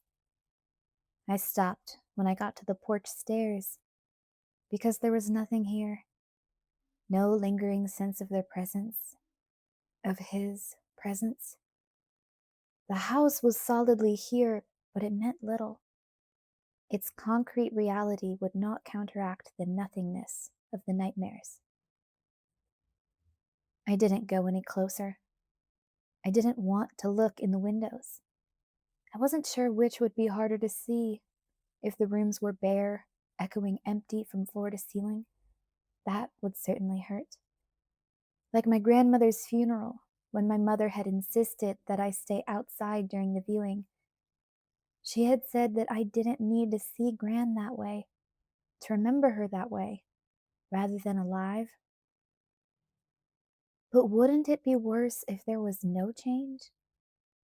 If the couches sat just as I'd seen them last, the paintings on the walls? Worse still, the piano on its low platform? It would be second only to the house disappearing altogether, to see that there was no physical possession that tied them in any way, that everything remained, untouched and forgotten, behind them, just like me. I turned my back on the gaping emptiness and hurried to my truck. I nearly ran. I was anxious to be gone, to get back to the human world. I felt hideously empty, and I wanted to see Jacob. Maybe I was developing a new kind of sickness, another addiction, like the numbness before. I didn't care. I pushed my truck as fast as it would go as I barreled toward my fix. Jacob was waiting for me. My chest seemed to relax as soon as I saw him, making it easier to breathe. "Hey, Bella," he called. I smiled in relief. "Hey, Jacob." I waved at Billy, who was looking out the window. Let's get to work, Jacob said in a low but eager voice. I was somehow able to laugh. You seriously aren't sick of me yet? I wondered. He must be starting to ask himself how desperate I was for company. Jacob led the way around the house to his garage. Nope, not yet. Please let me know when I'm starting to get on your nerves. I don't want to be a pain. Okay, he laughed, a throaty sound. I wouldn't hold your breath for that, though. When I walked into the garage, I was shocked to see the red bike standing up, looking like a motorcycle rather than a pile of jagged metal. Jake, you're amazing, I breathed. He laughed again. I get a bit obsessive when I have a project, he shrugged. If I had any brains, I'd drag it out a little bit. Why? He looked down, pausing for so long that I wondered if he hadn't heard my question. Finally, he asked me, Bella, if I told you that I couldn't fix these bikes, what would you say? I didn't answer right away either, and he glanced up to check my expression. I would say, that's too bad, but I bet we could figure out something else to do. If we got really desperate, we could even do homework. Jacob smiled, and his shoulders relaxed. He sat down next to the bike and picked up a wrench. So, you think you'll still come over when I'm done, then? Is that what you meant? I shook my head. I guess I am taking advantage of your very underpriced mechanical skills. But as long as you let me come over, I'll be here. Hoping to see Quill again? He teased. You caught me, he chuckled. You really like spending time with me? He asked, marveling. Very, very much. And I'll prove it. I have to work tomorrow, but Wednesday we'll do something non-mechanical. Like what? I have no idea.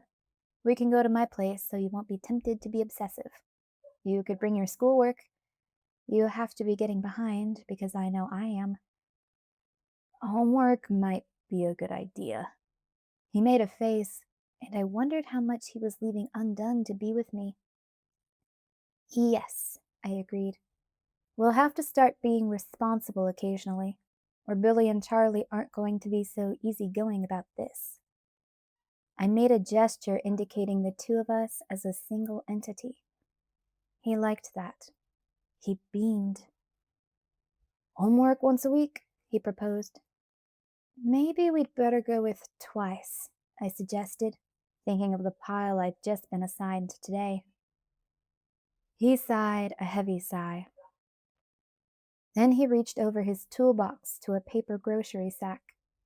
He pulled out 2 cans of soda, cracking one open and handing it to me. He opened the second and held it up ceremoniously.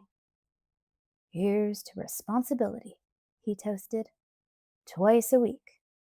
And recklessness every day in between, I emphasized. He grinned and touched his can to mine. I got home later than I'd planned and found Charlie had ordered a pizza rather than wait for me. He wouldn't let me apologize. I don't mind, he assured me. You deserve a break from all the cooking anyway. I knew he was relieved just to see that I was still acting like a normal person, and he was not about to rock the boat. I checked my email before I started on my homework, and there was a long one from Renee. She gushed over every detail I'd provided her with, so I sent back another exhaustive description of my day. Everything but the motorcycles. Even happy-go-lucky Renee was likely to be alarmed by that. School Tuesday had its ups and downs. Angela and Mike seemed ready to welcome me back with open arms, to kindly overlook my few months of abhorrent behavior. Jess was more resistant. I wondered if she needed a formal written apology for the Port Angeles incident. Mike was animated and chatty at work. It was like he'd stored up the semester's worth of talk. and it was all spilling out now. I found that I was able to smile and laugh with him, though it wasn't as effortless as it was with Jacob. It seemed harmless enough until quitting time. Mike put the closed sign in the window while I folded my vest and shoved it under the counter. "This was fun tonight," Mike said happily. "Yeah," I agreed, though I'd much rather have spent the afternoon in the garage. "It's too bad that you had to leave the movie early last week." I was a little confused by his train of thought. I shrugged. "I'm just a wimp, I guess." "What I mean is, you should go to a better movie. Something you'd enjoy," he explained. "Oh," I muttered, still confused. Like maybe this Friday. With me. We could go see something that isn't scary at all." I bit my lip. I didn't want to screw things up with Mike, not when he was one of the only people ready to forgive me for being crazy. But this, again, felt far too familiar. Like the last year had never happened. I wished I had Jess as an excuse this time. "Like a date?" I asked. Honestly was probably the best policy at this point. Get it over with. He processed the tone of my voice. "If you want it, but it doesn't have to be like that." "I don't date," I said slowly, realizing how true that was. The whole world seemed impossibly distant. "Just as friends?" he suggested. His clear blue eyes were not as eager now. I hoped he really meant that we could be friends anyway. "That would be fun, but I actually have plans already this Friday, so maybe next week?" "What are you doing?" he asked, less casually than I think he wanted to sound. "Homework. I have a study session planned with a friend." "Oh, okay. Maybe next week." He walked me to my car, less exuberant than before. It reminded me so clearly of my first months in Forks. I'd come full circle, and now everything felt like an echo. An empty echo, devoid of the interest it used to have. The next night, Charlie didn't seem the smallest bit surprised to find Jacob and me sprawled across the living room floor with our books scattered around us, so I guessed that he and Billy were talking behind our backs. "Hey, kids," he said, his eyes straying to the kitchen. The smell of the lasagna I'd spent the afternoon making, while Jacob watched and occasionally sampled, wafted down the hall. I was being good, trying to atone for all the pizza. Jacob stayed for dinner and took a plate home for Charlie.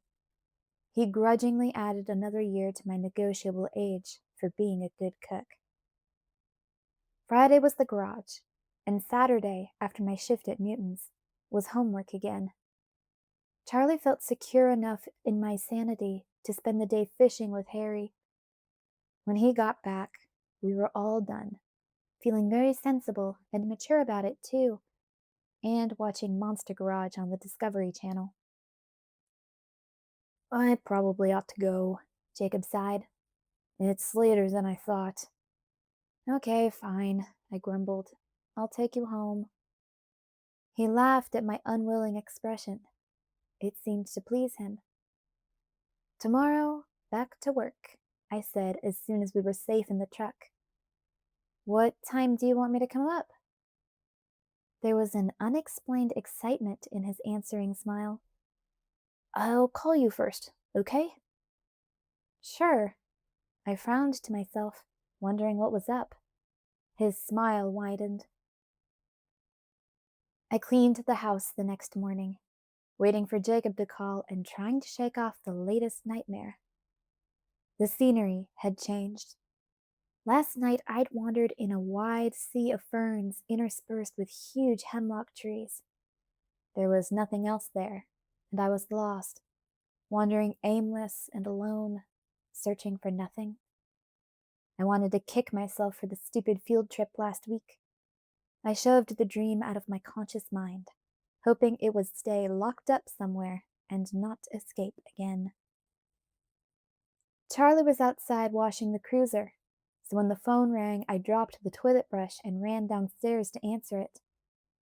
"Hello?" I asked breathlessly. "Bella," Jacob said, a strange, formal tone to his voice. "Hey, Jake." "I believe that we have a date," he said, his tone thick with implications. It took me a second before I got it. "They're done? I can't believe it!" What perfect timing. I needed something to distract me from nightmares and nothingness. "Yep, they run and everything." "Jacob, you are absolutely, without a doubt, the most talented and wonderful person I know. You get 10 years for this one." "Cool. I'm middle-aged now." I laughed. "I'm on my way up." I threw the cleaning supplies under the bathroom counter and grabbed my jacket. "Headed to see Jake?" Charlie said when I ran past him. It wasn't really a question. "Yep," I replied as I jumped in my truck. "I'll be at the station later," Charlie called after me. "Okay," I yelled back, turning the key. Charlie said something else, but I couldn't hear him clearly over the roar of the engine. It sounded sort of like, "Where's the fire?" I parked my truck off to the side of the Black's house, close to the trees, to make it easier for us to sneak the bikes out. When I got out, a splash of color caught my eye. Two shiny motorcycles, one red, one black, were hidden under a spruce, invisible from the house. Jacob was prepared. There was a piece of blue ribbon tied in a small bow around each of the handlebars. I was laughing at that when Jacob ran out of the house. "Ready?" he asked in a low voice, his eyes sparkling. I glanced over his shoulder, and there was no sign of Billy. "Yeah," I said, but I didn't feel quite as excited as before. I was trying to imagine myself actually on the motorcycle. Jacob loaded the bikes into the bed of the truck with ease, laying them carefully on their sides so they didn't show. "Let's go," he said, his voice higher than usual with excitement. "I know the perfect spot. No one will catch us there." We drove south out of town. The dirt road wove in and out of the forest. Sometimes there was nothing but trees, and then there would suddenly be a breathtaking glimpse of the Pacific Ocean, reaching to the horizon, dark gray under the clouds. We were above the shore, on top of the cliffs that bordered the beach here, and the view seemed to stretch on forever. I was driving slowly, so that I could safely stare out across the ocean now and then, as the road wound closer to the sea cliffs. Jacob was talking about finishing the bikes, but his descriptions were getting technical, so I wasn't paying close attention. That was when I noticed four figures standing on a rocky ledge, much too close to the precipice. I couldn't tell from the distance how old they were, but I assumed they were men. Despite the chill in the air today, they seemed to only be wearing shorts. As I watched, the tallest person stepped closer to the brink. I slowed automatically, my foot hesitating over the brake pedal. And then he threw himself over the edge. "No!" I shouted, stomping down on the brake. "What's wrong?" Jacob shouted back, alarmed. "That guy! He just jumped off the cliff. Why didn't they stop him? We've got to call an ambulance." I threw open my door and started to get out, which made no sense at all. The fastest way to a phone was to drive back to Billy's, but I couldn't believe what I'd just seen. Maybe, subconsciously, I hoped I would see something different without the glass of the windshield in the way. Jacob laughed, and I spun to stare at him wildly. How could he be so calloused, so cold-blooded? They're just cliff diving, Bella. Recreation. La Push doesn't have a mall. He was teasing, but there was a strange note of irritation in his voice. Cliff diving? I repeated, dazed. I stared in disbelief as a second figure stepped onto the ledge, paused, and then very gracefully leaped into space. He fell for what seemed like an eternity to me, finally cutting smoothly into the dark gray waves below. Wow, it's so high. I slid back into my seat, still staring wide-eyed at the two remaining divers. It must be 100 feet. Yeah, well, most of us jump from down lower. That rock that juts out from the cliff about halfway. He pointed out his window. The place he indicated did not seem much more reasonable. Those guys are insane, probably showing off how tough they are. I mean, really, it's freezing today. That water can't feel good. He made a disgruntled face, as if the stunt personally offended him. It surprised me a little. I would have thought that Jacob was nearly impossible to upset. You jump off the cliff? I hadn't missed the us. Sure. He shrugged and grinned. It's fun. A little scary. Kind of a rush. I looked back at the cliffs, where the third figure was pacing the edge. I'd never witnessed anything so reckless in all my life. My eyes widened, and I smiled. Jake, you have to take me cliff diving. He frowned back at me, his face disapproving. Bella, you just wanted to call an ambulance for Sam, he reminded me. I was surprised that he could tell who it was from this distance. I want to try, I insisted, starting to get out of the car again. Jacob grabbed my wrist. Not today, all right? Can we at least wait for a warmer day? Okay, fine, I agreed. With the door open, the glacial breeze was raising goosebumps on my arm. But I want to go soon.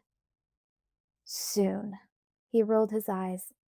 Sometimes you're a little strange, Bella. Do you know that? I sighed. Yes. And we're not jumping off the top. I watched, fascinated, as the third boy made a running start and flung himself further into the empty air than the other two. He twisted and cartwheeled through the space as he fell, like he was skydiving. He looked absolutely free, unthinking, and utterly irresponsible. Fine, I agreed. Not the first time, anyway. Now Jacob sighed. Are we going to try out these bikes or not? He demanded. Okay, I said, tearing my eyes away from the last person waiting on the cliff. I put my seatbelt back on and closed the door. The engine was still running, roaring as it idled. We started down the road again. So who were those guys? The crazy ones? I wondered. He made a disgusted sound in the back of his throat. The La Push gang. You have a gang? I asked. I realized that I sounded impressed. He laughed once at my reaction. Not like that. I swear they're like hall monitors gone bad. They don't start fights, they keep the peace. He snorted. There was this guy from up somewhere in the Macabres. Big guy, too. Scary looking. Well, word got around that he was selling meth to kids, and Sam Yulee and his disciples ran him off our land. They're all about our land and tribe pride. It's getting ridiculous. The worst part is that the council takes them seriously. Embry said that the council actually meets with Sam. He shook his head, face full of resentment. Embry also heard from Leo Clearwater that they call themselves protectors, or something like that. Jacob's hands were clenched into fists, as if he'd like to hit something. I'd never seen this side of him. I was surprised to hear Sam Yulee's name. I didn't want to bring back the images from my nightmare, so I made a quick observation to distract myself.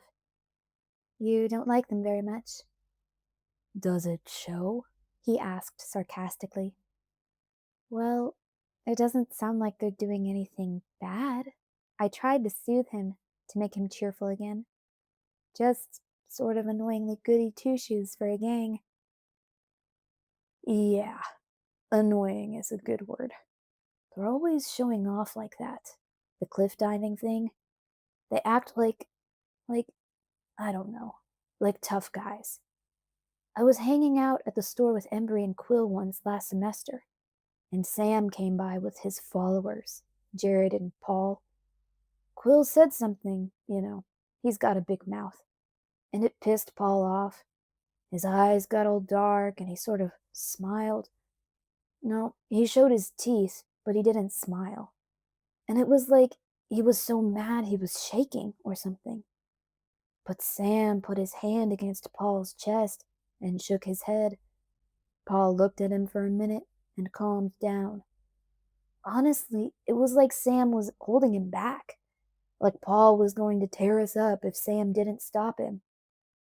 He groaned, like a bad Western. Sam's a pretty big guy. He's 20. But Paul's just 16, too. Shorter than me and not as beefy as Quill. I think any one of us could take him.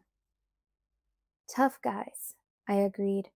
I could see it in my head as he described it, and it reminded me of something. A trio of tall, dark men standing very still and close together in my father's living room. The picture was sideways because my head was lying against the couch, while Dr. Durandi and Charlie leaned over me. Had that been Sam's gang? I spoke quickly again to divert myself from the bleak memories. Isn't Sam a little too old for this kind of thing? Yeah, he was supposed to go to college, but he stayed, and no one gave him any crap about it either. The whole council pitched a fit when my sister turned down a partial scholarship and got married. But oh no, Sam Muley can do no wrong. His face was set in unfamiliar lines of outrage, and something else I didn't recognize at first. It all sounds really annoying and strange, but I don't get why you're taking it so personally. I peeked over at his face, hoping I hadn't offended him. He was suddenly calm, staring out the side window. You just missed the turn, he said in an even voice. I executed a very wide U-turn, nearly hitting a tree as my circle ran the truck halfway off the road. Thanks for the heads up, I muttered as I started up the side road. Sorry, I wasn't paying attention. It was quiet for a brief minute. You can stop anywhere along here, he said softly.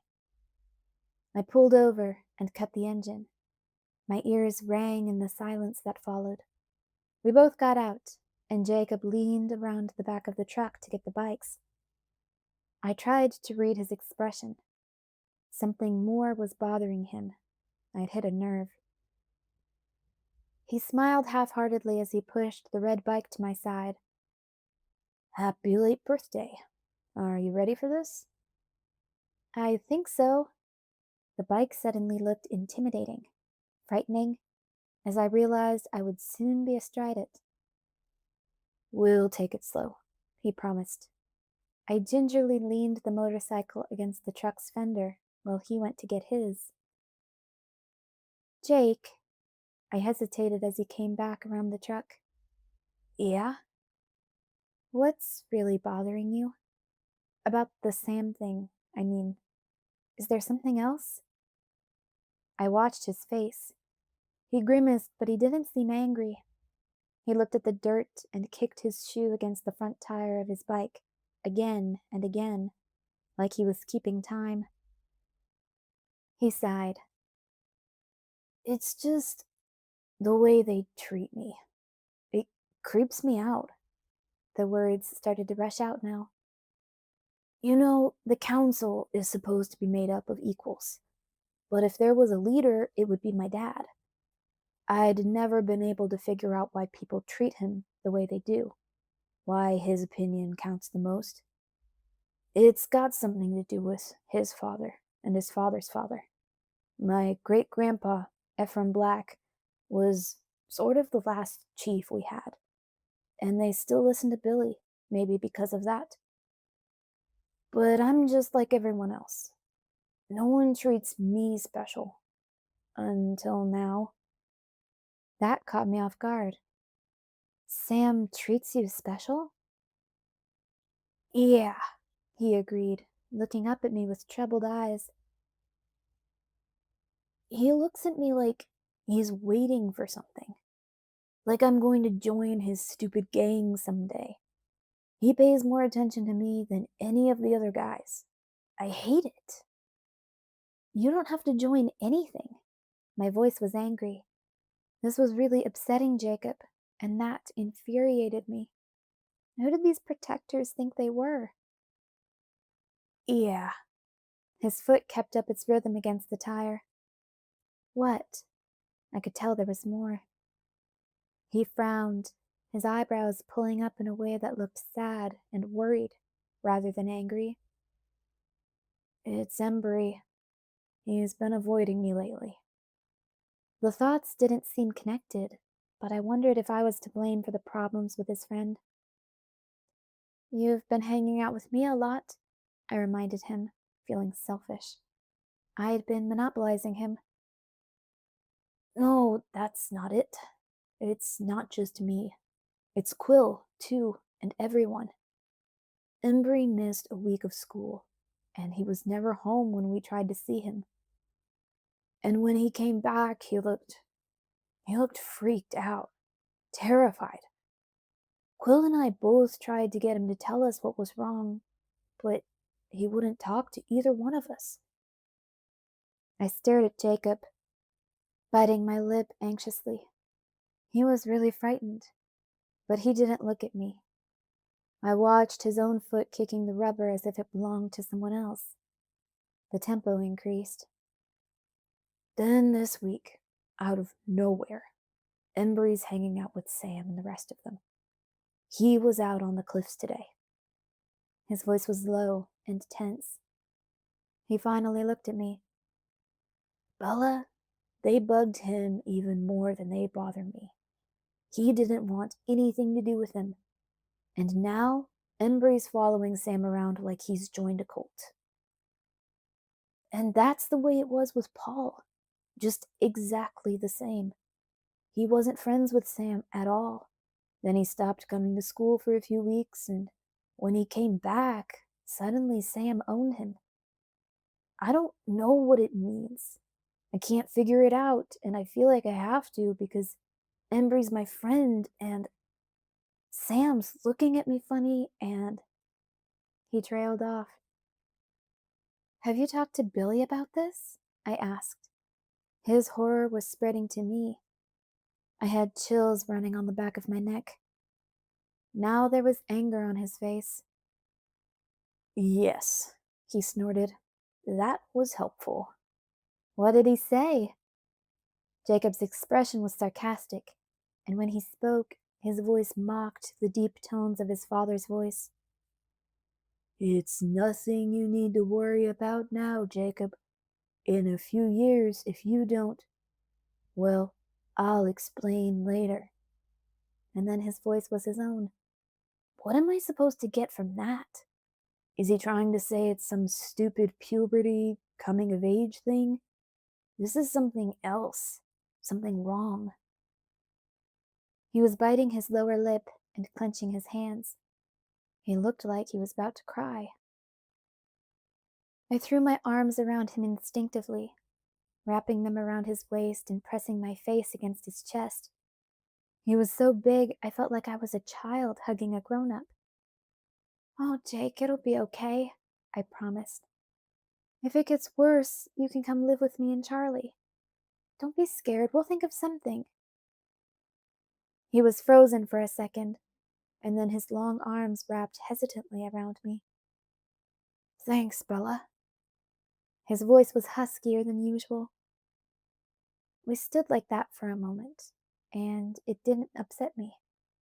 In fact, I felt comforted by the contact. This didn't feel anything like the last time someone had embraced me this way. This was friendship, and Jacob was very warm. It was strange for me, being this close, emotionally rather than physically, though the physical was strange for me too. To another human being, it wasn't my usual style. I didn't normally relate to people so easily, on such a basic level, not human beings. If this is how you're going to react, I'll freak out more often. Jacob's voice was light, normal again, and his laughter rumbled against my ear. His fingers touched my hair, soft and tentative. Well, it was friendship for me. I pulled away quickly, laughing with him, but determined to put things back into perspective at once. It's hard to believe I'm 2 years older than you, I said, emphasizing the word older. You make me feel like a dwarf. Standing this close to him, I really had to crane my neck to see his face. You're forgetting I'm in my 40s, of course. Oh, that's right. He patted my head. You're like a little doll, he teased. A porcelain doll. I rolled my eyes, taking another step away. Let's not start with the albino cracks. Seriously, Bella, are you sure you're not? He stretched out his russet arm next to mine. The difference wasn't flattering. I've never seen anyone paler than you. Well, except for... He broke off, and I looked away, trying to not understand what he had been about to say. So, are we gonna ride or what? Let's do it, I agreed, more enthusiastic than I would have been half a minute ago. His unfinished sentence reminded me of why I was here.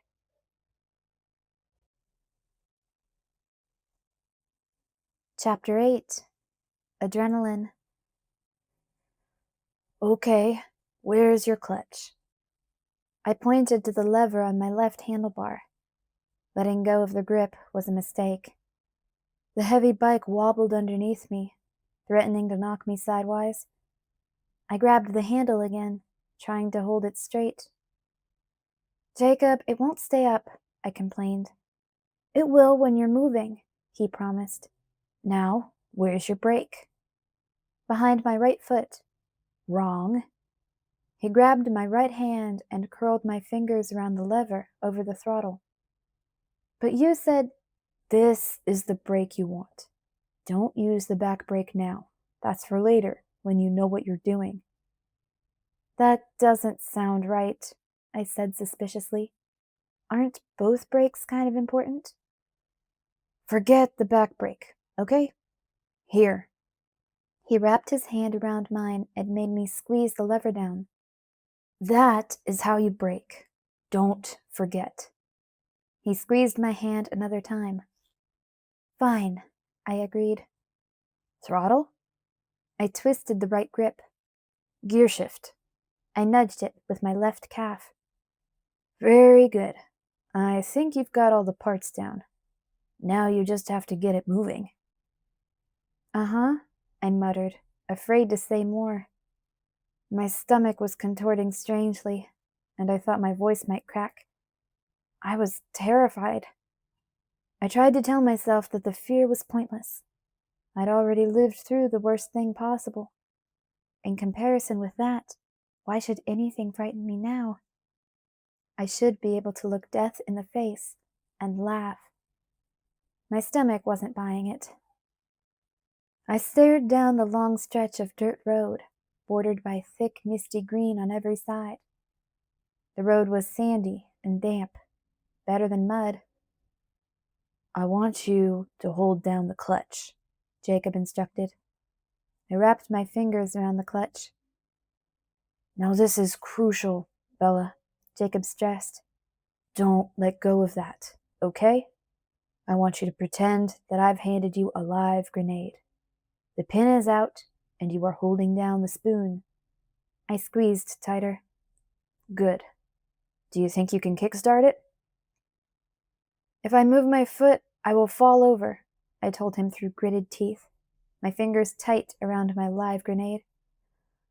Okay, I'll do it. Don't let go of the clutch. He took a step back and suddenly slammed his foot down on the pedal. There was a short ripping noise, and the force of his thrust rocked the bike. I started to fall sideways, but Jake caught the bike before it knocked me to the ground. Steady there, he encouraged. Do you still have the clutch? Yes, I gasped. Plant your feet. I'm going to try again. But he put his hand on the back of the seat, too, just to be safe. It took 4 more kicks before the ignition caught. I could feel the bike rumbling beneath me like an angry animal. I gripped the clutch until my fingers ached. Try out the throttle, he suggested, very lightly, and don't let go of the clutch. Hesitantly, I twisted the right handle. Though the movement was tiny, the bike snarled beneath me. It sounded angry and hungry now. Jacob smiled in deep satisfaction. Do you remember how to put it into first gear? He asked. Yes. Well, go ahead and do it. Okay. He waited a few seconds. Left foot, he prompted. I know, I said, taking a deep breath. Are you sure you want to do this? Jacob asked. You look scared. I'm fine, I snapped. I kicked the gear shift down 1 notch. Very good, he praised me. Now, very gently, ease up on the clutch. He took a step away from the bike. You want me to let go of the grenade? I asked in disbelief. No wonder he was moving back. That's how you move, Bella. Just do it little by little. As I began to loosen my grip, I was shocked to be interrupted by a voice that did not belong to the boy standing next to me. This is reckless and childish and idiotic, Bella, the velvet voice fumed. Oh, I gasped, and my hand fell off the clutch. The bike bucked under me, yanking me forward and then collapsing to the ground half on top of me. The growling engine choked to a stop. Bella? Jacob jerked the heavy bike off of me with ease. Are you hurt? But I wasn't listening. I told you so, the perfect voice murmured, crystal clear. Bella, Jacob shook my shoulder. I'm fine, I mumbled, dazed. More than fine. The voice in my head was back. It still rang in my ears, soft, velvety echoes. My mind ran swiftly through the possibilities. There was no familiarity here, on a road I'd never seen, doing something I'd never done before. No déjà vu. So the hallucinations must be triggered by something else. I felt the adrenaline coursing through my veins again, and I thought I had the answer. Some combination of adrenaline and danger, or maybe just stupidity. Jacob was pulling me to my feet. Did you hit your head? He asked. I don't think so. I shook it back and forth, checking. I didn't hurt the bike, did I? This thought worried me. I was anxious to try again, right away. Being reckless was paying off better than I'd thought. Forget cheating. Maybe I'd found a way to generate the hallucinations, and that was much more important. No, you just stalled the engine, Jacob said, interrupting my quick speculations.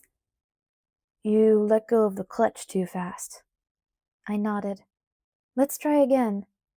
Are you sure? Jacob asked. Positive. This time I tried to get the kickstart myself. It was complicated. I had to jump a little to slam down on the pedal with enough force, and every time I did that, the bike tried to knock me over. Jacob's hand hovered over the handlebars, ready to catch me if I needed him. It took several good tries and even more poor tries before the engine caught and roared to life under me. Remembering to hold on to the grenade, I revved the throttle experimentally. It snarled at the slightest touch. My smile mirrored Jacob's now. "Easy on the clutch," he reminded me. "Do you want to kill yourself then? Is that what this is about?" The other voice spoke again, his tone severe. I smiled tightly. It was still working, and ignored the questions. Jacob wasn't going to let anything serious happen to me. "Go home to Charlie," the voice ordered. The sheer beauty of it amazed me. I couldn't allow my memory to lose it, no matter the price. "Ease off, slowly," Jacob encouraged me. "I will," I said. It bothered me a bit when I realized I was answering both of them. The voice in my head growled against the roar of the motorcycle. Trying to focus this time, to not let the voice startle me again, I relaxed my hand by tiny degrees. Suddenly, the gear caught and wrenched me forward. And I was flying. There was wind that hadn't been there before, blowing my skin against my skull and flinging my hair back behind me with enough force that it felt like someone was tugging on it. I'd left my stomach back at the starting point. The adrenaline coursed through my body, tingling in my veins. The trees raced past me, blurring into a wall of green. But this was only the first gear. My foot itched toward the gear shift as I twisted for more gas. "No, Bella," the angry, honey-sweet voice ordered in my ear. "Watch what you're doing." It distracted me enough from the speed to realize that the road was starting a slow curve to the left, and I was still going straight. Jacob hadn't told me how to turn. "Brakes, brakes," I muttered to myself, and I instinctively slammed down with my right foot, like I would in my truck. The bike was suddenly unstable underneath me, shivering first to one side and then the other. It was dragging me toward the green wall, and I was going too fast. I tried to turn the handlebar in the other direction, and the sudden shift of my weight pushed the bike toward the ground, still spinning toward the trees. The motorcycle landed on top of me again, roaring loudly, pulling me across the wet sand until it hit something stationary. I couldn't see. My face was smashed into the moss. I tried to lift my head, but there was something in the way. I was dizzy and confused. It sounded like there were three things snarling: the bike over me, the voice in my head, and something else. "Bella!" Jacob yelled, and I heard the roar of the other bike cut off. The motorcycle no longer pinned me to the ground, and I rolled over to breathe. All the growling went silent. "Wow," I murmured. I was thrilled. This had to be it. The recipe for a hallucination. Adrenaline plus danger plus stupidity. Something close to that, anyway. "Bella!" Jacob was crouching over me anxiously. "Bella, are you alive?" "I'm great," I enthused. I flexed my arms and legs. Everything seemed to be working correctly. "Let's do it again." "I don't think so." Jacob still sounded worried. "I think I'd better drive you to the hospital first." "I'm fine." Bella, you've got a huge cut on your forehead, and it's gushing blood," he informed me. I clapped my hand over my head. Sure enough, it was wet and sticky. I could smell nothing but the damp moss on my face, and that held off the nausea. "Oh, I'm so sorry, Jacob." I pushed hard against the gash, as if I could force the blood back inside my head. "Why are you apologizing for bleeding?" he wondered as he wrapped a long arm around my waist and pulled me to my feet. "Let's go. I'll drive. He held out his hand for the keys. What about the bikes? I asked, handing them over. He thought for a second. Wait here, and take this. And he pulled off his t-shirt, already spotted with blood, and threw it at me. I wadded it up and held it tightly to my forehead. I was starting to smell the blood. I breathed deeply through my mouth and tried to concentrate on something else. Jacob jumped back on the black motorcycle, kicked it to a start in one try, and raced back down the road, spraying sand and pebbles behind him. He looked athletic and professional as he leaned over the handlebars, head low, face forward, his shiny hair whipping against the russet skin of his back. My eyes narrowed enviously. I was sure I hadn't looked like that on my motorcycle. I was surprised at how far I'd gone. I could barely see Jacob in the distance when he finally got to the truck.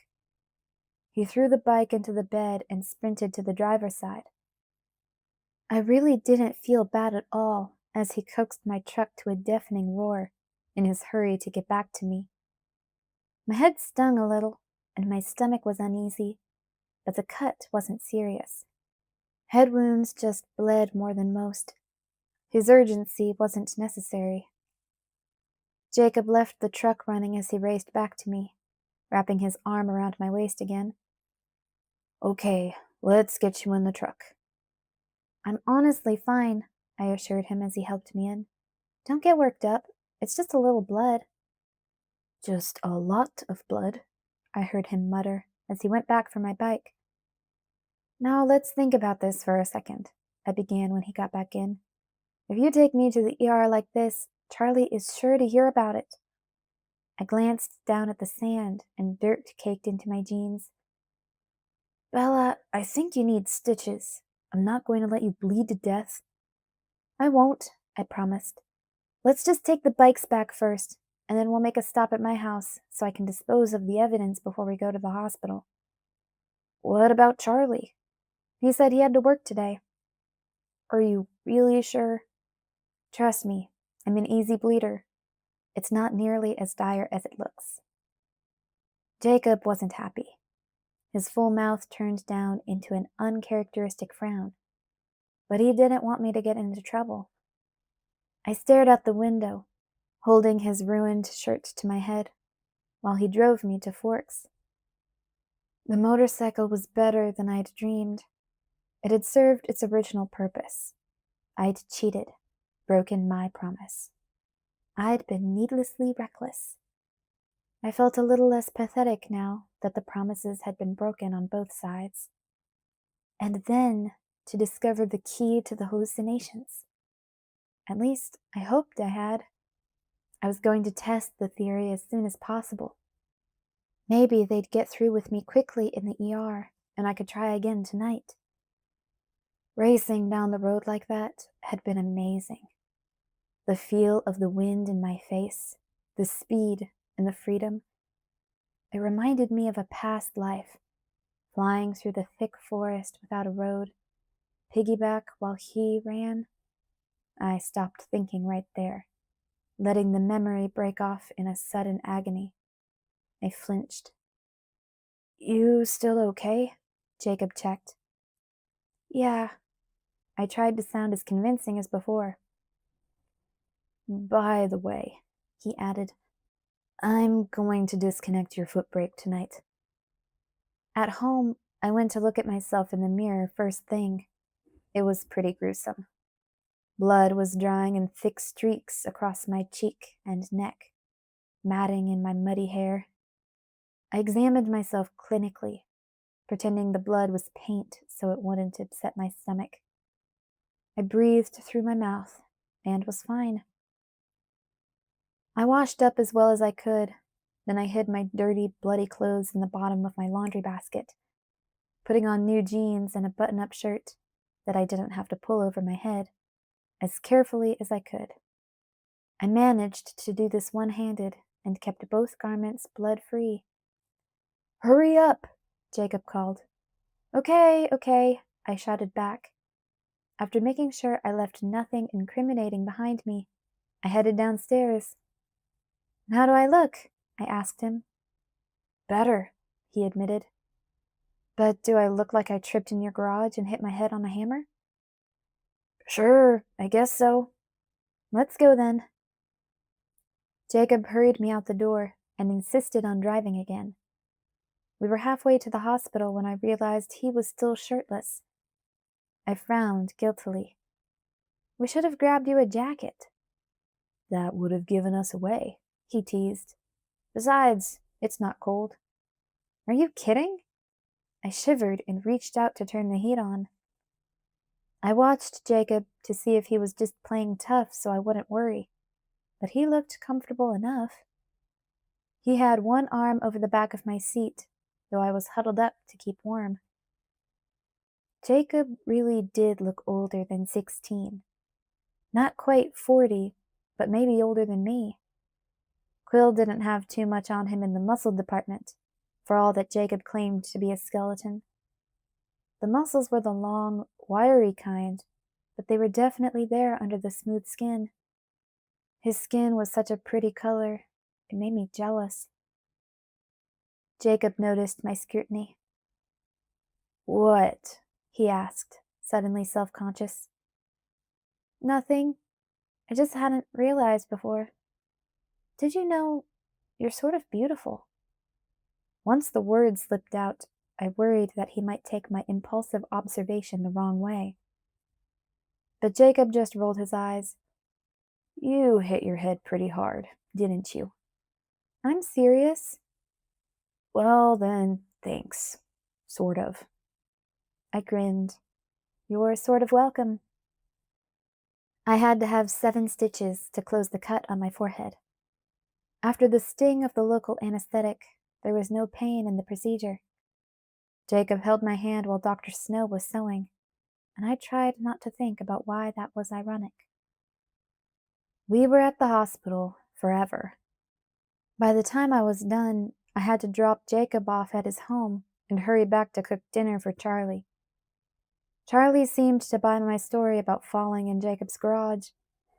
After all, it wasn't like I hadn't been able to land myself in the ER before with no more help than my own 2 feet. This night was not as bad as that first night, after I'd heard the perfect voice in Port Angeles. The hole came back, the way it always did when I was away from Jacob. But it didn't throb so badly around the edges. I was already planning ahead, looking forward to more delusions, and that was a distraction. Also, I knew I would feel better tomorrow when I was with Jacob again. That made the empty hole and the familiar pain easier to bear. Relief was in sight. The nightmare, too, had lost a little of its potency. I was horrified by the nothingness, as always, but I was also strangely impatient as I waited for the moment that would send me screaming into consciousness. I knew the nightmare had to end. The next Wednesday, before I could get home from the ER, Dr. Durandi called to warn my father that I might possibly have a concussion, and advised him to wake me up every 2 hours, through the night, to make sure it wasn't serious. Charlie's eyes narrowed suspiciously at my weak explanation about tripping again. "Maybe you should just stay out of the garage altogether, Bella," he suggested that night during dinner. I panicked, worried that Charlie was about to lay down some kind of edict that would prohibit Le Push, and consequently my motorcycle.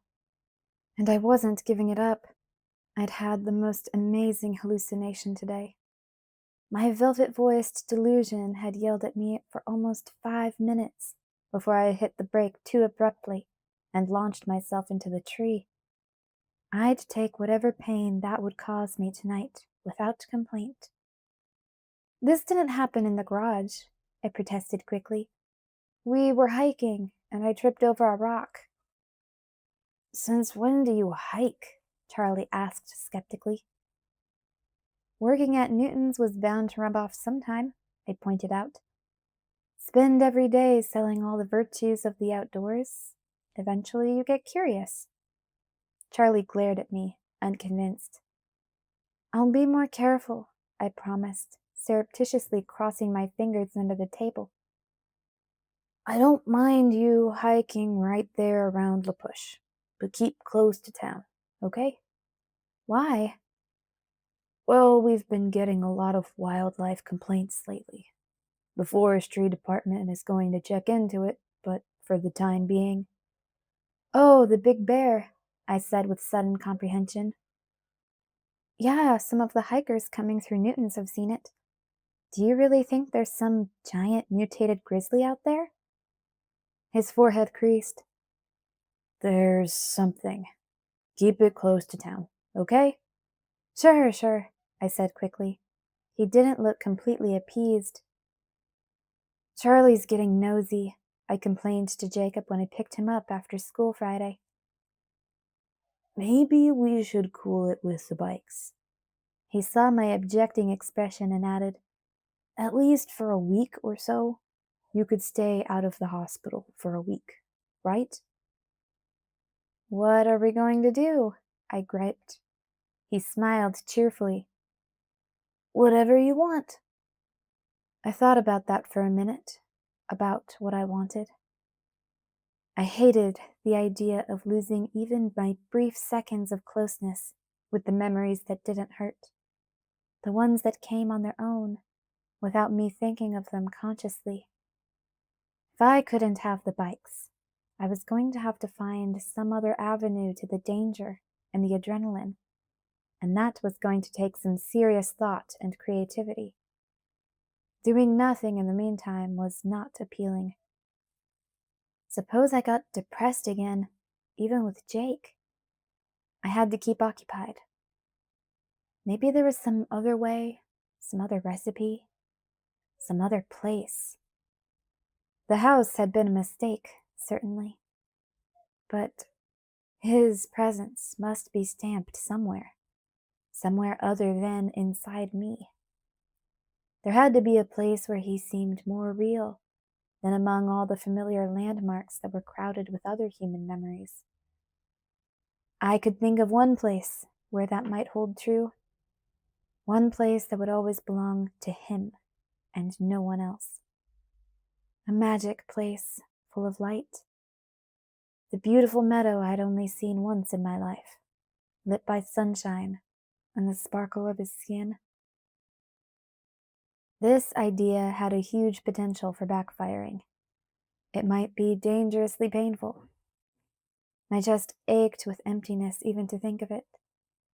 It was hard to hold myself upright, to not give myself away. But surely there, of all places, I could hear his voice. And I'd already told Charlie I was hiking. What are you thinking about so hard? Jacob asked. Well, I began slowly. I found this place in the forest once. I came across it when I was hiking. A little meadow, the most beautiful place. I don't know if I could track it down again on my own. It would definitely take a few tries.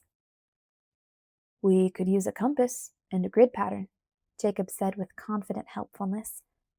Do you know where you started from? Yes, just below the trailhead where the 110 ends. I was going mostly south, I think. Cool, we'll find it.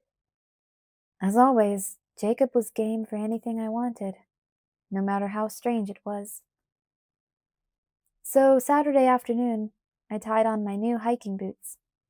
Purchased that morning using my 20% off employee discount for the first time. Grabbed my new topographical map of the Olympic Peninsula and drove to La Push. We didn't get started immediately. First, Jacob sprawled across the living room floor, taking up the whole room, and for a full 20 minutes, drew a complicated web across the key section of the map, while I perched on a kitchen chair and talked to Billy.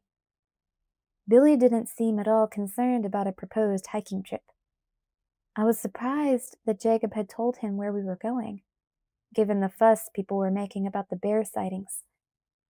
I wanted to ask Billy not to say anything about this to Charlie, but I was afraid that making the request would cause the opposite result. Maybe we'll see the super bear, Jacob joked, eyes on his design. I glanced at Billy swiftly, fearing a Charlie-style reaction. But Billy just laughed at his son. Maybe you should take a jar of honey, just in case. Jake chuckled. Hope your new boots are fast, Bella. One little jar isn't going to keep a hungry bear occupied for long. I only have to be faster than you. Good luck with that, Jacob said, rolling his eyes as he refolded the map. Let's go. Have fun, Billy rumbled, wheeling himself toward the refrigerator. Charlie was not a hard person to live with, but it looked to me like Jacob had it even easier than I did. I drove to the very end of the dirt road, stopping near the sign that marked the beginning of the trailhead. It had been a long time since I'd been here, and my stomach reacted nervously. This might be a very bad thing, but it would be worth it if I got to hear him. I got out and looked at the dense wall of green. I went this way, I murmured, pointing straight ahead. Jake muttered. What? He looked at the direction I'd pointed, then at the clearly marked trail and back. I would have figured you for a trail kind of girl. Not me, I smiled bleakly. I'm a rebel. He laughed and then pulled out our map. Give me a second. He held the compass in a skilled way, twisting the map around till it angled the way he wanted. Okay, first line on the grid. Let's do it. I could tell that I was slowing Jacob up, but he didn't complain. I tried not to dwell on my last trip through this part of the forest with a very different companion. Normal memories were still dangerous. If I let myself slip up, I'd end up with my arms clutching my chest to hold it together, gasping for air. And how would I explain that to Jacob? It wasn't as hard as I would have thought to keep focused on the present. The forest looked a lot like any other part of the peninsula, and Jacob set a vastly different mood. He whistled cheerfully, an unfamiliar tune, swinging his arms and moving easily through the rough undergrowth. The shadows didn't seem as dark as usual, not with my personal son along. Jacob checked the compass every few minutes, keeping us in a straight line with one of the radiating spokes of his grid. He really looked like he knew what he was doing. I was going to compliment him, but I caught myself. No doubt he'd add another few years to his inflated age. My mind wandered as I walked, and I grew curious. I hadn't forgotten the conversation we'd had by the sea cliffs. I'd been waiting for him to bring it up again, but it didn't look like that was going to happen. Hey, Jake? I asked hesitantly. Yeah? How are things with Embry? Is he back to normal yet? Jacob was silent for a minute, still moving forward with long paces. When he was about 10 feet ahead, he stopped to wait for me. No, he is not back to normal, Jacob said when I reached him, his mouth pulling down at the corners. He didn't start walking again. I immediately regretted bringing it up. Still with Sam? Yep. He put his arm around my shoulder, and he looked so troubled that I didn't playfully shake it off, as I might have otherwise. Are they still looking at you funny? I half whispered. Jacob stared through the trees. Sometimes. And Billy? As helpful as ever, he said in a sour, angry voice that disturbed me. Our couch is always open, I offered. He laughed, breaking out of the unnatural gloom. But think of the position that would put Charlie in, when Billy calls the police to report my kidnapping. I laughed too, glad to have Jacob back to normal. We stopped when Jacob said we'd gone 6 miles, cut west for a short time, and headed back along another line of his grid. Everything looked exactly the same as the way in, and I had a feeling my silly quest was pretty much doomed. I admitted as much when it started to get darker, the sunless day fading toward a starless night. But Jacob was more confident. As long as you're sure we're starting from the right place? He glanced down at me. Yes, I'm sure. Then we'll find it, he promised, grabbing my hand and pulling me through a mass of ferns. On the other side was the truck. He gestured toward it proudly. Trust me. You're good, I admitted. Next time we bring flashlights, though. We'll save hiking for Sundays from now on. I didn't know you were that slow. I yanked my hand back and stomped around to the driver's side while he chuckled at my reaction. So you up for another try tomorrow?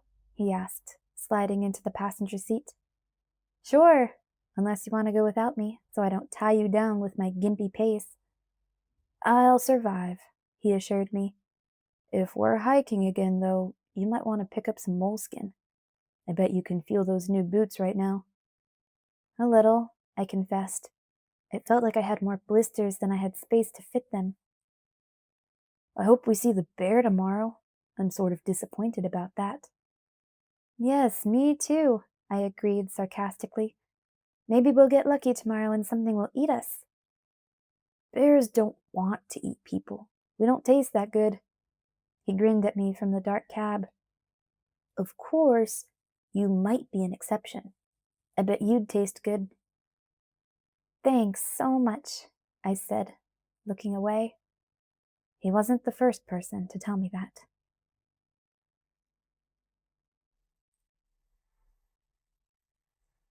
Chapter 9. Third Wheel. Time began to trip along much more quickly than before. School, work, and Jacob, though not necessarily in that order, created a neat and effortless pattern to follow. And Charlie got his wish. I wasn't miserable anymore. Of course, I couldn't fool myself completely. When I stopped to take stock of my life, which I tried not to do too often, I couldn't ignore the implications of my behavior. I was like a lost moon, my planet destroyed in some cataclysmic disaster movie scenario of desolation, but continued, nevertheless, to circle in a tight little orbit around the empty space left behind, ignoring the laws of gravity. I was getting better with my bike, which meant fewer bandages to worry Charlie. But it also meant that the voice in my head was beginning to fade, until I heard it no more. Quietly, I panicked. I threw myself into the search for the meadow with slightly frenzied intensity. I racked my brain for other adrenaline-producing activities. I didn't keep track of the days that passed. There was no reason, as I tried to live as much in the present as possible. No past fading, no future impending. So I was surprised by the date when Jacob brought it up on one of our homework days. He was waiting when I pulled up in front of his house. Happy Valentine's Day, Jacob said, smiling, but ducking his head as he greeted me. He held out a small pink box, balancing it on his palm. Conversation hearts. Well, I feel like a schmuck, I mumbled. Is today Valentine's Day? Jacob shook his head with mock sadness. You can be so out of it sometimes. Yes, it is the 14th day of February. So are you gonna be my Valentine? Since you didn't get me a 50-cent box of candy, it's the least you can do. I started to feel uncomfortable. The words were teasing, but only on the surface. What exactly does that entail? I hedged. The usual. Slave for life, that kind of thing. Oh, well, if that's all. I took the candy, but I was trying to think of some way to make the boundaries clear. Again. They seemed to get blurred a lot with Jacob. So, what are we doing tomorrow? Hiking or the ER? Hiking, I decided. You're not the only one who can be obsessive. I'm starting to think I imagined that place. I frowned into space. We'll find it, he assured me. Bikes Friday? He offered. I saw a chance and took it without taking the time to think it through. I'm going to a movie Friday. I've been promising my cafeteria crowd that I would go out forever. Mike would be pleased. But Jacob's face fell. I caught the expression in his dark eyes before he dropped them to look at the ground. You'll come too, right? I added quickly. Or will it be too much of a drag with a bunch of boring seniors? So much for my chance to put some distance between us. I couldn't stand hurting Jacob. We seemed to be connected in an odd way, and his pain set off little stabs of my own. Also, the idea of having his company for the ordeal. I had promised Mike, but really didn't feel any enthusiasm at the thought of following through. It was just too tempting. You'd like me to come? With your friends there? Yes, I admitted honestly, knowing as I continued that I was probably shooting myself in the foot with my words. I'll have a lot more fun if you're there. Bring Quill, and we'll make it a party. Quill's gonna freak. Senior girls. He chortled and rolled his eyes. I didn't mention Embry, and neither did he. I laughed too. I'll try to get him a good selection. I broached the subject with Mike in English. Hey, Mike, I said when class was over. Are you free Friday night? He looked up, his blue eyes instantly hopeful. Yeah, I am. You want to go out? I worded my reply carefully. I was thinking about getting a group, I emphasized the word. Together to go see Crosshairs? I'd done my homework this time, even reading the movie spoilers to be sure I wouldn't be caught off guard. The movie was supposed to be a bloodbath from start to finish. I wasn't so recovered that I could stand to sit through a romance. Does that sound like fun? Sure, he agreed, visibly less eager. Cool. After a second, he perked back up to near his former excitement level. How about we get Angela and Ben? Or Eric and Katie? He was determined to make this some kind of double date, apparently. How about both? I suggested. And Jessica, too, of course. And Tyler and Connor, and maybe Lauren? I tacked on grudgingly. I had promised Quill variety. Okay, Mike muttered, foiled. And, I continued, I've got a couple of friends from La Push I'm inviting, so it sounds like we'll need your Suburban if everyone comes. Mike's eyes narrowed in suspicion. These are the friends you spend all your time with studying now? Yep, the very ones, I answered cheerfully. Though you could look at it as tutoring, they're only sophomores. Oh, Mike said, surprised. After a second of thought, he smiled. In the end, though, the Suburban wasn't necessary. Jessica and Lauren claimed to be busy as soon as Mike let it slip that I was involved in the planning. Eric and Katie already had plans. It was their 3-week anniversary or something. Lauren got to Tyler and Connor before Mike could, so those two were also busy. Even Quill was out, grounded for fighting at school. In the end, only Angela and Ben, and, of course, Jacob, were able to go. The diminished numbers didn't dampen Mike's anticipation, though. It was all he could talk about Friday. Are you sure you don't want to see Tomorrow and Forever instead? He asked at lunch, naming the current romantic comedy that was ruling the box office. Rotten Tomatoes gave it a better review. I want to see Crosshairs, I insisted. I'm in the mood for action. Bring on the blood and guts. Okay. Mike turned away, but not before I saw his maybe she's crazy after all expression. When I got home from school, a very familiar car was parked outside the front of my house. Jacob was leaning against the hood, a huge grin lighting up his face. "No way!" I shouted as I jumped out of the truck. "You're done? I can't believe it! You finished the rabbit?" He beamed. "Just last night. This is the maiden voyage." "Incredible!" I held up my hand for a high five. He smacked his hand against mine, but he left it there, twisting his fingers through mine. "So, do I get to drive tonight?" "Definitely," I said, and then I sighed. "What's wrong?" "I'm giving up. I can't top this one. So you win. You're the oldest." He shrugged, unsurprised by my capitulation. "Of course I am." Mike's Suburban chugged around the corner. I pulled my hand out of Jacob's, and he made a face that I wasn't meant to see. "I remember this guy," he said in a low voice as Mike parked across the street. "The one who thought you were his girlfriend. Is he still confused?" I raised one eyebrow. Some people are hard to discourage. "Then again," Jacob said thoughtfully, "sometimes persistence pays off." "Most of the time it's just annoying, though."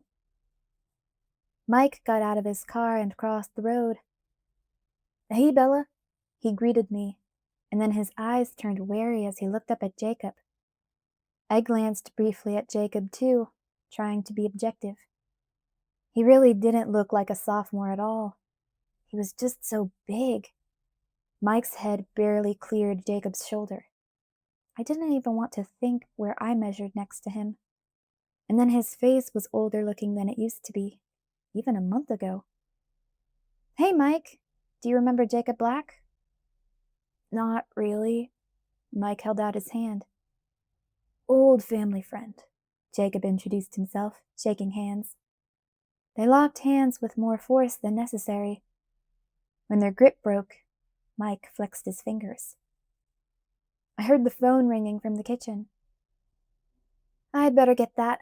It might be Charlie," I told them and dashed inside. It was Ben.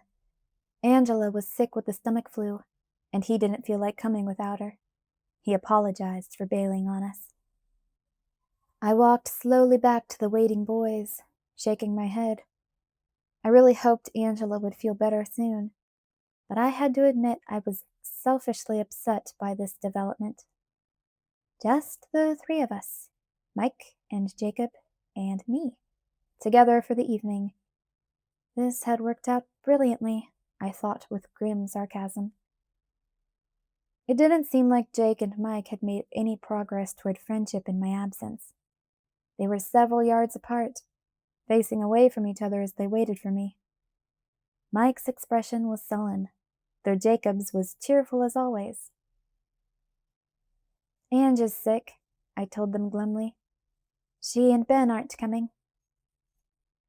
"I guess the flu is making another round. Austin and Connor were out today, too." "Maybe we should do this another time," Mike suggested. Before I could agree, Jacob spoke. "I'm still up for it, but if you'd rather stay behind, Mike." "No, I'm coming," Mike interrupted. "I was just thinking of Angela and Ben.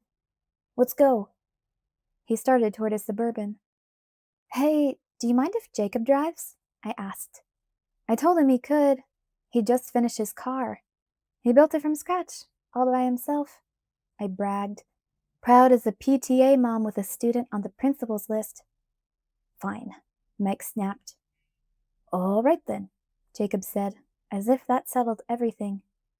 He seemed more comfortable than anyone else.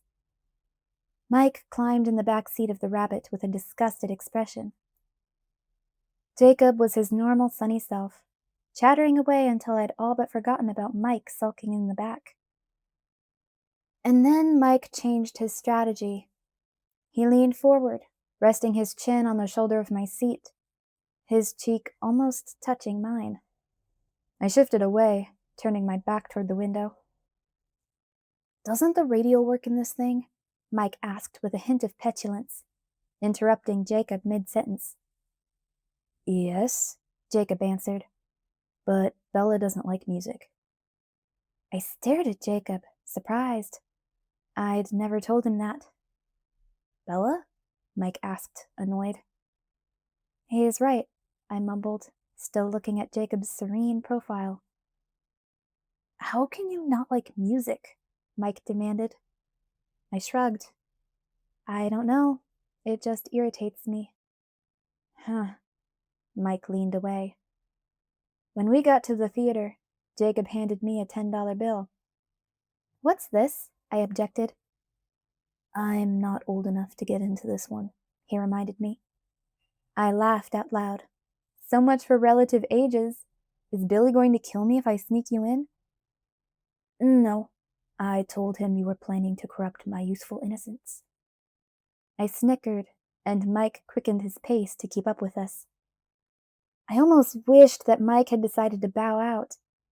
He was still sullen, not much of an addition to the party. But I didn't want to end up on a date with Jacob, either.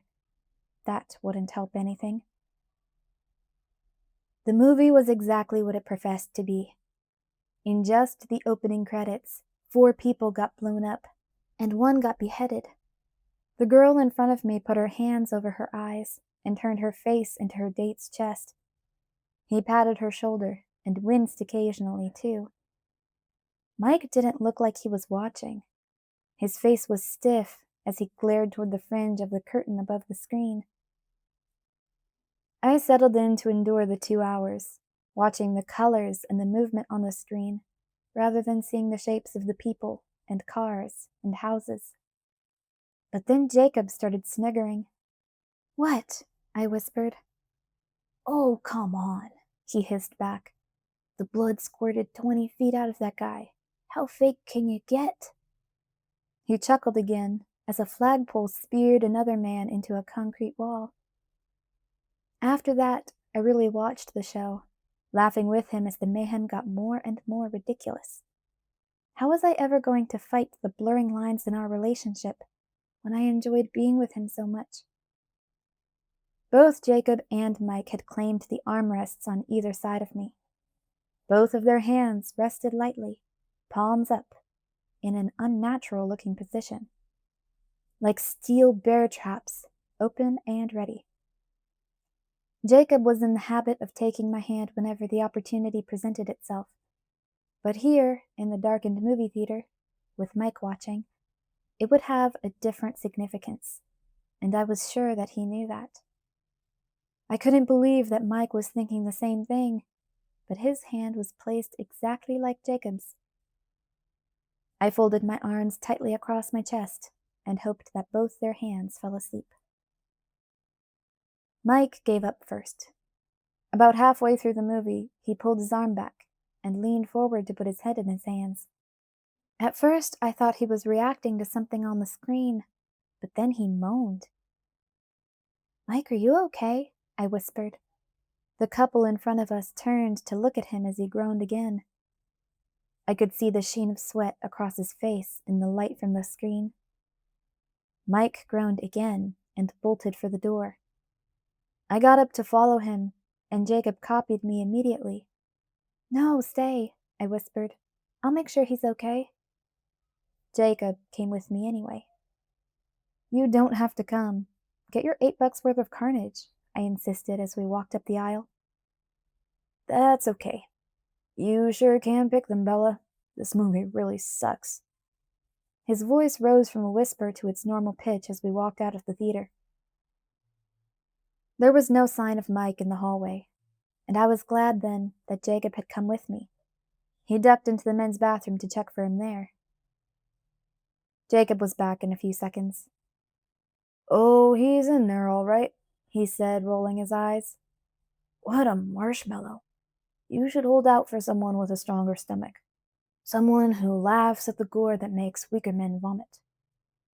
I'll keep my eyes open for someone like that. We were all alone in the hallway. Both theaters were halfway through the movie, and it was deserted. Quiet enough for us to hear the popcorn popping at the concession counter in the lobby. Jacob went to sit on the velveteen upholstered bench against the wall, patting the space beside him. "He sounded like he was going to be in there for a while," he said, stretching his long legs out in front of him as he settled in to wait. I joined him with a sigh. He looked like he was thinking about blurring more lines. Sure enough, as soon as I sat down, he shifted over to put his arm around my shoulders. "Jake," I protested, leaning away. He dropped his arm, not looking bothered at all by the minor rejection. He reached out and took my hand firmly, wrapping his other hand around my wrist when I tried to pull away again. Where did he get the confidence from? "Now, hold on just a minute, Bella," he said in a calm voice. "Tell me something." I grimaced. I didn't want to do this. Not just not now, but not ever. There was nothing left in my life, at this point, that was more important than Jacob Black. But he seemed determined to ruin everything. "What?" I muttered sourly. "You like me, right? You know I do." "Better than that joker puking his guts out in there?" He gestured toward the bathroom door. "Yes," I sighed. "Better than any of the other guys you know?" He was calm, serene, as if my answer didn't matter, or he already knew what it was. "Better than the girls, too," I pointed out. "But that's all," he said, and it wasn't a question. It was hard to answer, to say the word. Would he get hurt and avoid me? How would I stand that? "Yes," I whispered. He grinned down at me. "That's okay, you know, as long as you like me the best. And you think I'm good looking? Sort of. I'm prepared to be annoyingly persistent." "I'm not going to change," I said, and though I tried to keep my voice normal, I could hear the sadness in it. His face was thoughtful, no longer teasing. "It's still the other one, isn't it?" I cringed. Funny how he seemed to know not to say the name, just like before in the car with the music. He picked up on so much about me that I never said. "You don't have to talk about it," he told me. I nodded, grateful. "But don't get mad at me for hanging around, okay?" Jacob patted the back of my hand. "Because I'm not giving up. I've got loads of time." I sighed.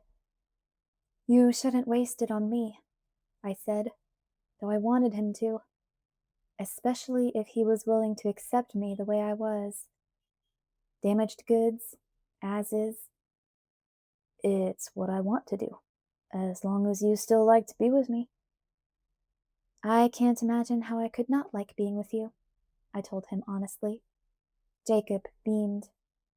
"I can live with that. Just don't expect more," I warned him, trying to pull my hand away.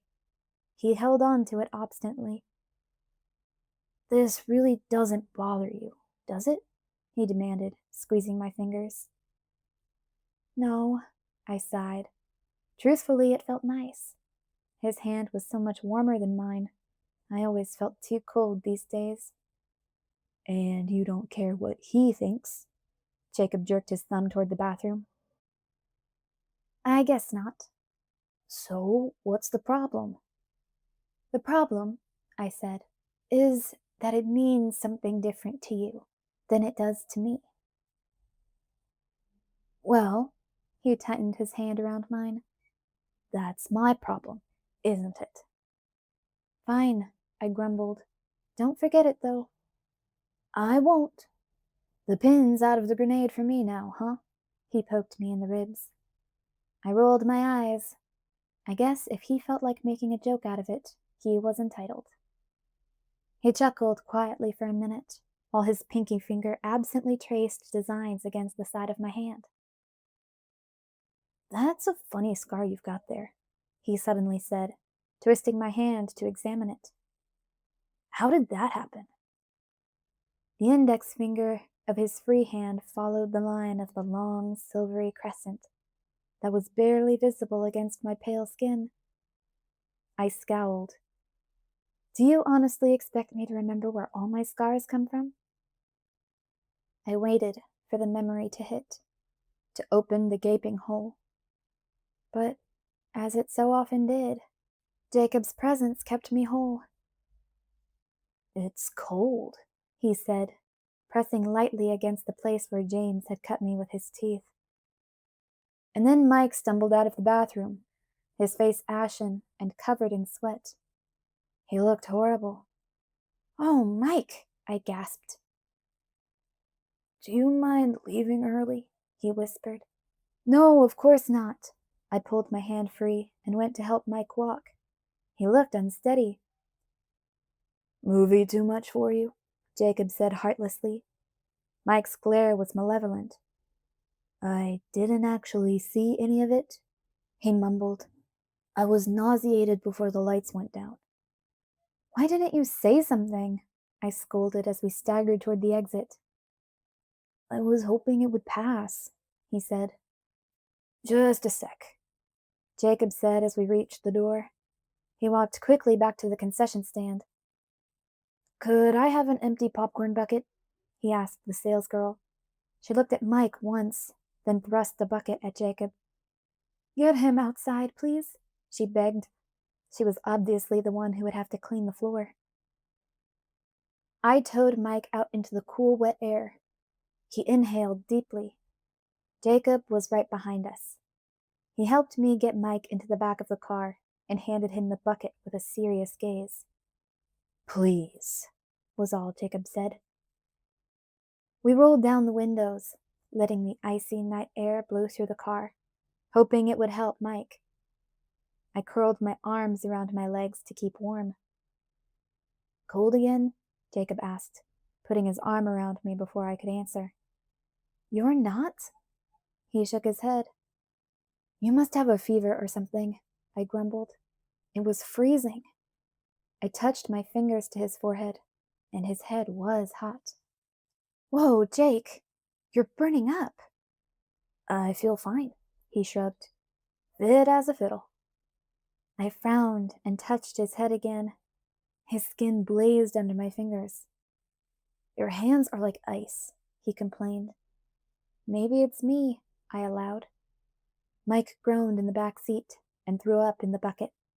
I grimaced, hoping my own stomach would stand the sound and the smell. Jacob checked anxiously over his shoulder to make sure his car wasn't defiled. The road felt longer on the way back. Jacob was quiet, thoughtful. He left his arm around me, and it was so warm that the cold wind felt good. I stared out the windshield, consumed with guilt. It was so wrong to encourage Jacob. Pure selfishness. It didn't matter that I'd tried to make my position clear. If he felt any hope at all that this could turn into something other than friendship, then I hadn't been clear enough. How could I explain so that he would understand? I was an empty shell, like a vacant house, condemned. For months, I'd been utterly uninhabitable. Now I was a little improved. The front room was in better repair, but that was all. Just the one small piece. He deserved better than that. Better than a one-room, falling-down fixer-upper. No amount of investment on his part could put me back into working order. Yet I knew that I wouldn't send him away regardless. I needed him too much, and I was selfish. Maybe I could make my side more clear so that he would know to leave me. The thought made me shudder, and Jacob tightened his arm around me. I drove Mike home in his Suburban, while Jacob followed behind us to take me home. Jacob was quiet all the way back to my house, and I wondered if he were thinking the same things that I was. Maybe he was changing his mind. I would invite myself in since we're early, he said as we pulled up next to my truck. But I think you might be right about the fever. I'm starting to feel a little strange. Oh no, not you too. Do you want me to drive you home? No. He shook his head, his eyebrows pulling together. I don't feel sick yet, just wrong. If I have to, I'll pull over. Will you call me as soon as you get in? I asked anxiously. Sure, sure.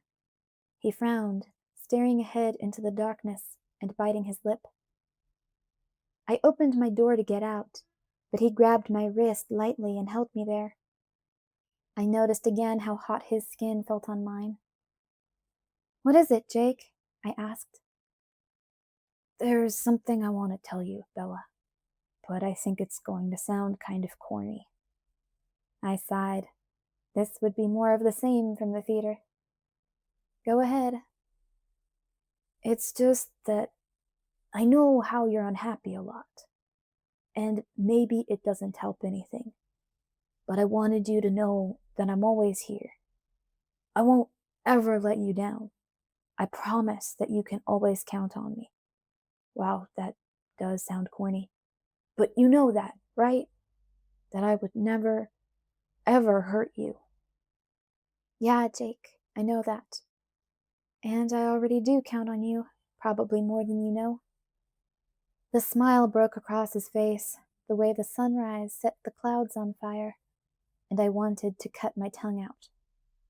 I hadn't said one word that was a lie, but I should have lied.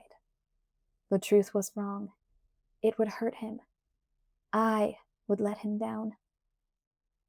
A strange look crossed his face. I really think I'd better go home now, he said. I got out quickly. Call me, I yelled as he pulled away. I watched him go, and he seemed to be in control of the car, at least. I stared at the empty street when he was gone, feeling a little sick myself, but not for any physical reason. How I wished that Jacob Black had been born my brother, my flesh and blood brother, so that I would have some legitimate claim on him that still left me free of any blame now. Heaven knows I had never wanted to use Jacob, but I couldn't help but interpret the guilt I felt now to mean that I had. Even more, I had never meant to love him. One thing I truly knew in the pit of my stomach, in the center of my bones, knew it from the crown of my head to the soles of my feet, knew it deep in my empty chest, was how love gave someone the power to break you. I'd been broken beyond repair. But I needed Jacob now, needed him like a drug.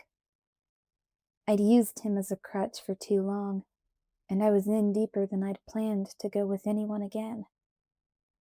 Now I couldn't bear for him to be hurt, and I couldn't keep from hurting him either. He thought time and patience would change me, and though I knew he was dead wrong, I also knew that I would let him try. He was my best friend. I would always love him, and it would never, ever be enough. I went inside to sit by the phone and bite my nails. Movie over already? Charlie asked in surprise when I came in. He was on the floor, just a foot from the TV. Must be an exciting game. Mike got sick, I explained. Some kind of stomach flu. You okay? I feel fine now, I said doubtfully. Clearly, I'd been exposed. I leaned against the kitchen counter, my hand inches from the phone, and tried to wait patiently. I thought of the strange look on Jacob's face before he drove away, and my fingers started drumming against the counter. I should have insisted on driving him home. I watched the clock as the minutes ticked by. 10, 15. Even when I was driving, it took only 15 minutes, and Jacob drove faster than I did. 18 minutes. I picked up the phone and dialed. It rang and rang. Maybe Billy was asleep. Maybe I had dialed wrong. I tried again. On the 8th ring, just as I was about to hang up, Billy answered. "Hello?" he asked. His voice was wary, like he was expecting bad news. "Billy, it's me, Bella. Did Jake make it home yet? He left here about 20 minutes ago." "He's here," Billy said tonelessly. "He was supposed to call me." I was a little irritated. "He was getting sick when he left, and I was worried." "He was too sick to call. He's not feeling well right now." Billy sounded distant. I realized he must want to be with Jacob. "Let me know if you need any help," I offered. "I could come down." I thought of Billy stuck in his chair and Jake fending for himself. "No, no," Billy said quickly. "We're fine. Stay at your place." The way he said it was almost rude. "Okay," I agreed. "Bye, Bella." The line disconnected. "Bye," I muttered. Well, at least he'd made it home. Oddly, I didn't feel less worried. I trudged up the stairs, fretting. Maybe I would go down before work tomorrow to check on him. I could take soup. We had to have a can of Campbell's around here somewhere. I realized all such plans were canceled when I woke up early. My clock said 4:30, and sprinted to the bathroom. Charlie found me there half an hour later, lying on the floor, my cheek pressed against the cold edge of the bathtub. He looked at me for a long moment. "Stomach flu," he finally said. "Yes," I moaned. "You need something?" he asked. "Call the Newtons for me, please," I instructed hoarsely. "Tell them I have what Mike has, and that I can't make it in today. Tell them I'm sorry." "Sure, no problem," Charlie assured me. I spent the rest of the day on the bathroom floor, sleeping for a few hours with my head on a crumpled up towel. Charlie claimed that he had to work, but I suspected that he just wanted access to a bathroom. He left a glass of water on the floor beside me to keep me hydrated. It woke me up when he came back home. I could see that it was still dark in my room after nightfall. He clumped up the stairs to check on me. "Still alive?" "Sort of," I said. "Do you need anything?" "No, thanks." He hesitated, clearly out of his element. "Okay then," he said, and then he went back down to the kitchen. I heard the phone ring a few minutes later. Charlie spoke to someone in a low voice for a moment, and then hung up. "Mike feels better," he called up to me. Well, that was encouraging. He'd only gotten sick 8 hours or so before me. 8 more hours. The thought made my stomach turn, and I pulled myself up to lean over the toilet. I fell asleep on the towel again, but when I woke up I was in my bed, and it was light outside my window. I didn't remember moving. Charlie must have carried me to my room. He'd also put the glass of water on my bedside table. I felt parched. I chugged it down, though it tasted funny from sitting stagnant all night. I got up slowly, trying not to trigger the nausea again. I was weak, and my mouth tasted horrible, but my stomach felt fine. I looked at my clock. My 24 hours were up. I didn't push it, eating nothing but saltine crackers for breakfast. Charlie looked relieved to see me recovered. As soon as I was sure that I wasn't going to have to spend the day on the bathroom floor again, I called Jacob. Jacob was the one who answered, but when I heard his greeting, I knew he wasn't over it. "Hello?" His voice was broken, cracking. "Oh, Jake," I groaned sympathetically. "You sound horrible." "I feel horrible," he whispered. "I'm so sorry I made you go out with me. This sucks." "I'm glad I went." His voice was still a whisper. "Don't blame yourself. This isn't your fault." "You'll get better soon," I promised. "I woke up this morning and I was fine." "You were sick?" he asked dully. "Yes, I got it too, but I'm fine now." "That's good." His voice was dead. "So you'll probably be better in a few hours?" I encouraged. I could barely hear his answer. "I don't think I have the same thing you did." "Don't you have the stomach flu?" I asked, confused. "No, this is something else." "What's wrong with you?" "Everything," he whispered. "Every part of me hurts." The pain in his voice was nearly tangible. "What can I do, Jake? What can I bring you?" "Nothing. You can't come here." He was abrupt. It reminded me of Billy the other night. "I've already been exposed to whatever you have," I pointed out. He ignored me. "I'll call you when I can. I'll let you know when you can come down again." "Jacob, I've gotta go," he said with sudden urgency. "Call me when you feel better." "Right," he agreed, and his voice had a strange, bitter edge.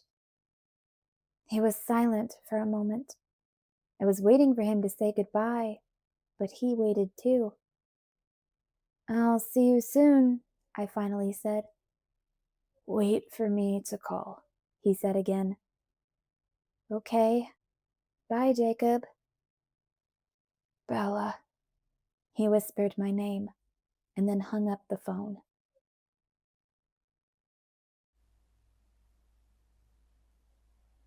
Chapter 10. The Meadow. Jacob didn't call.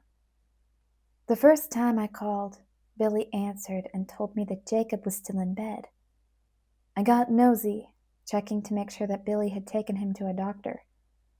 Billy said that he had, but for some reason I couldn't nail down. I didn't really believe him. I called again, several times a day, for the next 2 days, but no one was ever there. Saturday, I decided to go see him, invitation or no. But the little red house was empty. This frightened me. Was Jacob so sick that he needed to go to the hospital? I stopped by the hospital on the way back home, but the nurse at the front desk told me that neither Jacob or Billy had been in.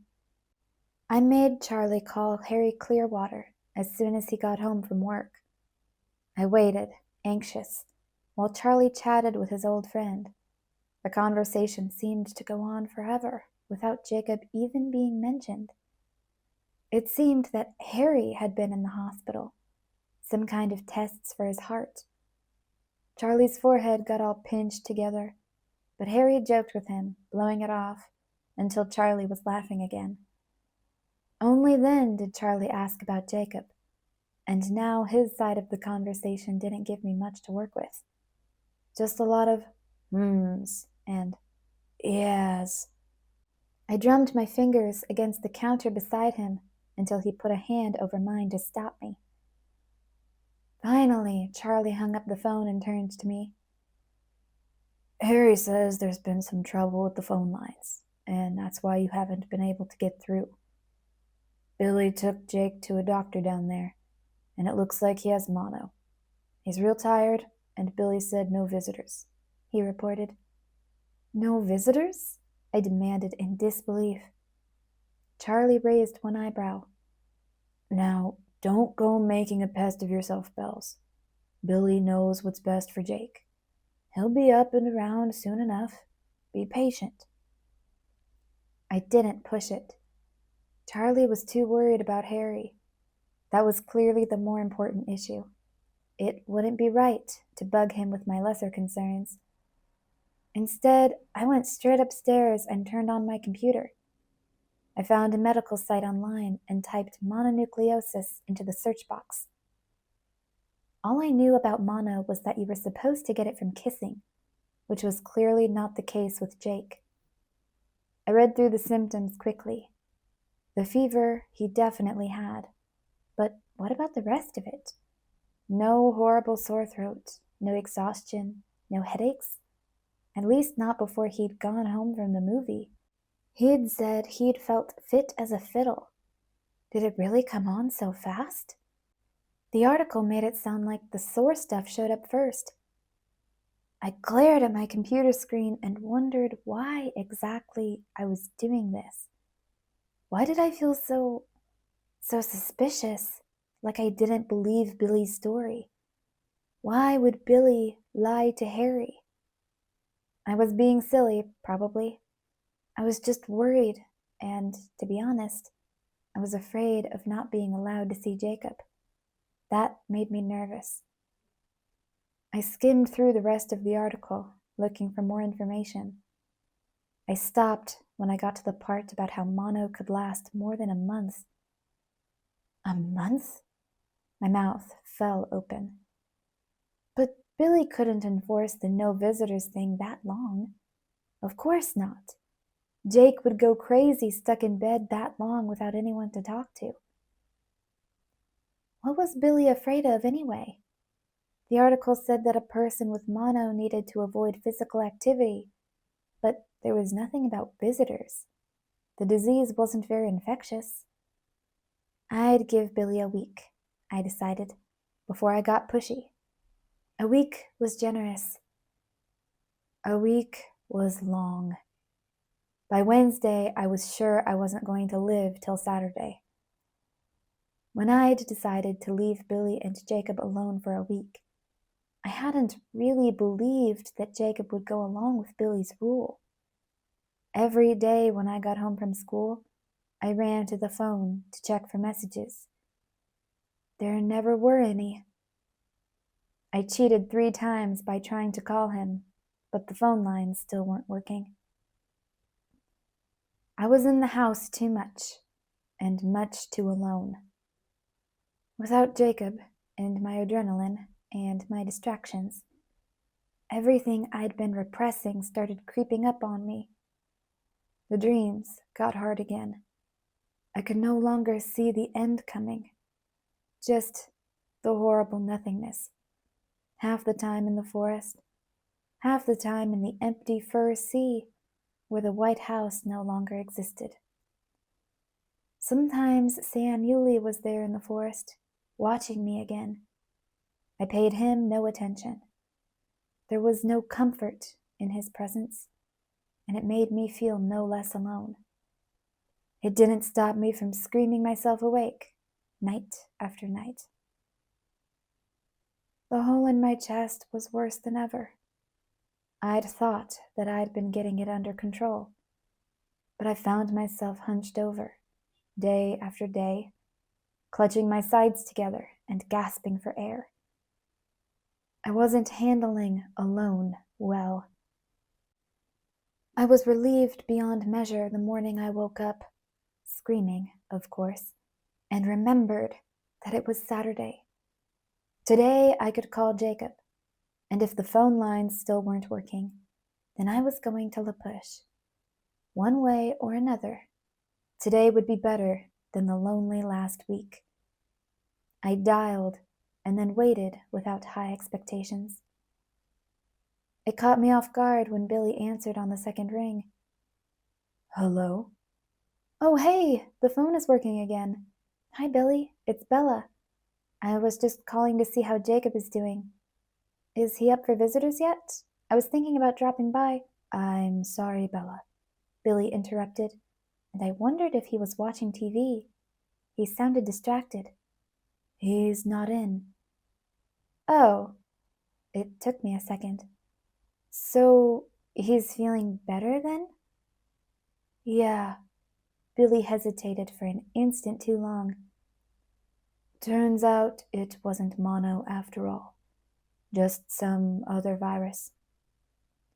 Oh, so where is he? He's giving some friends a ride up to Port Angeles. I think they were going to catch a double feature or something. He's gone for the whole day. Well, that's a relief. I've been so worried. I'm glad he felt good enough to get out. My voice sounded horribly phony as I babbled on. Jacob was better, but not well enough to call me. He was out with friends. I was sitting home, missing him more every hour. I was lonely, worried, bored, perforated, and now also desolate as I realized that the week apart had not had the same effect on him. Is there anything in particular you wanted? Billy asked politely. No, not really. Well, I'll tell him that you called, Billy promised. Bye, Bella. Bye, I replied, but he'd already hung up. I stood for a moment, with the phone still in my hand. Jacob must have changed his mind, just like I'd feared. He was going to take my advice and not waste any more time on someone who couldn't return his feelings. I felt the blood run out of my face. Something wrong? Charlie asked as he came down the stairs. No, I lied, hanging up the phone. Billy says Jacob is feeling better. It wasn't mono, so that's good. Is he coming here, or are you going there? Charlie asked absent-mindedly as he started poking through the fridge. Neither, I admitted. He's going out with some other friends. The tone of my voice finally caught Charlie's attention. He looked up at me with sudden alarm, his hands frozen around a package of cheese slices. Isn't it a little early for lunch? I asked as lightly as I could manage, trying to distract him.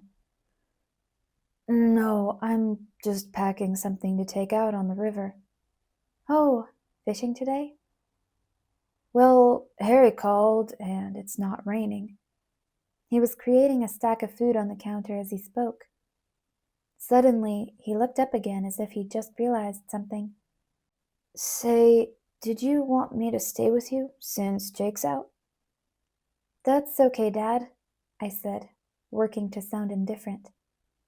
The fish bite better when the weather is nice. He stared at me, indecision clear on his face. I knew that he was worrying, afraid to leave me alone, in case I got mopey again. Seriously, Dad, I think I'll call Jessica, I fibbed quickly. I'd rather be alone than have him watching me all day. We have a calculus test to study for. I could use her help. That part was true, but I'd have to make do without it. That's a good idea. You've been spending so much time with Jacob, your other friends are going to think you've forgotten them. I smiled and nodded, as if I cared what my other friends thought. Charlie started to turn, but then spun back with a worried expression. Hey, you'll study here, or at Jess's, right? Sure. Where else? Well, it's just that I want you to be careful and stay out of the woods, like I told you before. It took me a minute to understand, distracted as I was. More bear trouble? Charlie nodded, frowning. We've got a missing hiker. The rangers found his camp early this morning, but no sign of him. There were some really big animal prints. Of course, those could have come later, smelling the food. Anyway, they're setting traps for it now. Oh, I said vaguely. I wasn't really listening to his warnings. I was much more upset by the situation with Jacob than the possibility of being eaten by a bear. I was glad that Charlie was in a hurry. He didn't wait for me to call Jessica, so I didn't have to put on that charade. I went through the motions of gathering my school books on the kitchen table to pack them in my bag. That was probably too much, and if he hadn't been eager to hit the holes, it might have made him suspicious. I was so busy looking busy that the ferociously empty day ahead didn't really crash down on me until after I'd watched him drive away. It only took about 2 minutes of staring at the silent kitchen phone to decide that I wasn't staying home today. I considered my options. I wasn't going to call Jessica. As far as I could tell, Jessica had crossed over to the dark side. I could drive to La Push and get my motorcycle. An appealing thought, but for one minor problem. Who was going to drive me to the emergency room if I needed it afterward? Or I already had our map and compass in the truck. I was pretty sure I understood the process well enough by now that I wouldn't get lost. Maybe I could eliminate 2 lines today, putting us ahead of schedule for whenever Jacob decided to honor me with his presence again. I refused to think about how long that might be, or if it was going to be never. I felt a brief twinge of guilt as I realized how Charlie would feel about this, but I ignored it. I just couldn't stay in the house again today. A few minutes later, I was on the familiar dirt road that led to nowhere in particular. I had the windows rolled down, and I drove as fast as was healthy for my truck, trying to enjoy the wind against my face. It was cloudy, but almost dry. A very nice day for Forks. Getting started took me longer than it would have taken Jacob.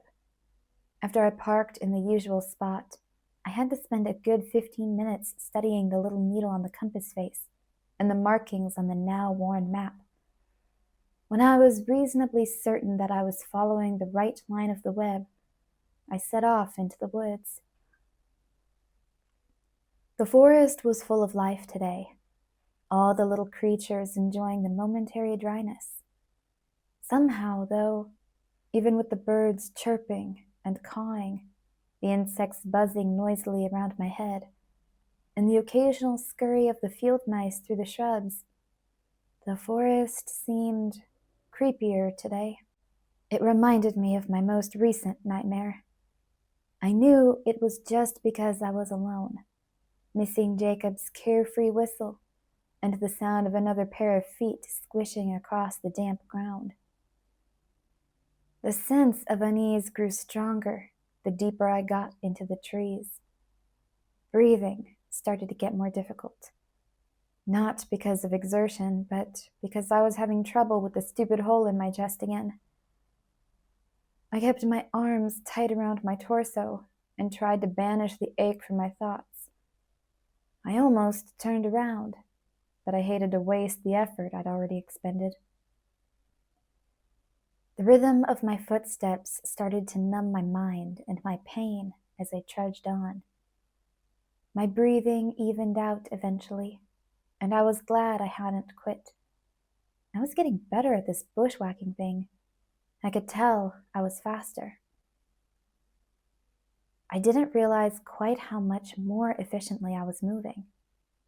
I thought I'd covered maybe 4 miles, and I wasn't even starting to look around for it yet. And then, with an abruptness that disoriented me, I stepped through a low arch made by 2 vine maples, pushing past the chest-high ferns, into the meadow. It was the same place. Of that, I was instantly sure. I'd never seen another clearing so symmetrical. It was as perfectly round as if someone had intentionally created the flawless circle, tearing out the trees but leaving no evidence of that violence in the waving grass. To the east, I could hear the stream bubbling quietly. The place wasn't nearly so stunning without the sunlight, but it was still very beautiful and serene. It was the wrong season for wildflowers. The ground was thick with tall grass that swayed in the light breeze like ripples across a lake. It was the same place, but it didn't hold what I had been searching for. The disappointment was nearly as instantaneous as the recognition. I sank down right where I was, kneeling there at the edge of the clearing, beginning to gasp. What was the point of going any further? Nothing lingered here. Nothing more than the memories that I could have called back whenever I wanted to, if I was ever willing to endure the corresponding pain. The pain that had me now, had me cold. There was nothing special about this place without him. I wasn't exactly sure what I'd hoped to feel here, but the meadow was empty of atmosphere, empty of everything, just like everywhere else, just like my nightmares. My head swirled dizzily. At least I'd come alone. I felt a rush of thankfulness as I realized that if I'd discovered the meadow with Jacob, well, there was no way I could have disguised the abyss I was plunging into now. How could I have explained the way I was fracturing into pieces, the way I had to curl up into a ball to keep the empty hole from tearing me apart? It was so much better that I didn't have an audience. And I wouldn't have to explain to anyone why I was in such a hurry to leave, either. Jacob would have assumed, after going to so much trouble to locate this stupid place, I would want to spend more than a few seconds here. But I was already trying to find the strength to get to my feet again, forcing myself out of the ball so I could escape. There was too much pain in this empty place to bear. I would crawl away if I had to. How lucky that I was alone. Alone. I repeated the word with grim satisfaction as I wrenched myself to my feet despite the pain. At precisely that moment, a figure stepped out from the trees to the north, some 30 paces away. A dizzying array of emotions shot through me in a second. The first was surprise. I was far from any trail here, and I didn't expect company. Then, as my eyes focused on the motionless figure, seeing the utter stillness, the pallid skin, a rush of piercing hope rocked through me. I suppressed it viciously, fighting against the equally sharp lash of agony as my eyes continued to the face beneath the black hair, the face that wasn't the one I wanted to see. Next was fear. This was not the face I grieved for, but it was close enough for me to know that the man facing me was no stray hiker. And finally, in the end, recognition. "Laurent!" I cried in surprised pleasure. It was an irrational response. I probably should have stopped at fear. Laurent had been one of James's coven when we'd first met. He hadn't been involved with the hunt that followed, the hunt where I was the quarry. But that was only because he was afraid. I was protected by a bigger coven than his own. It would have been different if that wasn't the case. He'd had no compunctions at the time against making a meal of me. Of course, he must have changed because he'd gone to Alaska to live with the other civilized coven there, the other family that refused to drink human blood for ethical reasons. The other family but I couldn't let myself think the name. Yes, fear would have made more sense, but all I felt was an overwhelming satisfaction. The meadow was a magical place again. A darker magic than I'd expected, to be sure, but magic all the same. Here was the connection I'd sought. The proof, however remote, that somewhere in the same world where I lived, he did exist. It was impossible how exactly the same Laurent looked. I supposed it was very silly and human to expect some kind of change in the last year. But there was something. I couldn't quite put my finger on it. Bella? He asked, looking more astonished than I felt. You remember? I smiled. It was ridiculous that I should be so elated because a vampire knew my name. He grinned. I didn't expect to see you here. He strolled toward me, his expression bemused. Isn't it the other way around? I do live here. I thought you'd gone to Alaska. He stopped about 10 paces away, cocking his head to the side. His face was the most beautiful face I had seen in what felt like an eternity. I studied his features with a strangely greedy sense of release. Here was someone I didn't have to pretend for. Someone who already knew everything I could never say. You're right, he agreed. I did go to Alaska. Still, I didn't expect. When I found the Cullen place empty, I thought they'd moved on. Oh, I bit my lip as the name set the raw edges of my wound throbbing. It took me a second to compose myself. Laurent waited with curious eyes. They did move on, I finally managed to tell him. He murmured. I'm surprised they left you behind. Weren't you a sort of pet of theirs? His eyes were innocent of any intended offense. I smiled wryly. Something like that? He said, thoughtful again. At that precise moment, I realized why he looked the same. Too much the same. After Carlyle told us that Laurent had stayed with Tanya's family, I'd begun to picture him, on the rare occasions that I thought of him at all, with the same golden eyes that the Cullens, I forced the name out, wincing, had. That all good vampires had. I took an involuntary step back, and his curious dark red eyes followed the movement. Do they visit often? He asked, still casual, but his weight shifted toward me. Lie, the beautiful velvet voice whispered anxiously from my memory.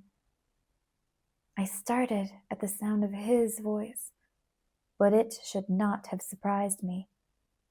Was I not in the worst danger imaginable? The motorcycle was safe as kittens next to this. I did what the voice said to do.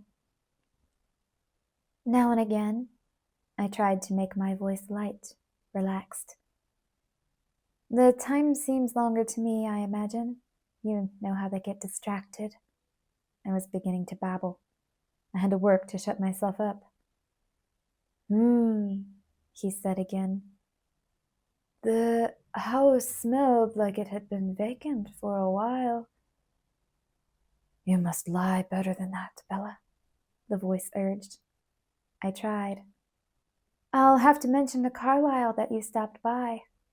He'll be sorry that he missed your visit. I pretended to deliberate for a second. But I probably shouldn't mention it to Edward, I suppose. I barely managed to say his name, and it twisted my expression on the way out, ruining my bluff. He has such a temper. Well, I'm sure you remember. He's still touchy about the whole James thing. I rolled my eyes and waved one hand dismissively, like it was all ancient history, but there was an edge of hysteria to my voice. I wondered if he would recognize what it was. Is he really? Laurent asked pleasantly, skeptically. I kept my reply short, so that my voice wouldn't betray my panic. Mm-hmm. Laurent took a casual step to the side, gazing around at the little meadow. I didn't miss that the step brought him closer to me. In my head, the voice responded with a low snarl. So how are things working out in Denali? Carlyle said you were staying with Tanya? My voice was too high. The question made him pause. I like Tanya very much, he mused. And her sister, Irina, even more. I have never stayed in one place for so long before, and I enjoy the advantages, the novelty of it. But the restrictions are difficult. I'm surprised that any of them can keep it up for long. He smiled at me conspiratorially. Sometimes I cheat. I couldn't swallow. My foot started to ease back, but I froze when his red eyes flickered down to catch the movement. Oh, I said in a faint voice. Jasper has problems with that too. Don't move, the voice whispered. I tried to do what he instructed. It was hard. The instinct to take flight was nearly uncontrollable. Really? Laurent seemed interested. Is that why they left? No, I answered honestly. Jasper is more careful at home. Yes, Laurent agreed. I am too. The step forward he took now was quite deliberate. Did Victoria ever find you? I asked, breathless, desperate to distract him. It was the first question that popped into my head, and I regretted it as soon as the words were spoken. Victoria, who had hunted me with James and then disappeared, was not someone I wanted to think of at this particular moment. But the question did stop him. Yes, he said, hesitating on that step. I actually came here as a favor to her. He made a face. She won't be happy about this. About what? I said eagerly, inviting him to continue. He was glaring into the trees, away from me. I took advantage of his diversion, taking a furtive step back. He looked at me and smiled. The expression made him look like a black-haired angel.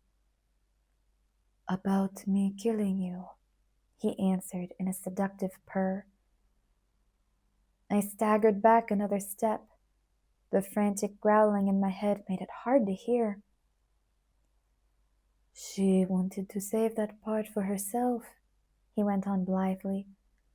She's sort of put out with you, Bella. Me? I squeaked. He shook his head and chuckled. I know. It seems a little backward to me, too. But James was her mate, and your Edward killed him. Even here, on the point of death, his name tore against my unhealed wounds like a serrated edge. Laurent was oblivious to my reaction. She thought it more appropriate to kill you than Edward. Fair turnabout, mate for mate. She asked me to get the lay of the land for her, so to speak. I didn't imagine you would be so easy to get to. So maybe her plan was flawed. Apparently it wouldn't be the revenge she imagined, since you must not mean very much to him if he left you here, unprotected. Another blow, another tear through my chest. Laurent's weight shifted slightly, and I stumbled another step back. He frowned. I suppose she'll be angry, all the same. Then why not wait for her? I choked out. The mischievous grin arranged his features.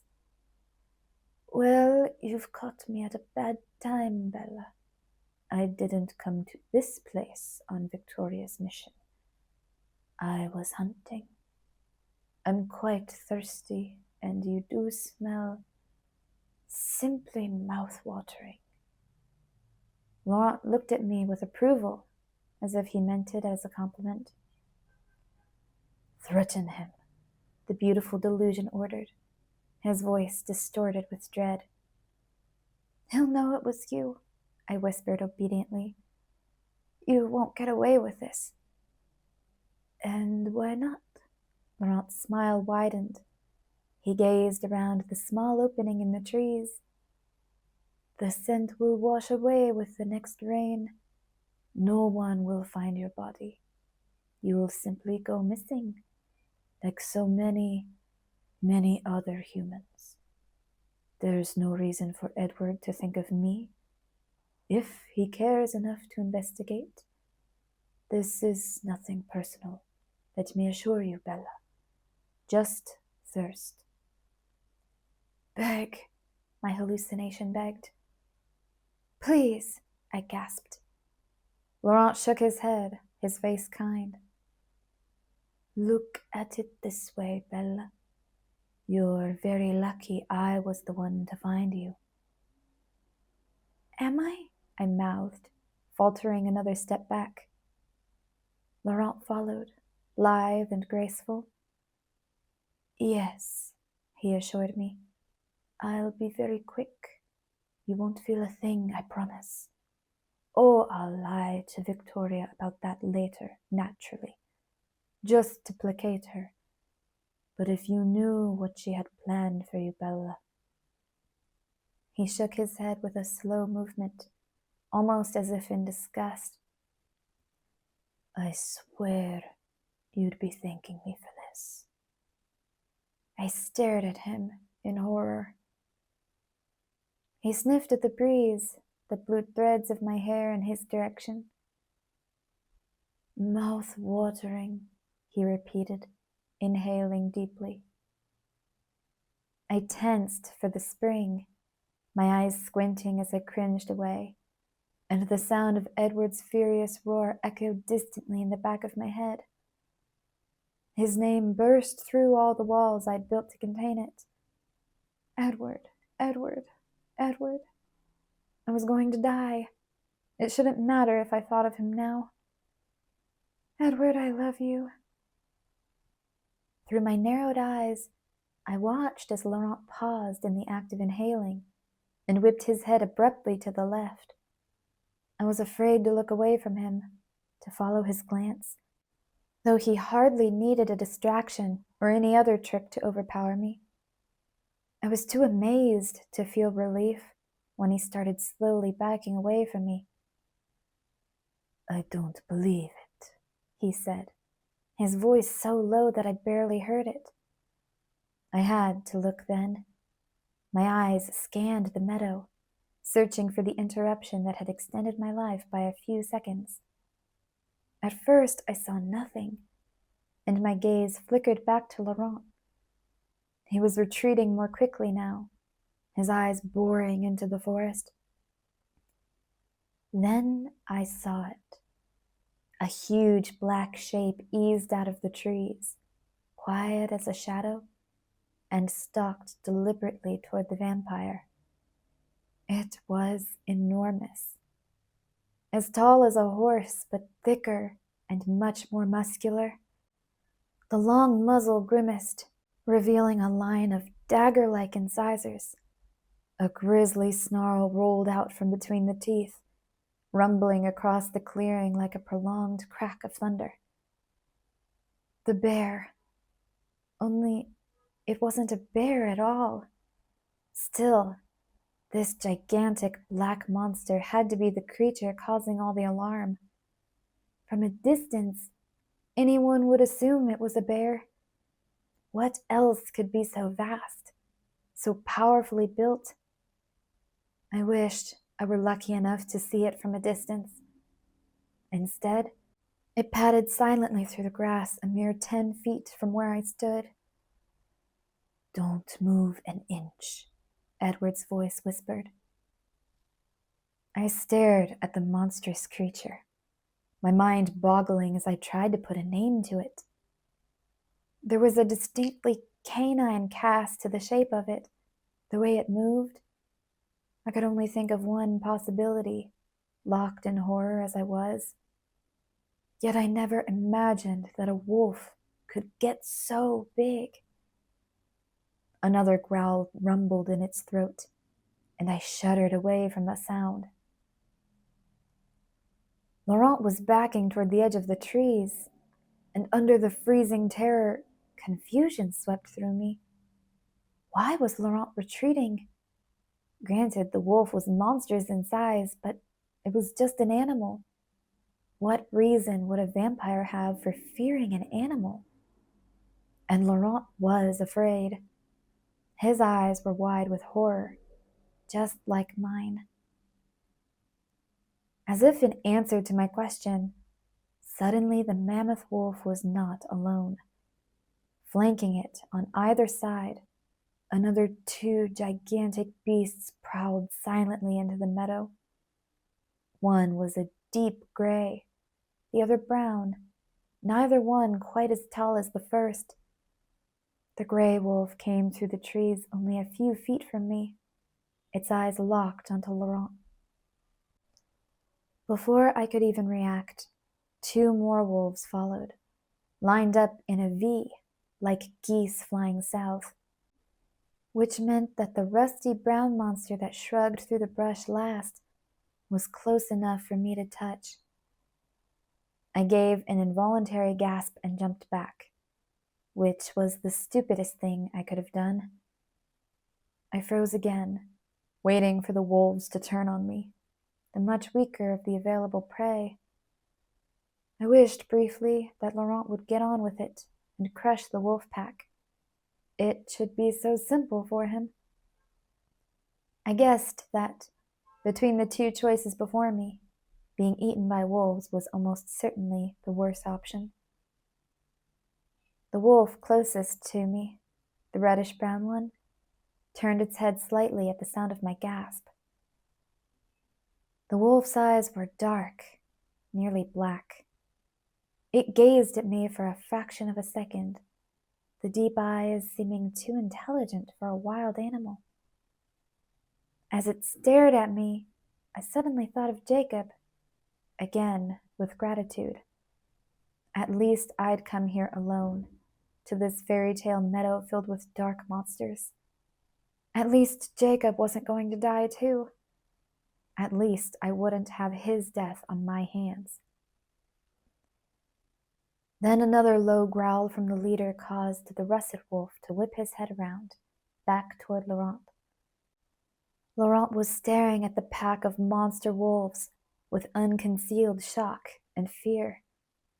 The first I could understand, but I was stunned when, without warning, he spun and disappeared into the trees. He ran away. The wolves were after him in a second, sprinting across the open grass with a few powerful bounds, snarling and snapping so loudly that my hands flew up instinctively to cover my ears. The sound faded with surprising swiftness once they disappeared into the woods. And then I was alone again. My knees buckled under me, and I fell onto my hands, sobs building in my throat. I knew I needed to leave, and leave now. How long would the wolves chase Laurent before they doubled back for me? Or would Laurent turn on them? Would he be the one that came looking? I couldn't move at first, though. My arms and legs were shaking, and I didn't know how to get back to my feet. My mind couldn't move past the fear, the horror, or the confusion. I didn't understand what I'd just witnessed. A vampire should not have run from overgrown dogs like that. What good would their teeth be against his granite skin? And the wolves should have given Laurent a wide berth. Even if their extraordinary size had taught them to fear nothing, it still made no sense that they would pursue him. I doubted his icy marble skin would smell anything like food.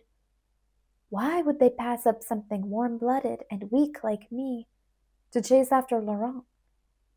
I couldn't make it add up. A cold breeze whipped through the meadow, swaying the grass like something was moving through it. I scrambled to my feet, backing away even though the wind brushed harmlessly past me. Stumbling in panic, I turned and ran headlong into the trees.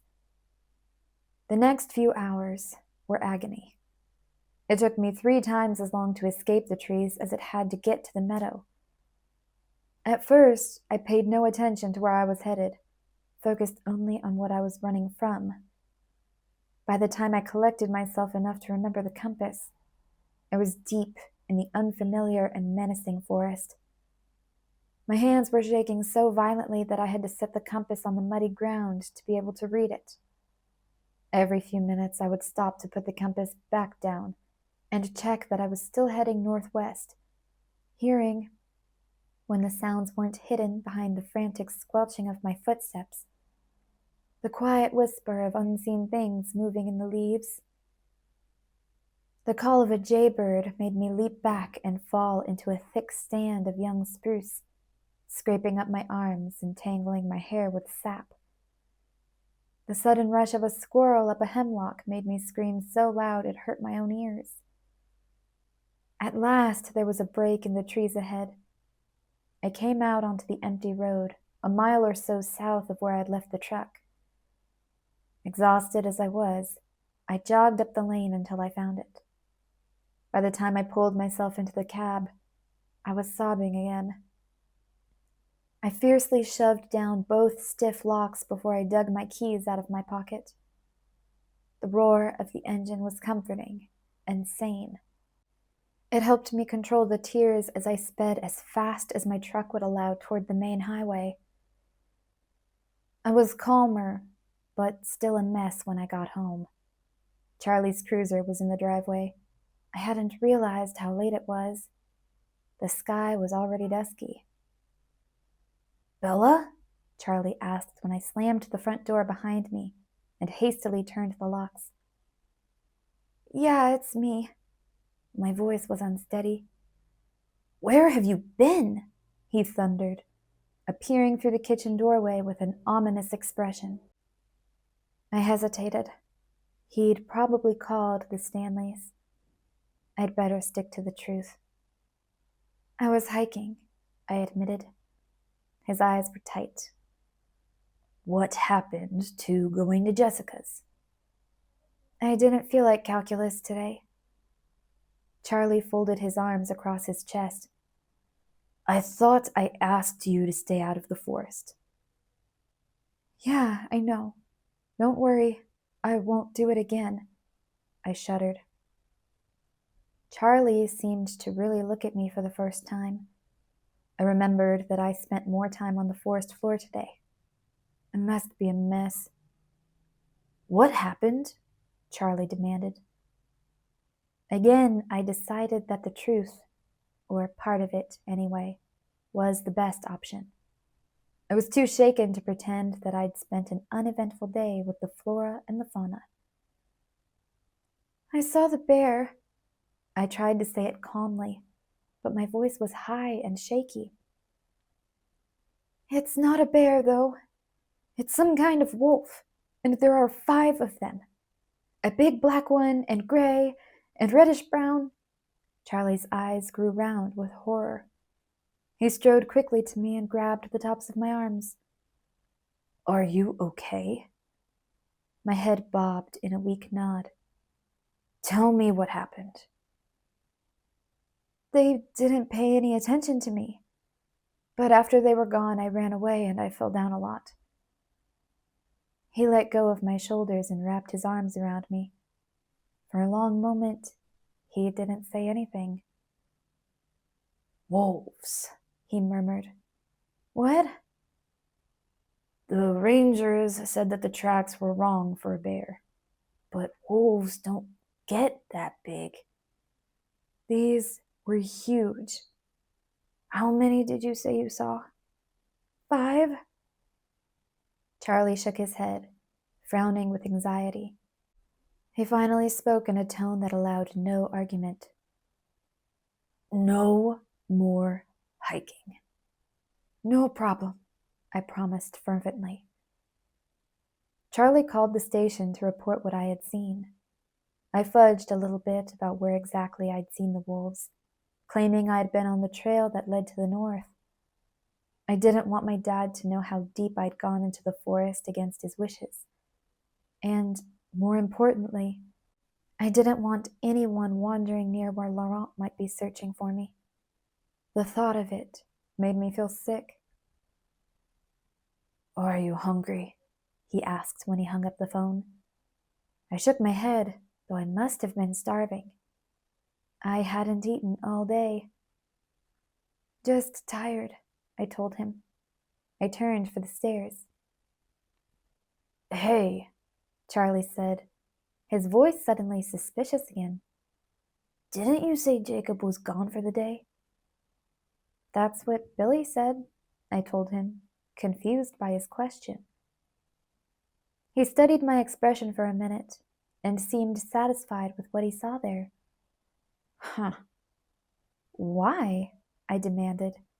It sounded like he was implying that I had been lying to him this morning about something other than studying with Jessica.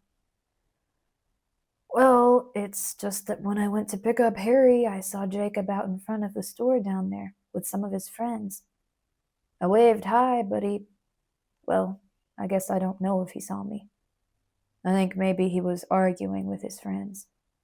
He looked strange, like he was upset about something, and different. It's like you can watch that kid growing. He gets bigger every time I see him." Billy said Jake and his friends were going up to Port Angeles to see some movies. They were probably just waiting for someone to meet them. "Oh," Charlie nodded and headed for the kitchen. I stood in the hall, thinking about Jacob arguing with his friends. I wondered if he had confronted Embry about the situation with Sam. Maybe that was the reason he ditched me today. If it meant he could sort things out with Embry, I was glad he had. I paused to check the locks again before I went to my room. It was a silly thing to do. What difference would a lock make to any of the monsters I had seen this afternoon? I assumed the handle alone would stymie the wolves, not having opposable thumbs. And if Laurent came here, or Victoria? I lay down on my bed, but I was shaking too hard to hope for sleep. I curled into a cramped ball under my quilt and faced the horrifying facts. There was nothing I could do. There were no precautions I could take. There was no place I could hide. There was no one who could help me. I realized, with a nauseous roll of my stomach, that the situation was even worse than that. Because all those facts applied to Charlie, too. My father, sleeping one room away from me, was just a hair's breadth off the heart of the target that was centered on me. My scent would lead them here, whether I was here or not. The tremors rocked me until my teeth chattered. To calm myself, I fantasized the impossible. I imagined the big wolves catching up to Laurent in the woods and massacring the indestructible immortal the way they would any normal person. Despite the absurdity of such a vision, the idea comforted me. If the wolves got him, then he couldn't tell Victoria that I was here, all alone. If he didn't return, maybe she'd think the Cullens were still protecting me. If only the wolves could win such a fight. My good vampires were never coming back. How soothing it was to imagine that the other kind could also disappear. I squeezed my eyes tight together and waited for unconsciousness, almost eager for my nightmare to start. Better that than the pale, beautiful face that smiled at me now from behind my lids. In my imagination, Victoria's eyes were black with thirst, bright with anticipation, and her lips curled back from her gleaming teeth in pleasure. Her red hair was brilliant as fire. It blew chaotically around her wild face. Laurent's words repeated in my head. If you knew what she had planned for you. I pressed my fist against my mouth to keep from screaming.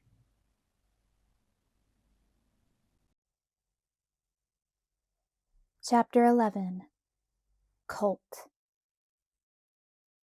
Each time that I opened my eyes to the morning light and realized I had lived through another night was a surprise to me. After the surprise wore off, my heart would race and my palms would sweat. I couldn't really breathe again until I'd gotten up and ascertained that Charlie had survived as well.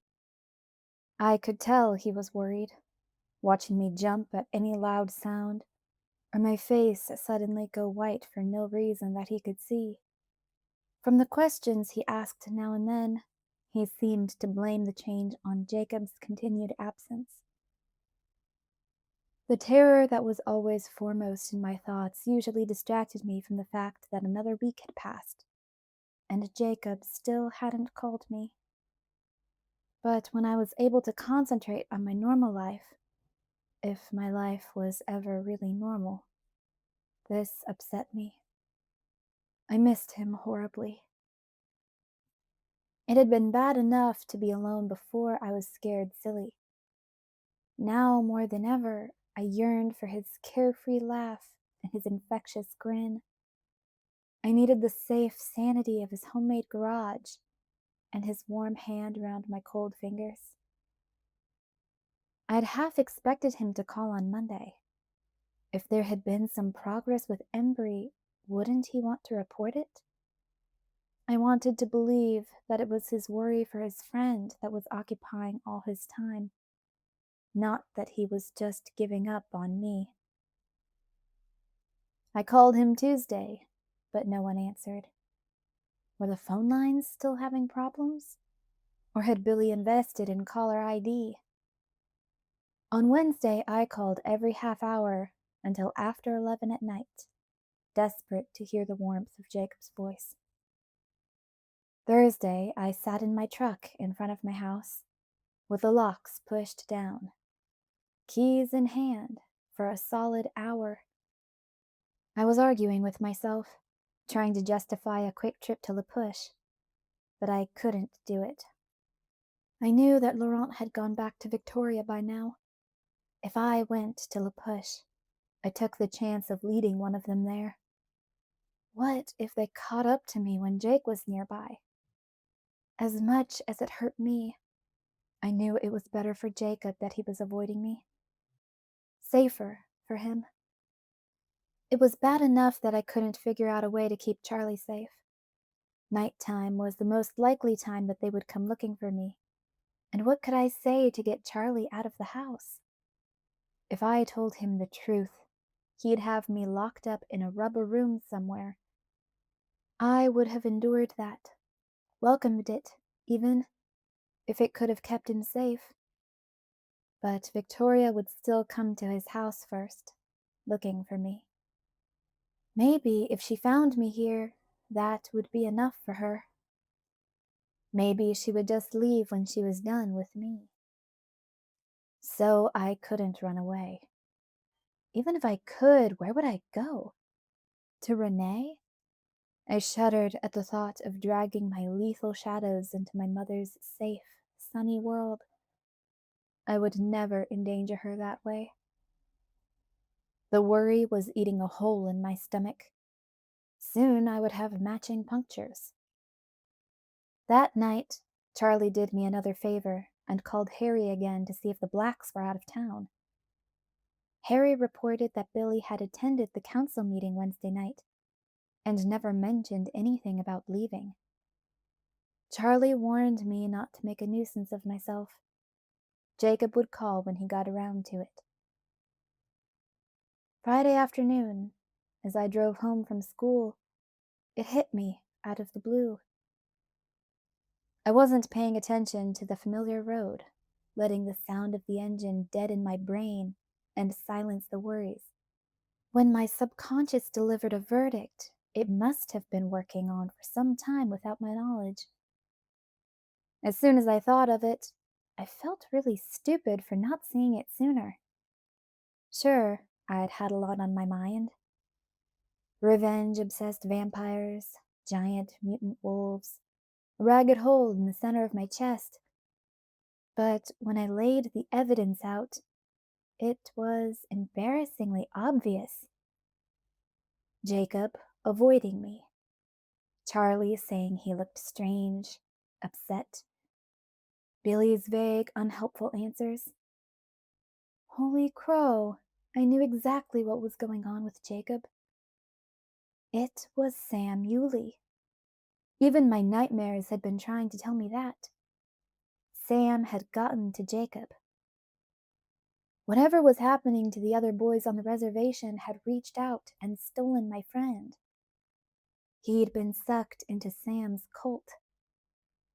He hadn't given up on me at all, I realized with a rush of feeling.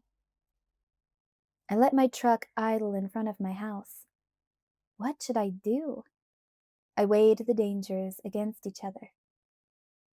If I went looking for Jacob, I risked the chance of Laurent or Victoria finding me with him. If I didn't go after him, Sam would pull him deeper into his frightening, compulsory gang.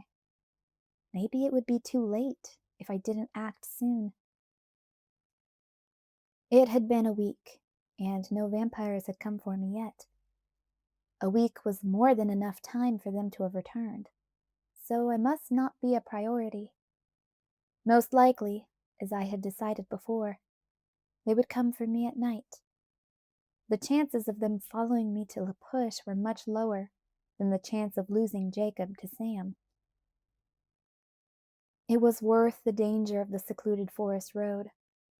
This was no idle visit to see what was going on. I knew what was going on. This was a rescue mission. I was going to talk to Jacob, kidnap him if I had to. I'd once seen a PBS show on deprogramming the brainwashed. There had to be some kind of cure. I decided I'd better call Charlie first. Maybe whatever was going on down in La Push was something the police should be involved in. I dashed inside, in a hurry to be on my way. Charlie answered the phone in the station himself. Chief Swan. Dad, it's Bella. What's wrong? I couldn't argue with his doomsday assumption this time. My voice was shaking. I'm worried about Jacob. Why? He asked, surprised by the unexpected topic. I think something weird is going on down at the reservation. Jacob told me about some strange stuff happening with other boys his age. Now he's acting the same way, and I'm scared. What kind of stuff? He used his professional, police business voice. That was good. He was taking me seriously. First, he was scared, and then he was avoiding me, and now I'm afraid he's part of that bizarre gang going on down there. Sam's gang. Sam Yulee's gang. Sam Yulee? Charlie repeated, surprised again. Yes. Charlie's voice was more relaxed when he answered. I think you've got it wrong, Bells. Sam Yulee is a great kid. Well, he's a man now, a good son. You should hear Billy talk about him. He's really doing wonders with the youth on the reservation. He's the one who. Charlie broke off mid sentence, and I guessed that he had been about to make a reference to the night I'd gotten lost in the woods. I moved on quickly. Dad, it's not like that. Jacob was scared of him. Did you talk to Billy about this? He was trying to soothe me now. I'd lost him as soon as I had mentioned Sam. Billy is not concerned. Well, Bella, then I'm sure it's okay. Jacob's a kid. He was probably just messing around. I'm sure he's fine. He can't spend every waking minute with you, after all. This isn't about me, I insisted, but the battle was lost. I don't think you need to worry about this. Let Billy take care of Jacob. Charlie, my voice was starting to sound whiny. Bells, I got a lot on my plate right now. 2 tourists have gone missing off a trail outside Crescent Lake. There was an anxious edge to his voice. This wolf problem is getting out of hand. I was momentarily distracted, stunned, really, by his news. There was no way the wolves could have survived a match-up with Laurent. Are you sure that's what happened to them? I asked. Afraid so, honey. He hesitated. There were tracks again, and some blood this time. Oh, it must not have come to a confrontation then. Laurent must have simply outrun the wolves, but why? What I'd seen in the meadow just got stranger and stranger, more impossible to understand. Look, I really have to go. Don't worry about Jake, Bella. I'm sure it's nothing. Fine, I said curtly, frustrated as his words reminded me of a more urgent crisis at hand. Bye. I hung up. I stared at the phone for a long minute. Why not? I decided. Billy answered after 2 rings. Hello? Hey, Billy. I almost growled. I tried to sound more friendly as I continued. Can I talk to Jacob, please? Jake's not here. What a shock. Do you know where he is? He's out with friends. Billy's voice was careful. Oh yeah? Anyone I know? Quill? I could tell the words didn't come across as casually as I had meant them to. No, Billy said slowly. I don't think he's with Quill today. I knew better than to mention Sam's name. Embry? I asked. Billy seemed happier to answer this one. Yeah, he's with Embry. That was enough for me. Embry was one of them. Well, have him call me when he gets in, all right? Sure, no problem. Click. See you soon, Billy, I muttered into the dead phone. I drove to La Push, determined to wait. I'd sit in front of his house all night if I had to. I'd miss school. The boy was going to have to come home sometime, and when he did, he was going to have to talk to me. My mind was so preoccupied that the trip I'd been terrified of making seemed to take only a few seconds. Before I was expecting it, the forest began to thin, and I knew I would soon be able to see the first little houses of the reservation. Walking away, along the left side of the road, was a tall boy with a baseball cap. My breath caught for just a moment in my throat, hopeful that luck was with me for once, and I'd stumbled across Jacob without hardly trying. But this boy was too wide, and the hair was short under the hat. Even from behind, I was sure it was Quill, though he looked bigger than the last time I had seen him. What was with these Quileute boys? Were they feeding them experimental growth hormones? I crossed over to the wrong side of the road to stop next to him. He looked up when the roar of my truck approached. Quill's expression frightened me more than it surprised me. His face was bleak, brooding, his forehead creased with worry. "Oh, hey, Bella," he greeted me dully. "Hi, Quill. Are you okay?" He stared at me morosely. "Fine. Can I give you a ride somewhere?" I offered. "Sure, I guess," he mumbled. He shuffled around the front of the truck and opened the passenger door to climb in. "Where to?" "My house is on the north side, back behind the store," he told me. "Have you seen Jacob today?" The question burst from me almost before he had finished speaking.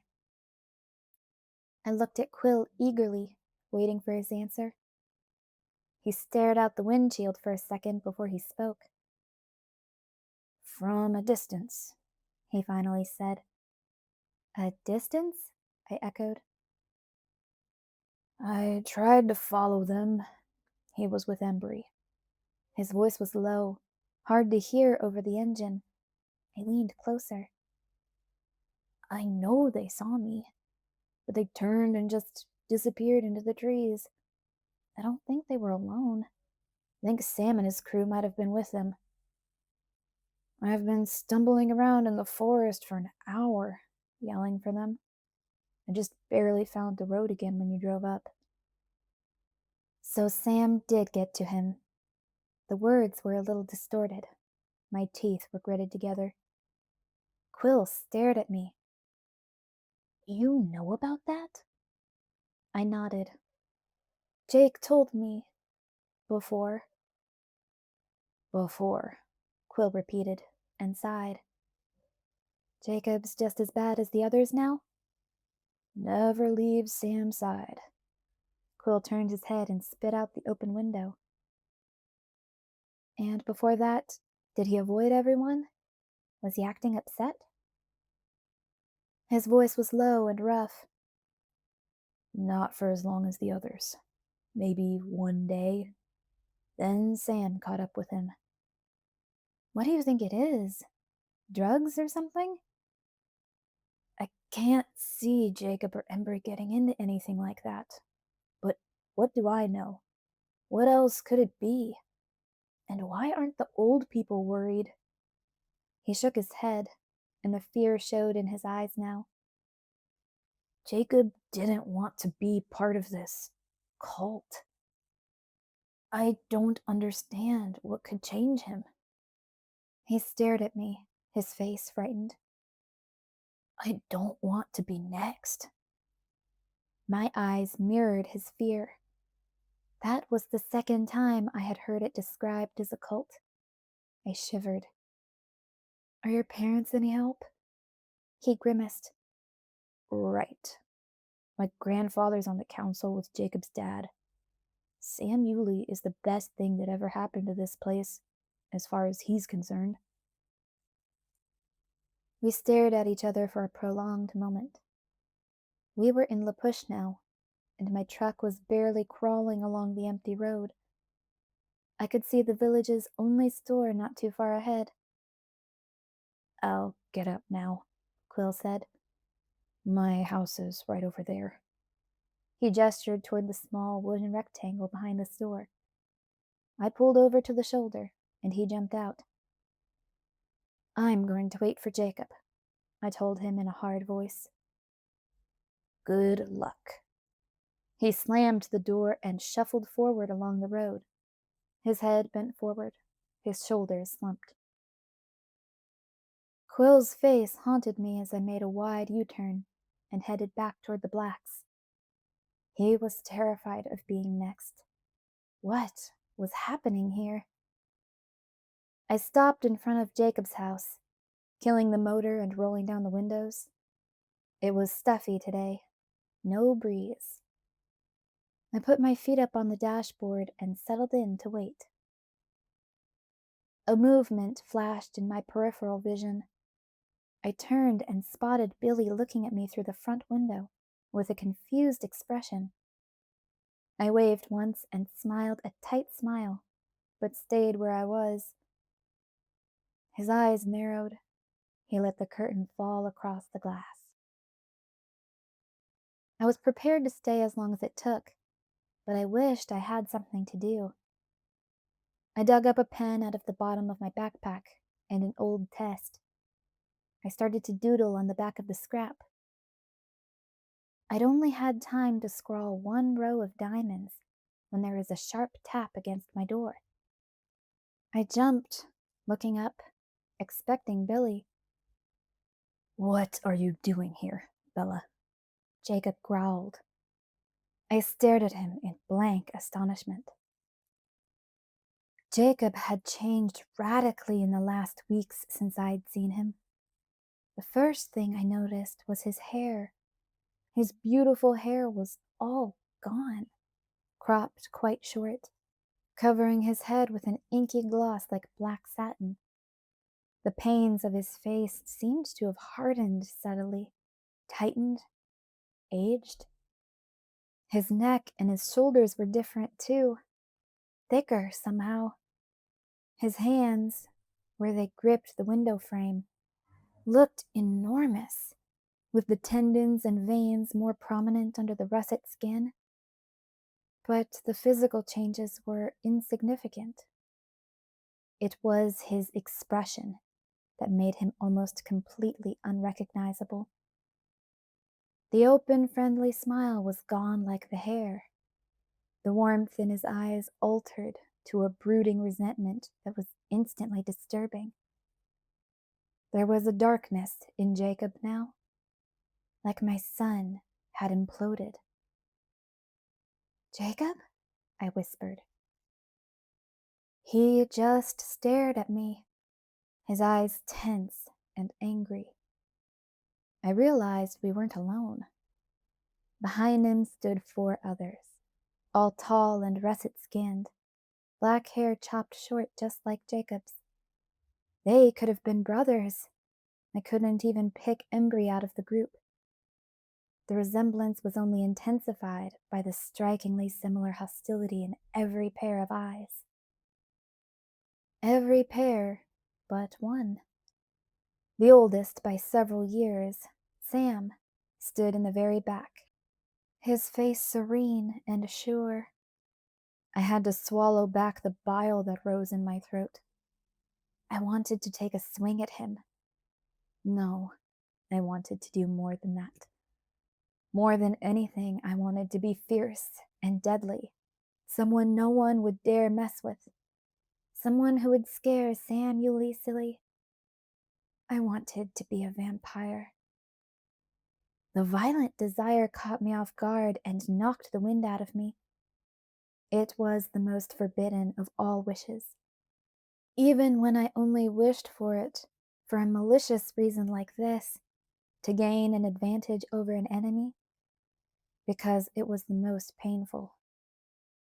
That future was lost to me forever, had never really been within my grasp. I scrambled to gain control of myself, while the hole in my chest ached hollowly. "What do you want?" Jacob demanded, his expression growing more resentful as he watched the play of emotions across my face. "I want to talk to you," I said in a weak voice. I tried to focus, but I was still reeling against the escape of my taboo dream. "Go ahead," he hissed through his teeth. His glare was vicious. I'd never seen him look at anyone like that, least of all me. It hurt with a surprising intensity, a physical pain, a stabbing in my head. "Alone," I hissed, and my voice was stronger. He looked behind him, and I knew where his eyes would go. Every one of them was turned for Sam's reaction. Sam nodded once, his face unperturbed. He made a brief comment in an unfamiliar, liquid language. I could only be positive that it wasn't French or Spanish, but I guessed that it was Quileute. He turned and walked into Jacob's house. The others, Paul, Jared, and Embry, I assumed, followed him in. Okay. Jacob seemed a little bit less furious when the others were gone. His face was a little calmer, but also more hopeless. His mouth seemed permanently pulled down at the corners. I took a deep breath. You know what I want to know. He didn't answer. He just stared at me bitterly. I stared back, and the silence stretched on. The pain in his face unnerved me. I felt a lump beginning to build in my throat. Can we walk? I asked while I could still speak. He didn't respond in any way. His face didn't change. I got out of the car, feeling unseen eyes behind the windows on me, and started walking toward the trees to the north. My feet squished in the damp grass and mud beside the road, and, as that was the only sound, at first I thought he wasn't following me. But when I glanced around, he was right beside me, his feet having somehow found a less noisy path than mine. I felt better in the fringe of the trees, where Sam couldn't possibly be watching. As we walked, I struggled for the right thing to say, but nothing came. I just got more and more angry that Jacob had gotten sucked in, that Billy had allowed this, that Sam was able to stand there so assured and calm. Jacob suddenly picked up the pace, striding ahead of me easily with his long legs, and then swinging around to face me, planting himself in my path so I would have to stop too. I was distracted by the overt grace of his movement. Jacob had been nearly as klutzy as me with his never-ending growth spurt. When did that change? But Jacob didn't give me time to think about it. Let's get this over with, he said in a hard, husky voice. I waited. He knew what I wanted. It's not what you think. His voice was abruptly wary. It's not what I thought. I was way off. So what is it then? He studied my face for a long moment, speculating. The anger never completely left his eyes. I can't tell you, he finally said. My jaw tightened, and I spoke through my teeth. I thought we were friends. We were. There was a slight emphasis on the past tense. But you don't need friends anymore, I said sourly. You have Sam. Isn't that nice? You've always looked up to him so much. I didn't understand him before. And now you've seen the light. Hallelujah. It wasn't like I thought it was. This isn't Sam's fault. He's helping me as much as he can.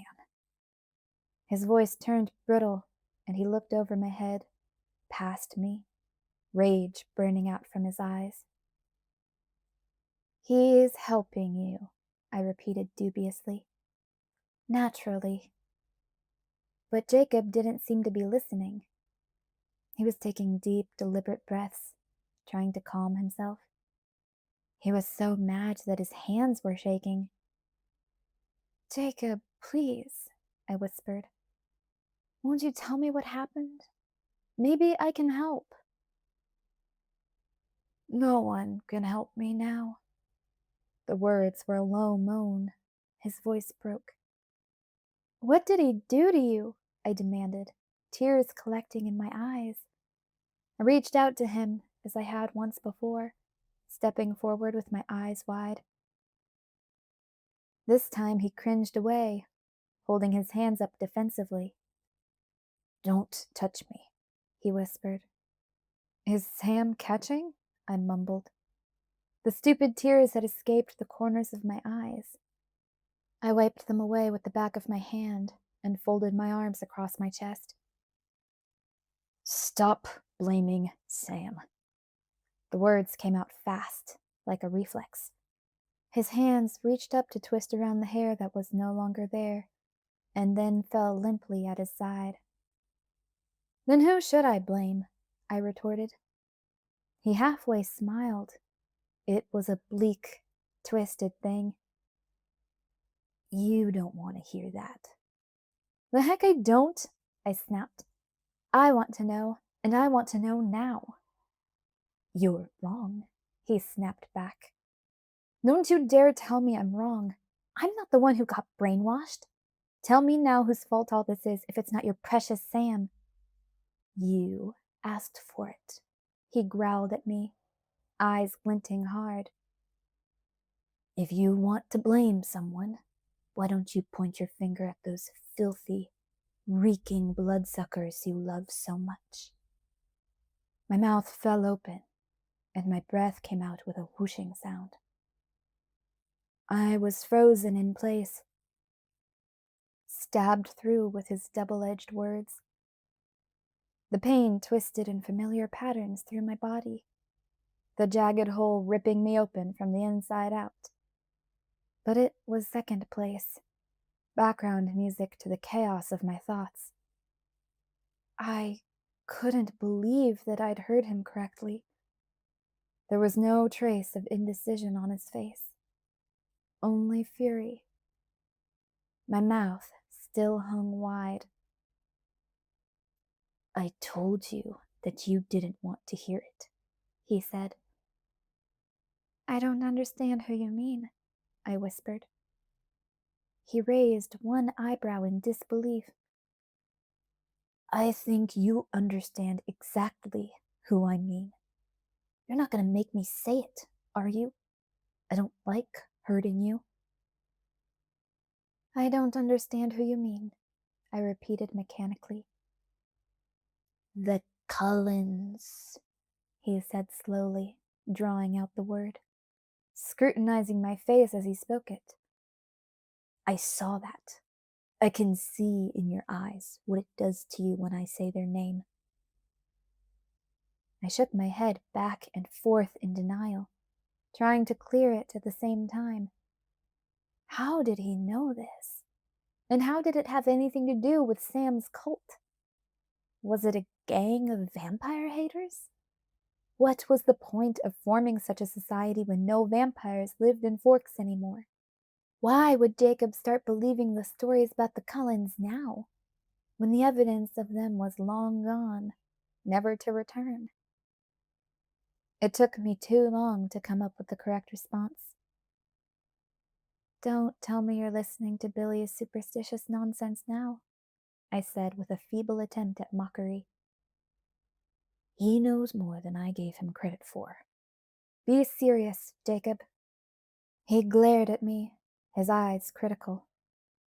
"Superstitions aside," I said quickly, "I still don't see what you're accusing the Cullens of. They left more than half a year ago. How can you blame them for what Sam is doing now?" "Sam isn't doing anything, Bella. And I know they're gone. But sometimes things are set in motion, and it's too late." "What's set in motion? What's too late? What are you blaming them for?" He was suddenly right in my face, his fury glowing in his eyes. "For existing," he hissed. I was surprised and distracted as the warning words came in Edward's voice again, when I wasn't even scared. "Quiet now, Bella. Don't push him," Edward cautioned in my ear. Ever since Edward's name had broken through the careful walls I had buried it behind, I'd been unable to lock it up again. It didn't hurt now. not during the precious seconds when I could hear his voice. Jacob was fuming in front of me, quivering with anger. I didn't understand why the Edward delusion was unexpectedly in my mind. Jacob was livid, but he was Jacob. There was no adrenaline, no danger. Give him a chance to calm down, Edward's voice insisted. I shook my head in confusion. You're being ridiculous, I told them both. Fine, Jacob answered, breathing deeply again. I won't argue it with you. It doesn't matter anyway. The damage is done. What damage? He didn't flinch as I shouted the words in his face. Let's head back. There's nothing more to say. I gaped. There's everything more to say. You haven't said anything yet. He walked past me, striding back toward the house. I ran into Quill today, I yelled after him. He paused mid-step, but didn't turn. You remember your friend, Quill? Yeah, he's terrified. Jacob whirled to face me. His expression was pained. Quill, was all he said. He's worried about you too. He's freaked out. Jacob stared past me with desperate eyes. I goaded him further. He's frightened that he's next. Jacob clutched at a tree for support, his face turning a strange shade of green under the red-brown surface. He won't be next, Jacob muttered to himself. He can't be. It's over now. This shouldn't still be happening. Why? Why? His fist slammed against the tree. It wasn't a big tree, slender and only a few feet taller than Jacob. But it still surprised me when the trunk gave way and snapped off loudly under his blows. Jacob stared at the sharp, broken point with shock that quickly turned to horror. I have to get back. He whirled and stalked away so swiftly that I had to jog to keep up. Back to Sam? That's one way of looking at it. It sounded like he said. He was mumbling and facing away. I chased him back to the truck. Wait, I called as he turned toward the house. He spun around to face me, and I saw that his hands were shaking again. Go home, Bella. I can't hang out with you anymore. The silly, inconsequential hurt was incredibly potent. The tears welled up again. Are you breaking up with me? The words were all wrong, but they were the best way I could think to phrase what I was asking. After all, what Jake and I had was more than any schoolyard romance. Stronger. He barked out a bitter laugh. Hardly. If that were the case, I'd say let's stay friends. I can't even say that. Jacob, why? Sam won't let you have other friends? Please, Jake, you promised. I need you. The blank emptiness of my life before Jacob brought some semblance of reason back into it, reared up and confronted me. Loneliness choked in my throat. I'm sorry, Bella, Jacob said each word distinctly, in a cold voice that didn't seem to belong to him. I didn't believe that this was really what Jacob wanted to say. It seemed like there was something else trying to be said through his angry eyes, but I couldn't understand the message. Maybe this wasn't about Sam at all. Maybe this had nothing to do with the Cullens. Maybe he was just trying to pull himself out of a hopeless situation.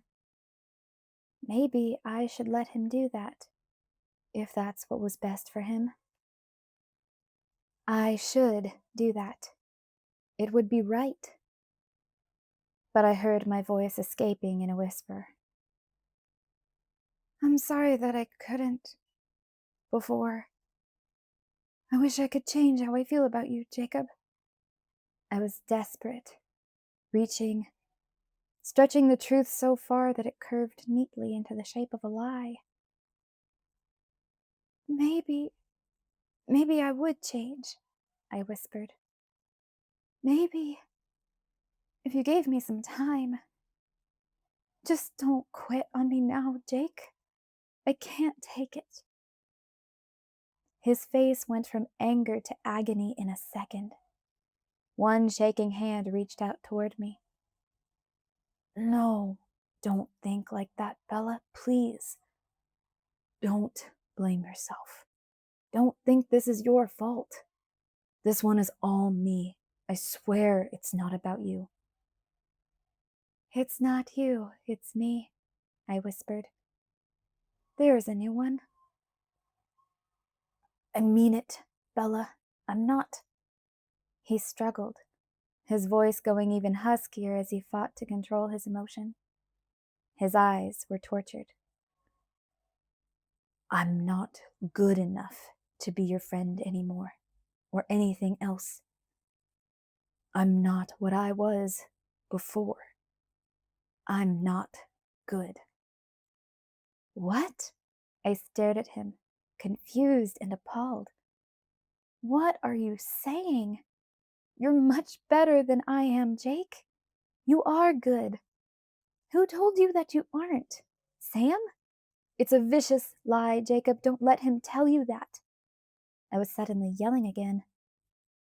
Jacob's face went hard and flat. No one had to tell me anything. I know what I am. You're my friend. That's what you are? Jake, don't. He was backing away from me. I'm sorry, Bella, he said again. This time it was a broken mumble. He turned and almost ran into the house. I was unable to move from where I stood. I stared at the little house. It looked too small to hold 4 large boys and 2 larger men. There was no reaction inside. No flutter at the edge of the curtain. No sound of voices or movement. It faced me vacantly. The rain started to drizzle, stinging here and there against my skin. I couldn't take my eyes off of the house. Jacob would come back. He had to. The rain picked up, and so did the wind. The drops were no longer falling from above. They slanted at an angle from the west. I could smell the brine from the ocean. My hair whipped in my face, sticking to the wet places and tangling in my lashes. I waited. Finally, the door opened, and I took a step forward in relief. Billy rolled his chair onto the doorframe.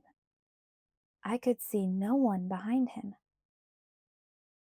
Charlie just called, Bella. I told him you were on your way home. His eyes were full of pity. The pity made it final, somehow. I didn't comment. I just turned robotically and climbed in my truck. I'd left the windows open, and the seats were slick and wet. It didn't matter. I was already soaked. Not as bad. Not as bad. My mind tried to comfort me. It was true. This wasn't as bad. This wasn't the end of the world. Not again. This was just the end of what little peace there was left behind. That was all. Not as bad, I agreed, then added, but bad enough. I'd thought Jake had been healing the hole in me, or at least plugging it up, keeping it from hurting me so much. I'd been wrong. He'd just been carving out his own hole, so that I was now riddled through like Swiss cheese. I wondered why I didn't crumble into pieces. Charlie was waiting on the porch. As I rolled to a stop, he walked out to meet me. Billy called. He said you got in a fight with Jake. Said you were pretty upset. He explained as he opened the door for me. Then he looked at my face. A kind of horrified recognition registered in his expression. I tried to feel my face from the inside out, to know what he was seeing. My face felt empty and cold, and I realized what it would remind him of. That's not exactly how it happened, I muttered. Charlie put his arm around me and helped me out of the car. He didn't comment on my sodden clothes. Then what did happen? He asked when we were inside. He pulled the Afghan off the back of the sofa as he spoke and wrapped it around my shoulders. I realized I was shivering still. My voice was lifeless. Sam Yulee says Jacob can't be my friend anymore. Charlie shot me a strange look. Who told you that? Jacob, I stated, though that wasn't exactly what he'd said. It was still true. Charlie's eyebrows pulled together. You really think there's something wrong with the Yulee kid? I know there is. Jacob wouldn't tell me what, though. I could hear the water from my clothes dripping to the floor and splashing on the linoleum. I'm going to go change. Charlie was lost in thought. Okay, he said absently. I decided to take a shower because I was so cold, but the hot water didn't seem to affect the temperature of my skin.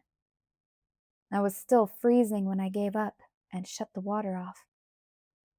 In the sudden quiet, I could hear Charlie talking to someone downstairs. I wrapped a towel around myself and cracked the bathroom door. Charlie's voice was angry. I'm not buying that. It doesn't make any sense.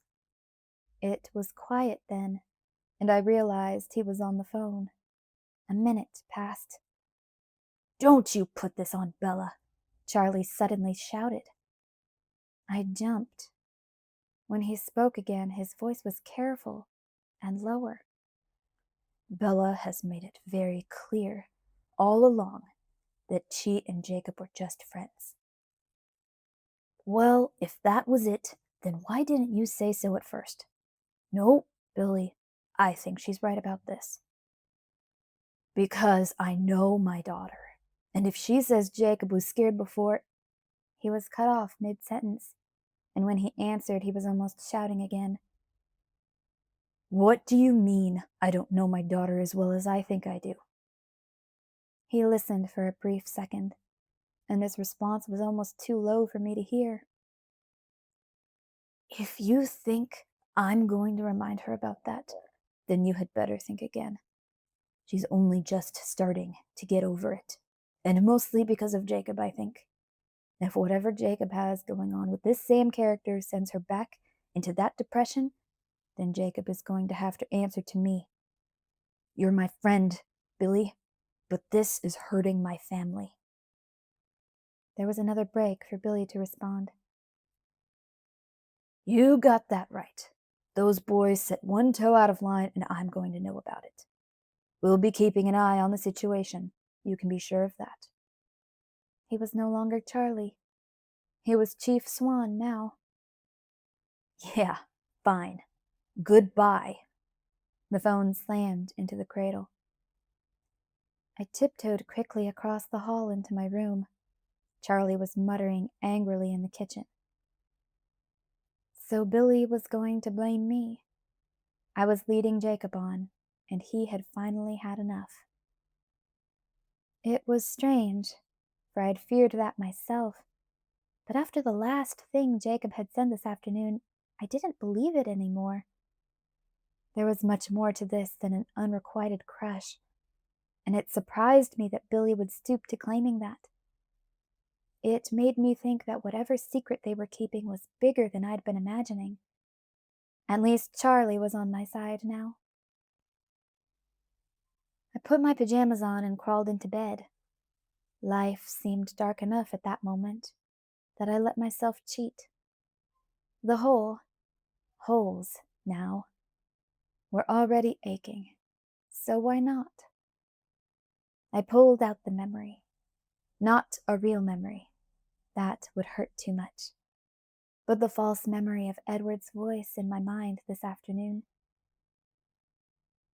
and played it over and over in my head until I fell asleep, with the tears still streaming calmly down my empty face. It was a new dream tonight. Rain was falling, and Jacob was walking soundlessly beside me, though beneath my feet the ground crunched like dry gravel. But he wasn't my Jacob. He was the new, bitter, graceful Jacob. The smooth suppleness of his walk reminded me of someone else, and as I watched, his features started to change. The russet color of his skin leached away, leaving his face pale white like bone. His eyes turned gold and then crimson, and then back to gold again. His shorn hair twisted in the breeze, turning bronze where the wind touched it. And his face became so beautiful that it shattered my heart. I reached for him, but he took a step away, raising his hands like a shield, and then Edward vanished. I wasn't sure when I woke up in the dark if I'd just begun crying, or if my tears had run while I slept and simply continued now. I stared at my dark ceiling. I could feel that it was the middle of the night.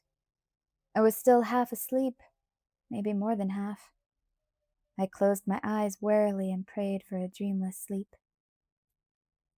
That's when I heard the noise that must have wakened me in the first place.